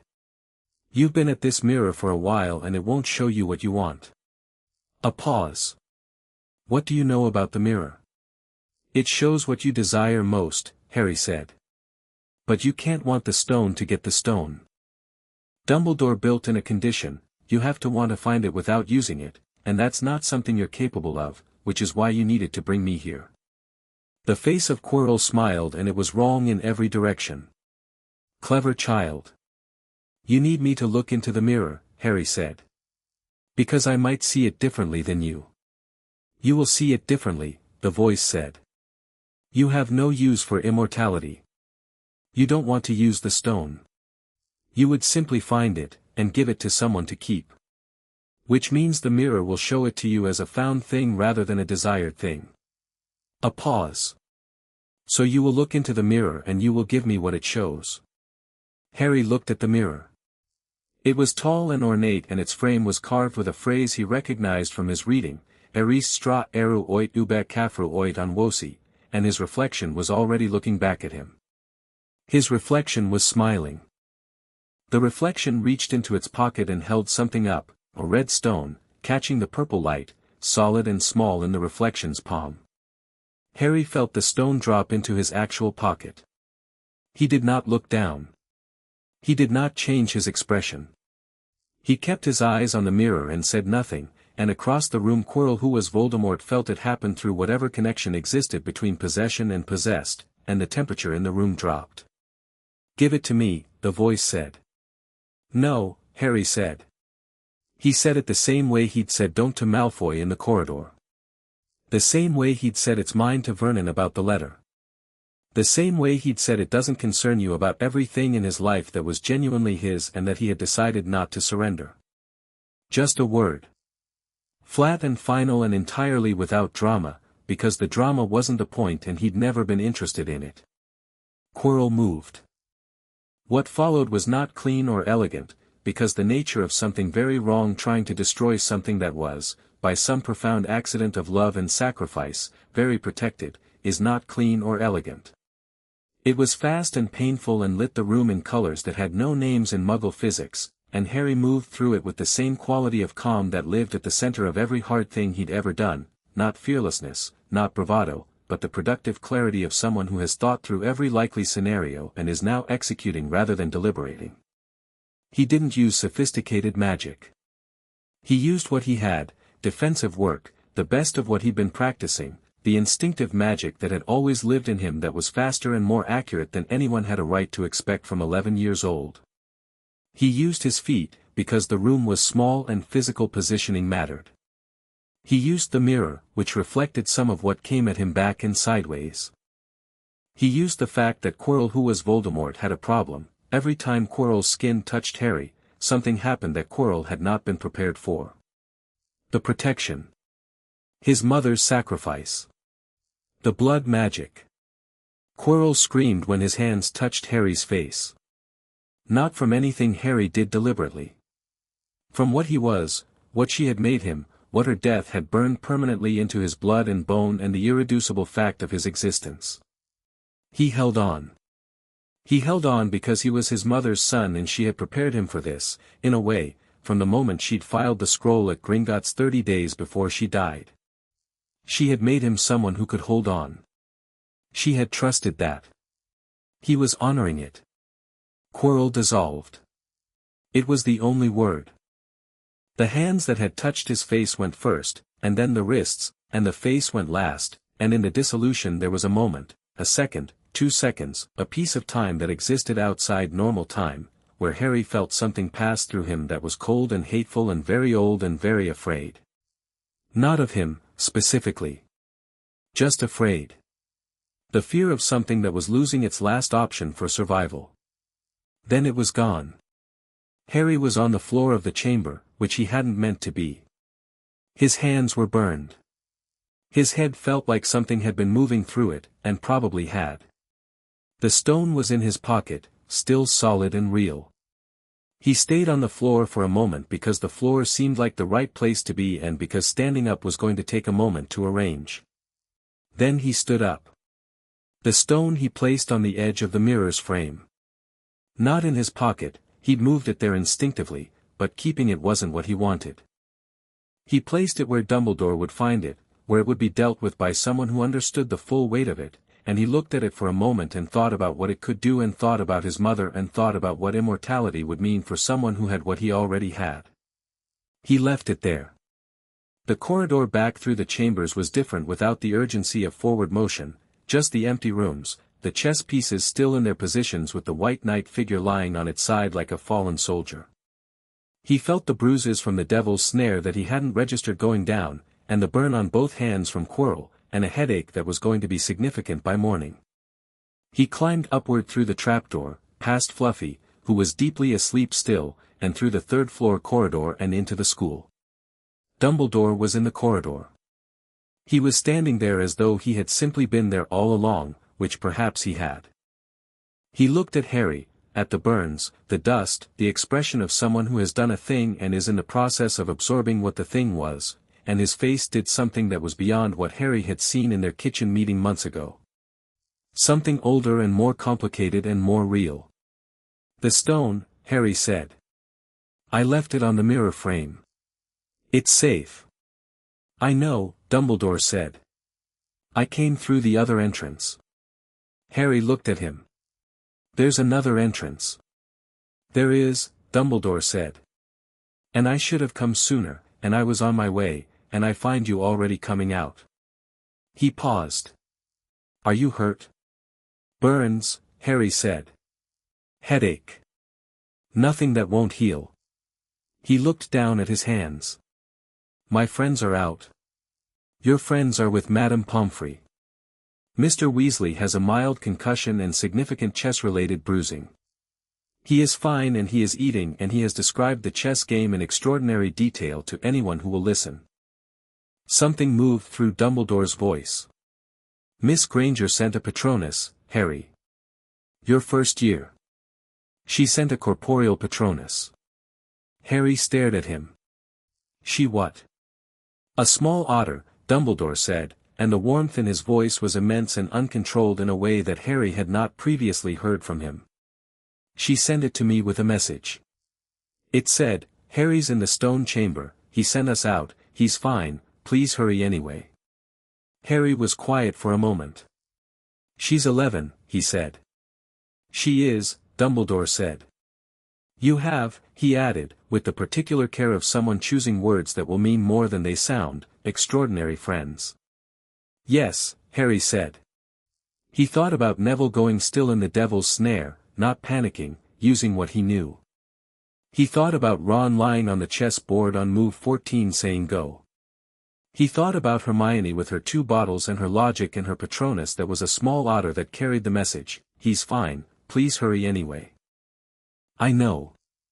Dumbledore walked with him to the hospital wing, and they were quiet for most of it, and Harry thought, he let me go. He knew or suspected what was going to happen, and he made himself trust my judgment, and he was there if needed, and he didn't intervene until after. He thought, that's what respecting someone looks like. Actually. He thought, I'll tell him that. Later. When there are fewer burns. At the hospital wing door, Dumbledore said, the stone will be dealt with. Quirrell is gone. What was inside him is gone as well, though perhaps not permanently. He looked at Harry. It will come back. I want you to know that I believe that, and I want you to be prepared for it. I know, Harry said. I've known since September. Dumbledore looked at him. Is there anything you want to ask me? The prophecy, Harry said. A pause. Then, not tonight, Dumbledore said. But before September. I promise you that. Harry nodded. He pushed open the hospital wing door. Hermione was on her feet before he was fully through it, and Neville was up half a second later, and Ron made a sound from his bed that was somewhere between triumphant and relieved and slightly competitive about the chess, and the room was warm and bright and full of people who had been frightened for him and were now demonstrably not going to say so. And Harry felt something settle in his chest that was not strategy and not preparation and not the cold clean decisiveness of doing necessary things. Just this. Just here. You're burned, Hermione said, taking his hands and looking at them with the furious efficiency of someone converting worry into action. I know, Harry said. Sit down, she said. He sat down. Neville handed him a chocolate frog from the pile Madame Pomfrey had left, with the expression of someone offering the most useful thing available. Harry took it. Ron was already talking, something about the knight's sacrifice on move 14, building to a point, and Harry ate his chocolate and let the warmth of the room and the noise of his friends settle around him like something he'd been waiting for without knowing exactly what he was waiting for. Outside, through the high windows of the hospital wing, the night was clear and immense and full of stars, and the castle breathed around them, and the school year had 3 weeks left, and Harry James Potter sat with his burns and his chocolate and his people and did not think, for once, about what came next. Just what was here. Which was, it turned out, everything. Chapter 8, The Arrangement, revisited. The end of year feast was louder than the start of year feast, which made sense because by June everyone had opinions about everything and was no longer being careful about expressing them. Gryffindor won the House Cup by a margin that McGonagall announced with the specific expression of someone trying very hard not to look pleased and failing in the corners of her mouth. The points had come in at the last moment, Dumbledore standing at the head table and adding them one by one with the measured patience of a man who knows exactly what he's doing, and the Gryffindor table had erupted in the particular way of a group that has been told it won something it wasn't certain it was going to win, which is louder than winning something expected. Harry sat between Hermione and Neville and ate everything and contributed to the noise at the correct intervals and felt the particular texture of an ending settling over the evening. Not sad, exactly. More like the feeling of closing a very good book, the completeness of it, the specific weight of something that has resolved into itself properly. Across the hall, Draco Malfoy sat at the Slytherin table and watched the Gryffindor celebration with an expression that had moved through several stages over the course of Dumbledore's points announcement and arrived somewhere that wasn't quite contempt and wasn't quite admiration and was honestly closer to calculation. Harry caught his eye once and Draco held the gaze for a second and then looked away, which was different from the times earlier in the year when he'd looked away first out of dismissal. This looking away had the quality of someone who has thought something and decided not to say it yet. Harry filed it. There would be time next year. Ron was at his other elbow, describing the chess game for what Harry estimated was the 14th time, this time to a fifth year who had materialized from somewhere down the table with an interested expression. Ron's version had improved significantly over the 2 weeks since the event, not inaccurately, but with the natural editing of storytelling, the sharpening of detail and pacing that happens when something true is told enough times. He was a natural storyteller, Harry thought. The chess player's spatial intelligence converted into narrative the same way it converted into the game, knowing which pieces mattered and where to move them and when to let something go for the larger picture. Neville was talking to Hermione about what he was going to plant in his grandmother's garden over the summer, and Hermione was asking specific and genuine questions about magical versus muggle cultivation methods, and the conversation had the shape of two people who have decided to keep talking after September, which Harry thought was exactly right. He ate his pudding and let it all happen around him. After the feast he walked out through the great doors with the crowd and stood on the stone steps in the warm June night and looked at the grounds, the lake, very still, reflecting the castle in perfect dark reverse, the forest at the edge of everything, the Quidditch pitch just visible in the distance, and felt the castle at his back, enormous and warm and alive. He had lived here for 9 months. He was leaving tomorrow. He thought about that. He thought about what leaving meant, the train south, Privet Drive, the summer. He thought about his bedroom and Fig and the lockbox and the cherry tree visible from the window. He thought about the Dursleys, who had kept the terms of the contract for over 2 years now with the flat functional compliance of people who have accepted a reality and are getting on with it. He thought, I'm going home. And the strange thing, the thing he turned over as the night air moved around him and the other students moved past in their own conversations and their own end-of-year feelings, the strange thing was that he meant it. That Privet Drive, which was his house and always had been and which he had lived in for 11 years under conditions that ranged from tolerable to actively hostile, was still the place his mind went when it said home. Not in the way of a place chosen for happiness. In the way of a place chosen for truth. The ground he understood. The place where the scroll had been waiting in the wall. He was not going back because he had to. He was going back because he'd decided to. That was different. That had always been different, even if it had taken until now to feel it properly. Hermione appeared beside him. She'd been walking with Neville and had apparently detached and come to stand here instead, which she did without preamble in the way she did most things. She stood beside him and looked at the lake and said nothing for a moment. "Are you all right?" she said. "Yes," Harry said. "That's not, I mean, are you actually all right?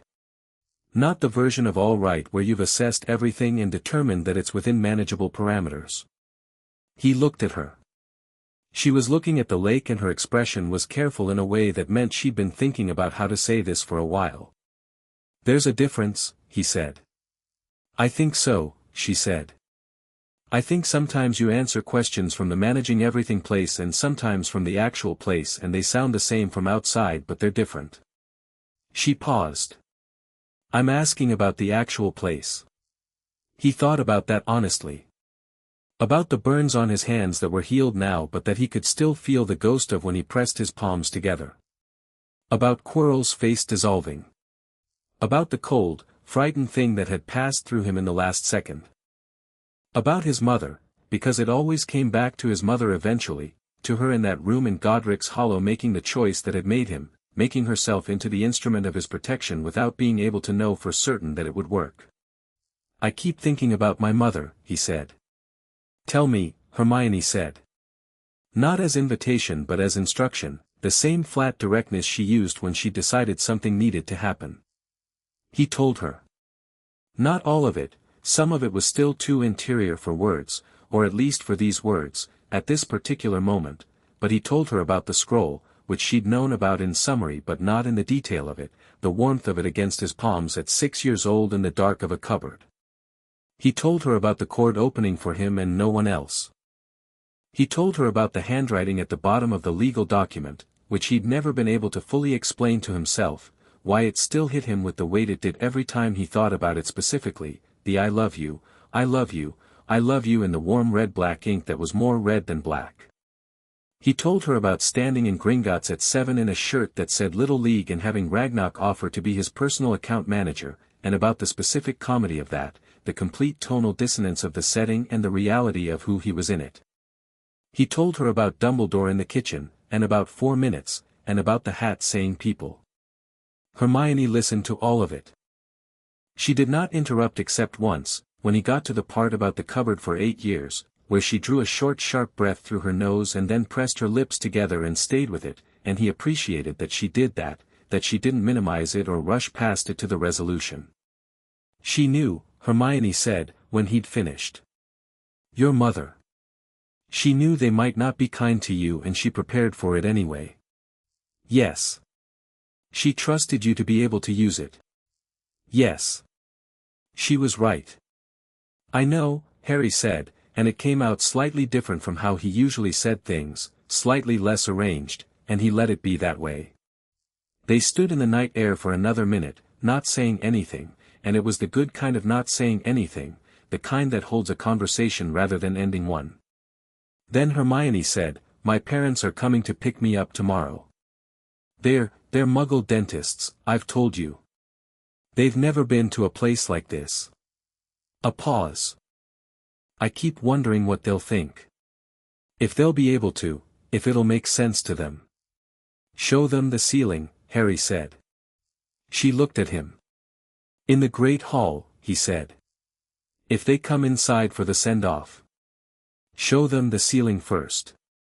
It makes sense to anyone. He paused. Things that are genuinely extraordinary tend to make sense to people regardless of where they come from. It's the medium extraordinary things that lose people. The ceiling is just, it's real. It lands. Hermione smiled at that. Actually smiled, not the compressed approval expression she wore most of the time, but a full one. That's, yes. You're right. She paused. You do that. You find the thing that makes something real for the specific person. Useful habit, Harry said. More than useful, she said. She looked at him for a moment with an expression that was doing something he chose not to analyze too specifically because the end of a school year after an eventful week seemed like the wrong time for that particular analysis. You'll write this summer. Yes, he said. You'll write back. Obviously, she said, with the slight impatience of someone who finds the question borderline insulting. Don't be ridiculous. He almost laughed. She went back inside. He stood on the steps for another few minutes with the castle at his back and the lake ahead and the whole dark immensity of the summer between him and whatever came next, and then he went back in too. The train home the following morning was full and familiar, the compartments, the trolley, the landscape running north to south in reverse of the journey 9 months ago. He sat with Hermione and Neville and Ron and they talked about nothing for long stretches and everything for short ones, and Trevor escaped twice and was recovered twice and Neville was philosophical about both, and Ron fell asleep somewhere over the Midlands and snored with complete social abandon, and Hermione read, and Harry watched the countryside go past and thought about the year. He thought about what he knew now that he hadn't known in September. He thought about the stone, which Dumbledore had confirmed was being destroyed, which was the right decision, Harry thought, whatever Flamel had to say about it, because certain kinds of power over death were only interesting to people who were afraid of it, and whatever Flamel's situation was, the stone's existence as a target was a liability that outweighed its value. He thought about what Voldemort would do next. About the prophecy, which he still hadn't heard and which Dumbledore had promised before September. He thought about Snape, who had been trying to protect him from the start, and about what it meant that Snape had known his mother in ways that nobody had fully explained, and about the complicated architecture of a man who was not kind and did not pretend to be but who had muttered counter-curses at a Quidditch match and kept his mouth shut about a missing stone while it was being investigated, and had taken 10 points for Gryffindor instead of a detention, which was, given the circumstances, essentially a statement of approval. He had revised his model of Snape 3 times this year. He expected to revise it further. He thought about what the Ministry wanted with his property documents, which Ragnarok had declined to share and which Harry was going to look into properly this summer. Someone in the Department of Magical Law Enforcement knew enough about the situation to make a specific records request. That required inside information. He wanted to know where inside it came from. He thought about Dumbledore's, "It will come back." About the promise before September. About what the prophecy meant in terms of scope, the kind of thing that was worth a prophecy was a big kind of thing. He was not afraid of it. But he wanted it. The train pulled into King's Cross and the platform was the usual organized chaos of families reassembling around their children, and Harry stepped through the barrier with his trunk and Athena in her cage and the lockbox in his jacket pocket, where it had been since he'd packed it, and came into the noise and light of King's Cross station. Hermione's parents were waiting, Muggle, dentist practical in their clothing, with kind faces and the slight overwhelmed expression of 2 people picking up a child from a school they have never seen and cannot fully imagine. Hermione's mother looked at Harry when Hermione introduced him, because Hermione introduced him first, before the other 2, with a precision that was its own kind of statement. Her mother looked at his forehead, found the scar, looked back at his face, and said, "It's so good to meet you. Hermione's letters have been, well." She smiled. "You've clearly had an eventful year. The ceiling in the Great Hall is worth seeing if you ever get the chance," Harry told her. "Just the ceiling." Hermione's mother looked at him for a moment with the expression of a person who has received an unexpected gift of specific relevance. "I'll remember that," she said. Neville's grandmother was a tall woman in a formidable hat who looked at Harry as though she had heard about him at length and had opinions, and shook his hand with the grip of someone who has been shaking hands meaningfully for 70 years. "Your parents," she said, "were good people. Not nice people. Not wonderful people. Good people, with all the weight that carries." "Thank you," Harry said. "I've been told that all year. I'm starting to believe it." Augusta Longbottom looked at him for a moment with an expression that moved through something unexpected and landed on respect. "Good," she said.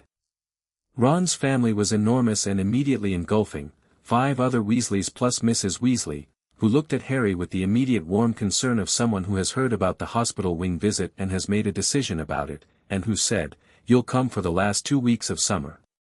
"I'm not asking, I'm telling. Write to us when you're settled at home." He was not accustomed to being told things in that particular tone, the tone of someone who has decided they care about you and that's final and there's no application process, you're just in, and he stood there for a moment with Mrs. Weasley looking at him with her warm implacable certainty and found himself saying, "Yes, thank you, I'd like that," and meaning both parts of it equally. Dumbledore was not at King's Cross. But there was an owl waiting at the barrier, not Fig, not Athena, a school owl, holding a small envelope. Harry took it. "Harry, the prophecy, as promised. Some things require the right moment. This letter is not the right moment, but I wanted you to know it is coming. What I can tell you now, it was made before your birth. It concerns you and Voldemort. And it ends, which is the most important thing, with a choice that belongs to no one but you. Before September. I promise. Come and see me before you leave Hogwarts grounds. I'm in my office." Albus Harry folded the letter. He looked at the barrier between the magical and Muggle worlds and thought, all year. The patience of all year, the investigation and the preparation and the stone and quarrel and the burns on his hands, and the one thing he'd been waiting for the longest was still 2 months away, and Dumbledore had the timing right, he knew Dumbledore had the timing right, and it was still hard. He went back through the barrier. Dumbledore's office was behind a gargoyle and accessed by a moving spiral staircase that Harry had read about and had not previously needed to use, and he knocked and was told to enter and went in. The office was everything he'd expected, circular, full of quietly working instruments, portraits of former headmasters dozing in their frames, the particular atmosphere of a room that has accumulated a long history and is not trying to hide it. Dumbledore was behind his desk and Fawkes was on his perch, and the Phoenix looked at Harry with the specific quality of attention that only very old creatures can give, the kind that has seen so much that it has stopped filtering by significance, looks at everything with equal weight. Harry sat down. "Thank you for coming back," Dumbledore said. "You said before I leave," Harry said. "I haven't left yet." "Indeed." Dumbledore looked at him across the desk. Something in his expression had changed from all the times before, or rather, something had resolved. All year, watching Harry from the head table, there had been a particular waiting quality about Dumbledore's attention, the way a person watches something they're still assessing. That quality was gone now. He had finished assessing. "How are you?" he said. "The actual version." Harry looked at him. "Hermione asked me that last night. And I told her about my mother," Harry said. "The scroll. The handwriting." He paused. "I keep thinking about her. I think I'll probably keep thinking about her. I don't think that's a problem." "No," Dumbledore said. "It isn't." He was quiet for a moment.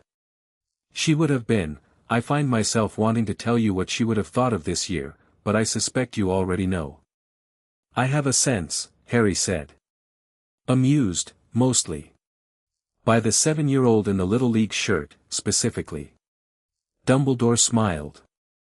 "It was the full version, the one that went all the way to the half-moon glasses." "Yes," he said. "Exactly that." He folded his hands on the desk. "I want to ask you something, Harry. Something I should have asked before, or should have considered before. What do you want Hogwarts to be for you? Not what it needs to be. What do you want?" Harry thought about it. He gave it the honest consideration it deserved. "I want to learn what I can't learn on my own," he said. "The practical. The collaborative. The things that require other people in the room." He paused.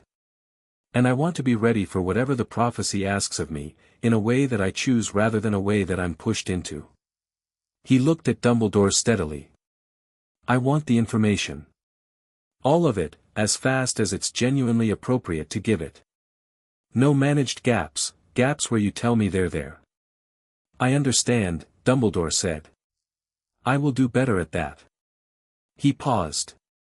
"You should know, what you did in that chamber will not stay quiet. Not entirely. The Ministry will want to investigate. There are people at the Ministry who have been very interested in you for reasons I've been somewhat cautious about explaining." "The records request," Harry said. A pause. "You know about that." "Ragnarok told me about it in August," Harry said. "Someone in the Department of Magical Law Enforcement filed for access to the property transfer documents. I want to know who." Dumbledore looked at him.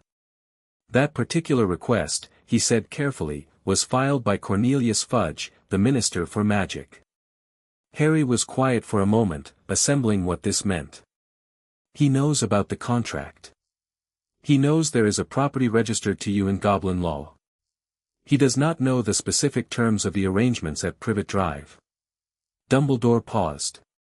"Fudge is not a malicious man, Harry. But he is a man who is very concerned with the appearance of control, and the existence of a child who holds significant assets under Goblin law, outside Ministry oversight, is the kind of thing that concerns him for reasons that are more about power than about your welfare. He wants oversight of the Potter estate," Harry said. "He wants to know it exists and where its edges are," Dumbledore said. Which is not the same thing, but may become it. He looked at Harry. I would advise maintaining the access restriction. And I would advise being careful this summer about what comes through your door. I always am, Harry said. I know, Dumbledore said. I meant it as affirmation, not instruction. He stood, and Harry stood. They were the same height now, almost, not quite. Harry was still a child, but the gap was less than it had been in the kitchen on that Tuesday in June 3 years ago. Write to me when you're settled. We'll begin the prophecy conversation properly before September. Before September, Harry confirmed. They shook hands. Proper, like Ragnarok, like something that meant what it was. Harry went back down the spiral staircase and out of the castle and down the path to the main gates where the Hogwarts carriages were still assembled, and got in one, and was taken to the station. He slept most of the train home. He woke up outside London and watched the city assemble itself around the tracks, and then the city give way to suburbs, and the suburbs give way to the particular variety of English nowhere that Surrey specialized in, and then the familiar sequence of streets that led to Little Whinging, and then Privet Drive. Vernon was waiting in the car at the station. He had the expression he always had at pickup, a controlled neutral that was trying to communicate that this was a normal family situation, which it ostentatiously was not, but which Vernon maintained with the grim persistence of someone for whom the performance was, at this point, a matter of personal dignity. Good term. Vernon said, when Harry got in with his trunk. Harry looked at him. He thought about what the honest answer was. Yes, he said. Very good. Vernon drove. They did not talk. But the silence had a different quality from the silence of before, not hostile, not performing normalcy over hostility. Just quiet. The quiet of two people who have an arrangement that works and are both, in their different ways, in it. Number 4, Privet Drive was exactly as he'd left it. He stood on the path for a moment before going in, looking at the front of his house, the petunias in the bed, the clean windows, the brass letter box that had been polished since Easter, which was new, and which he chose to interpret as Petunia doing the thing she did when she was in a mood that was more functional than it looked. The cherry tree next door was full summer now, the blossom long gone and replaced by a solid green that threw a pattern of light across his bedroom window. He went inside. The hall smelled like clean floors and whatever Petunia was making for dinner and the particular smell of a house in early summer, sun on curtains, warm wood.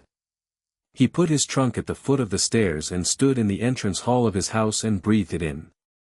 You're back, Petunia said, from the kitchen doorway. Yes, Harry said. She looked at him. The complicated expression was there, as it always was, but it had changed over 3 years in the way that complicated things change when they're lived with rather than avoided. It was less raw, more integrated. Still not simple. But honest. There's a letter, she said. Came this morning.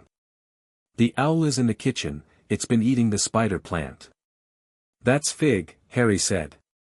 The spider plant, Petunia said, is not the owl's property. I'll talk to her, Harry said. The letter was from Ragnarok, a quarterly investment summary with a note at the bottom in his precise angular hand. The Norwegian Potions Company declared a dividend. Your position performed well. I've taken the liberty of drafting the annual estate review for your consideration. Also, there has been a second records request from the minister's office. Declined, as instructed. You should know that it was more specific than the first. I thought you might find that worth examining.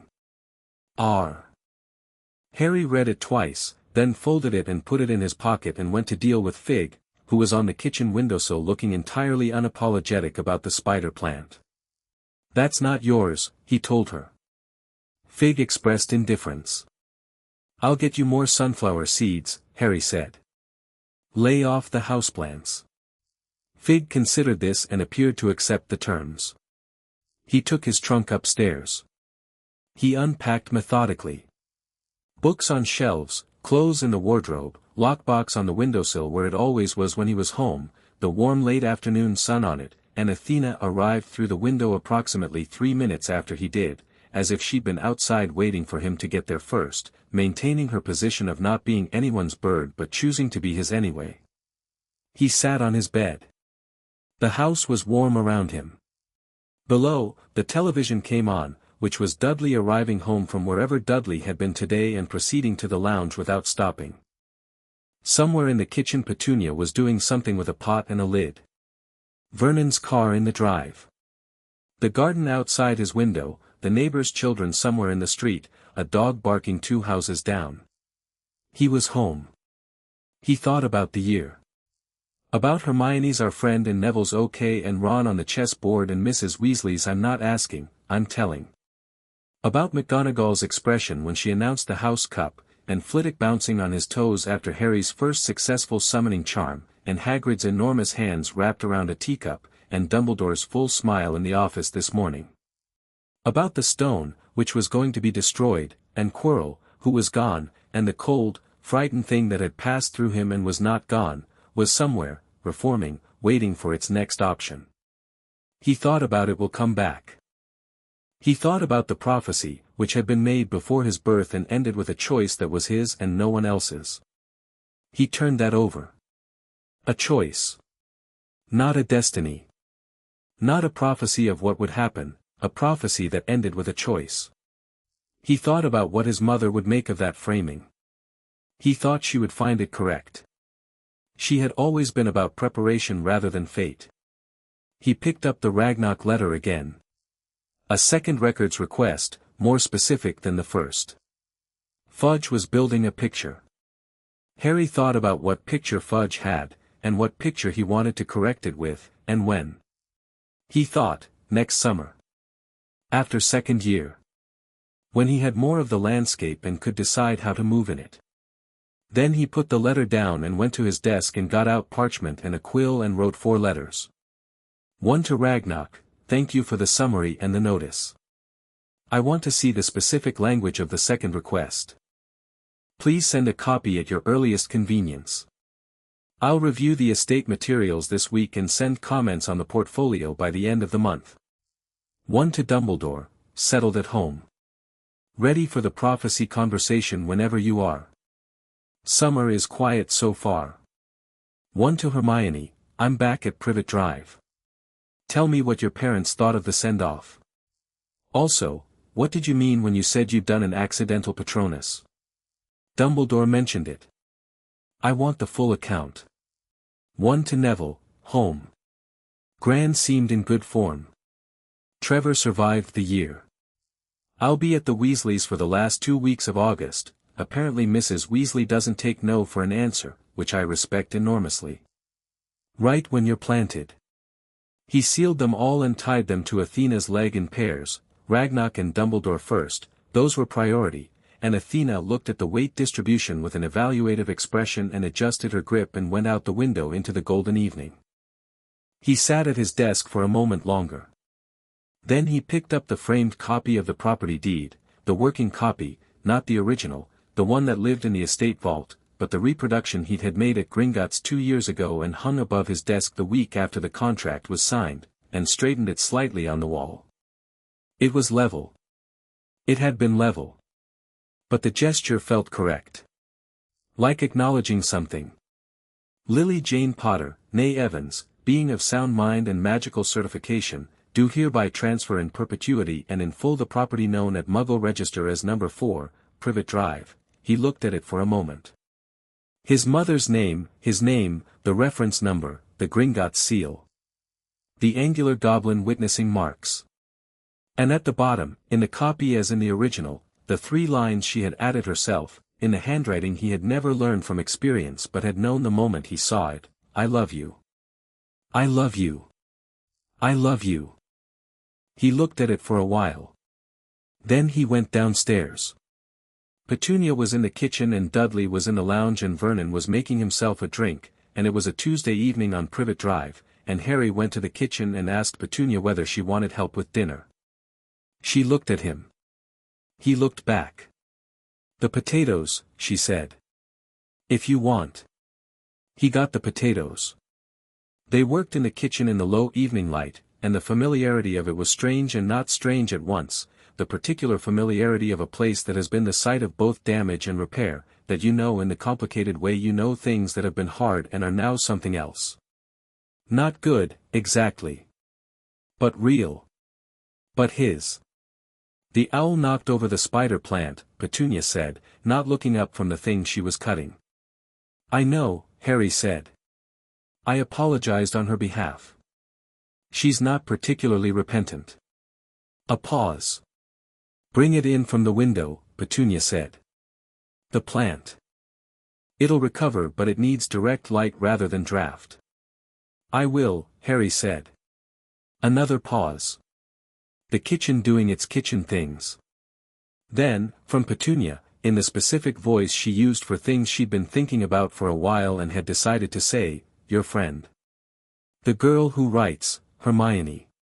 Yes, Harry said. Her parents. They're muggles. Yes. Dentists. Petunia cut something with unnecessary precision. She must have found it, a pause, strange. Coming to all of this. She found it extraordinary, Harry said. She always does. She doesn't treat extraordinary as strange. Something in Petunia's expression shifted. Not much. Enough. Your mother was like that, she said, in the voice that still wasn't quite able to carry the whole weight of what it was trying to carry, but was getting better at it. She never treated it as strange. She always treated it as, just, the world. Just how the world was. Yes, Harry said. I think that's right. Petunia went back to her cutting. Harry peeled the potatoes. Outside the kitchen window, the garden was gold in the evening light, and the neighbor's dog had stopped barking, and a car went slowly down the street, and number 4, Privet Drive settled around them with the weight of an old house that has finally been told the truth about itself. Dinner was ready at 6:30. Vernon came from the lounge and Dudley came from upstairs, and they sat down, all 4 of them, at the kitchen table, in his kitchen, in his house. Harry sat in his chair, the one that had been his for 2 years now, the one he'd taken at the contract signing and kept ever since. He thought about Dumbledore at the end of the school year, about what he'd said regarding the blood wards, that they needed him to consider this place home. He thought about the conversation he'd had with himself that first day after the contract was signed, sitting on the bed in the cleared room with the window open to the April air. He thought, I'm here because I've chosen to be here. On my terms. In my house. With the full picture. He thought, this is what home is, when you build it rather than inherit it. It's not the place that was perfect. It's the place you told the truth about. The place you made terms with. The place your mother left you something in the wall of, because she knew you'd find it and she trusted you to know what to do. He had known what to do. He picked up his fork. Vernon was talking about work. Dudley was eating with slightly more consideration than he had before this year, which was not dramatic progress but was real. Petunia listened to Vernon with the patient attention of years. Outside the window the evening was going to gold and then to something softer. He ate his dinner. Later, in his room, with Fig on the windowsill and Athena somewhere over London on her way to Gringotts, and the framed deed on the wall and the lockbox open on the desk because he sometimes opened it in the evenings, just to have it open, not because it held the scroll anymore but because it was where the scroll had been when it first showed him what was possible. Later, in his room, Harry Potter wrote in the back of his Transfiguration notebook, in the cipher that looked like doodling, what? I know going into second year, Voldemort is not gone. He is regrouping. The Ministry is curious about the estate. Fudge wants oversight I won't give him. The prophecy ends with a choice that's mine. Dumbledore is an ally. Reliable with gaps, improving on the gaps. Snape is more than he looks. As yet unresolved. Ragnarok is the most trustworthy professional relationship I have. Hermione, Neville, Ron. Non-negotiable. He thought about it for a moment.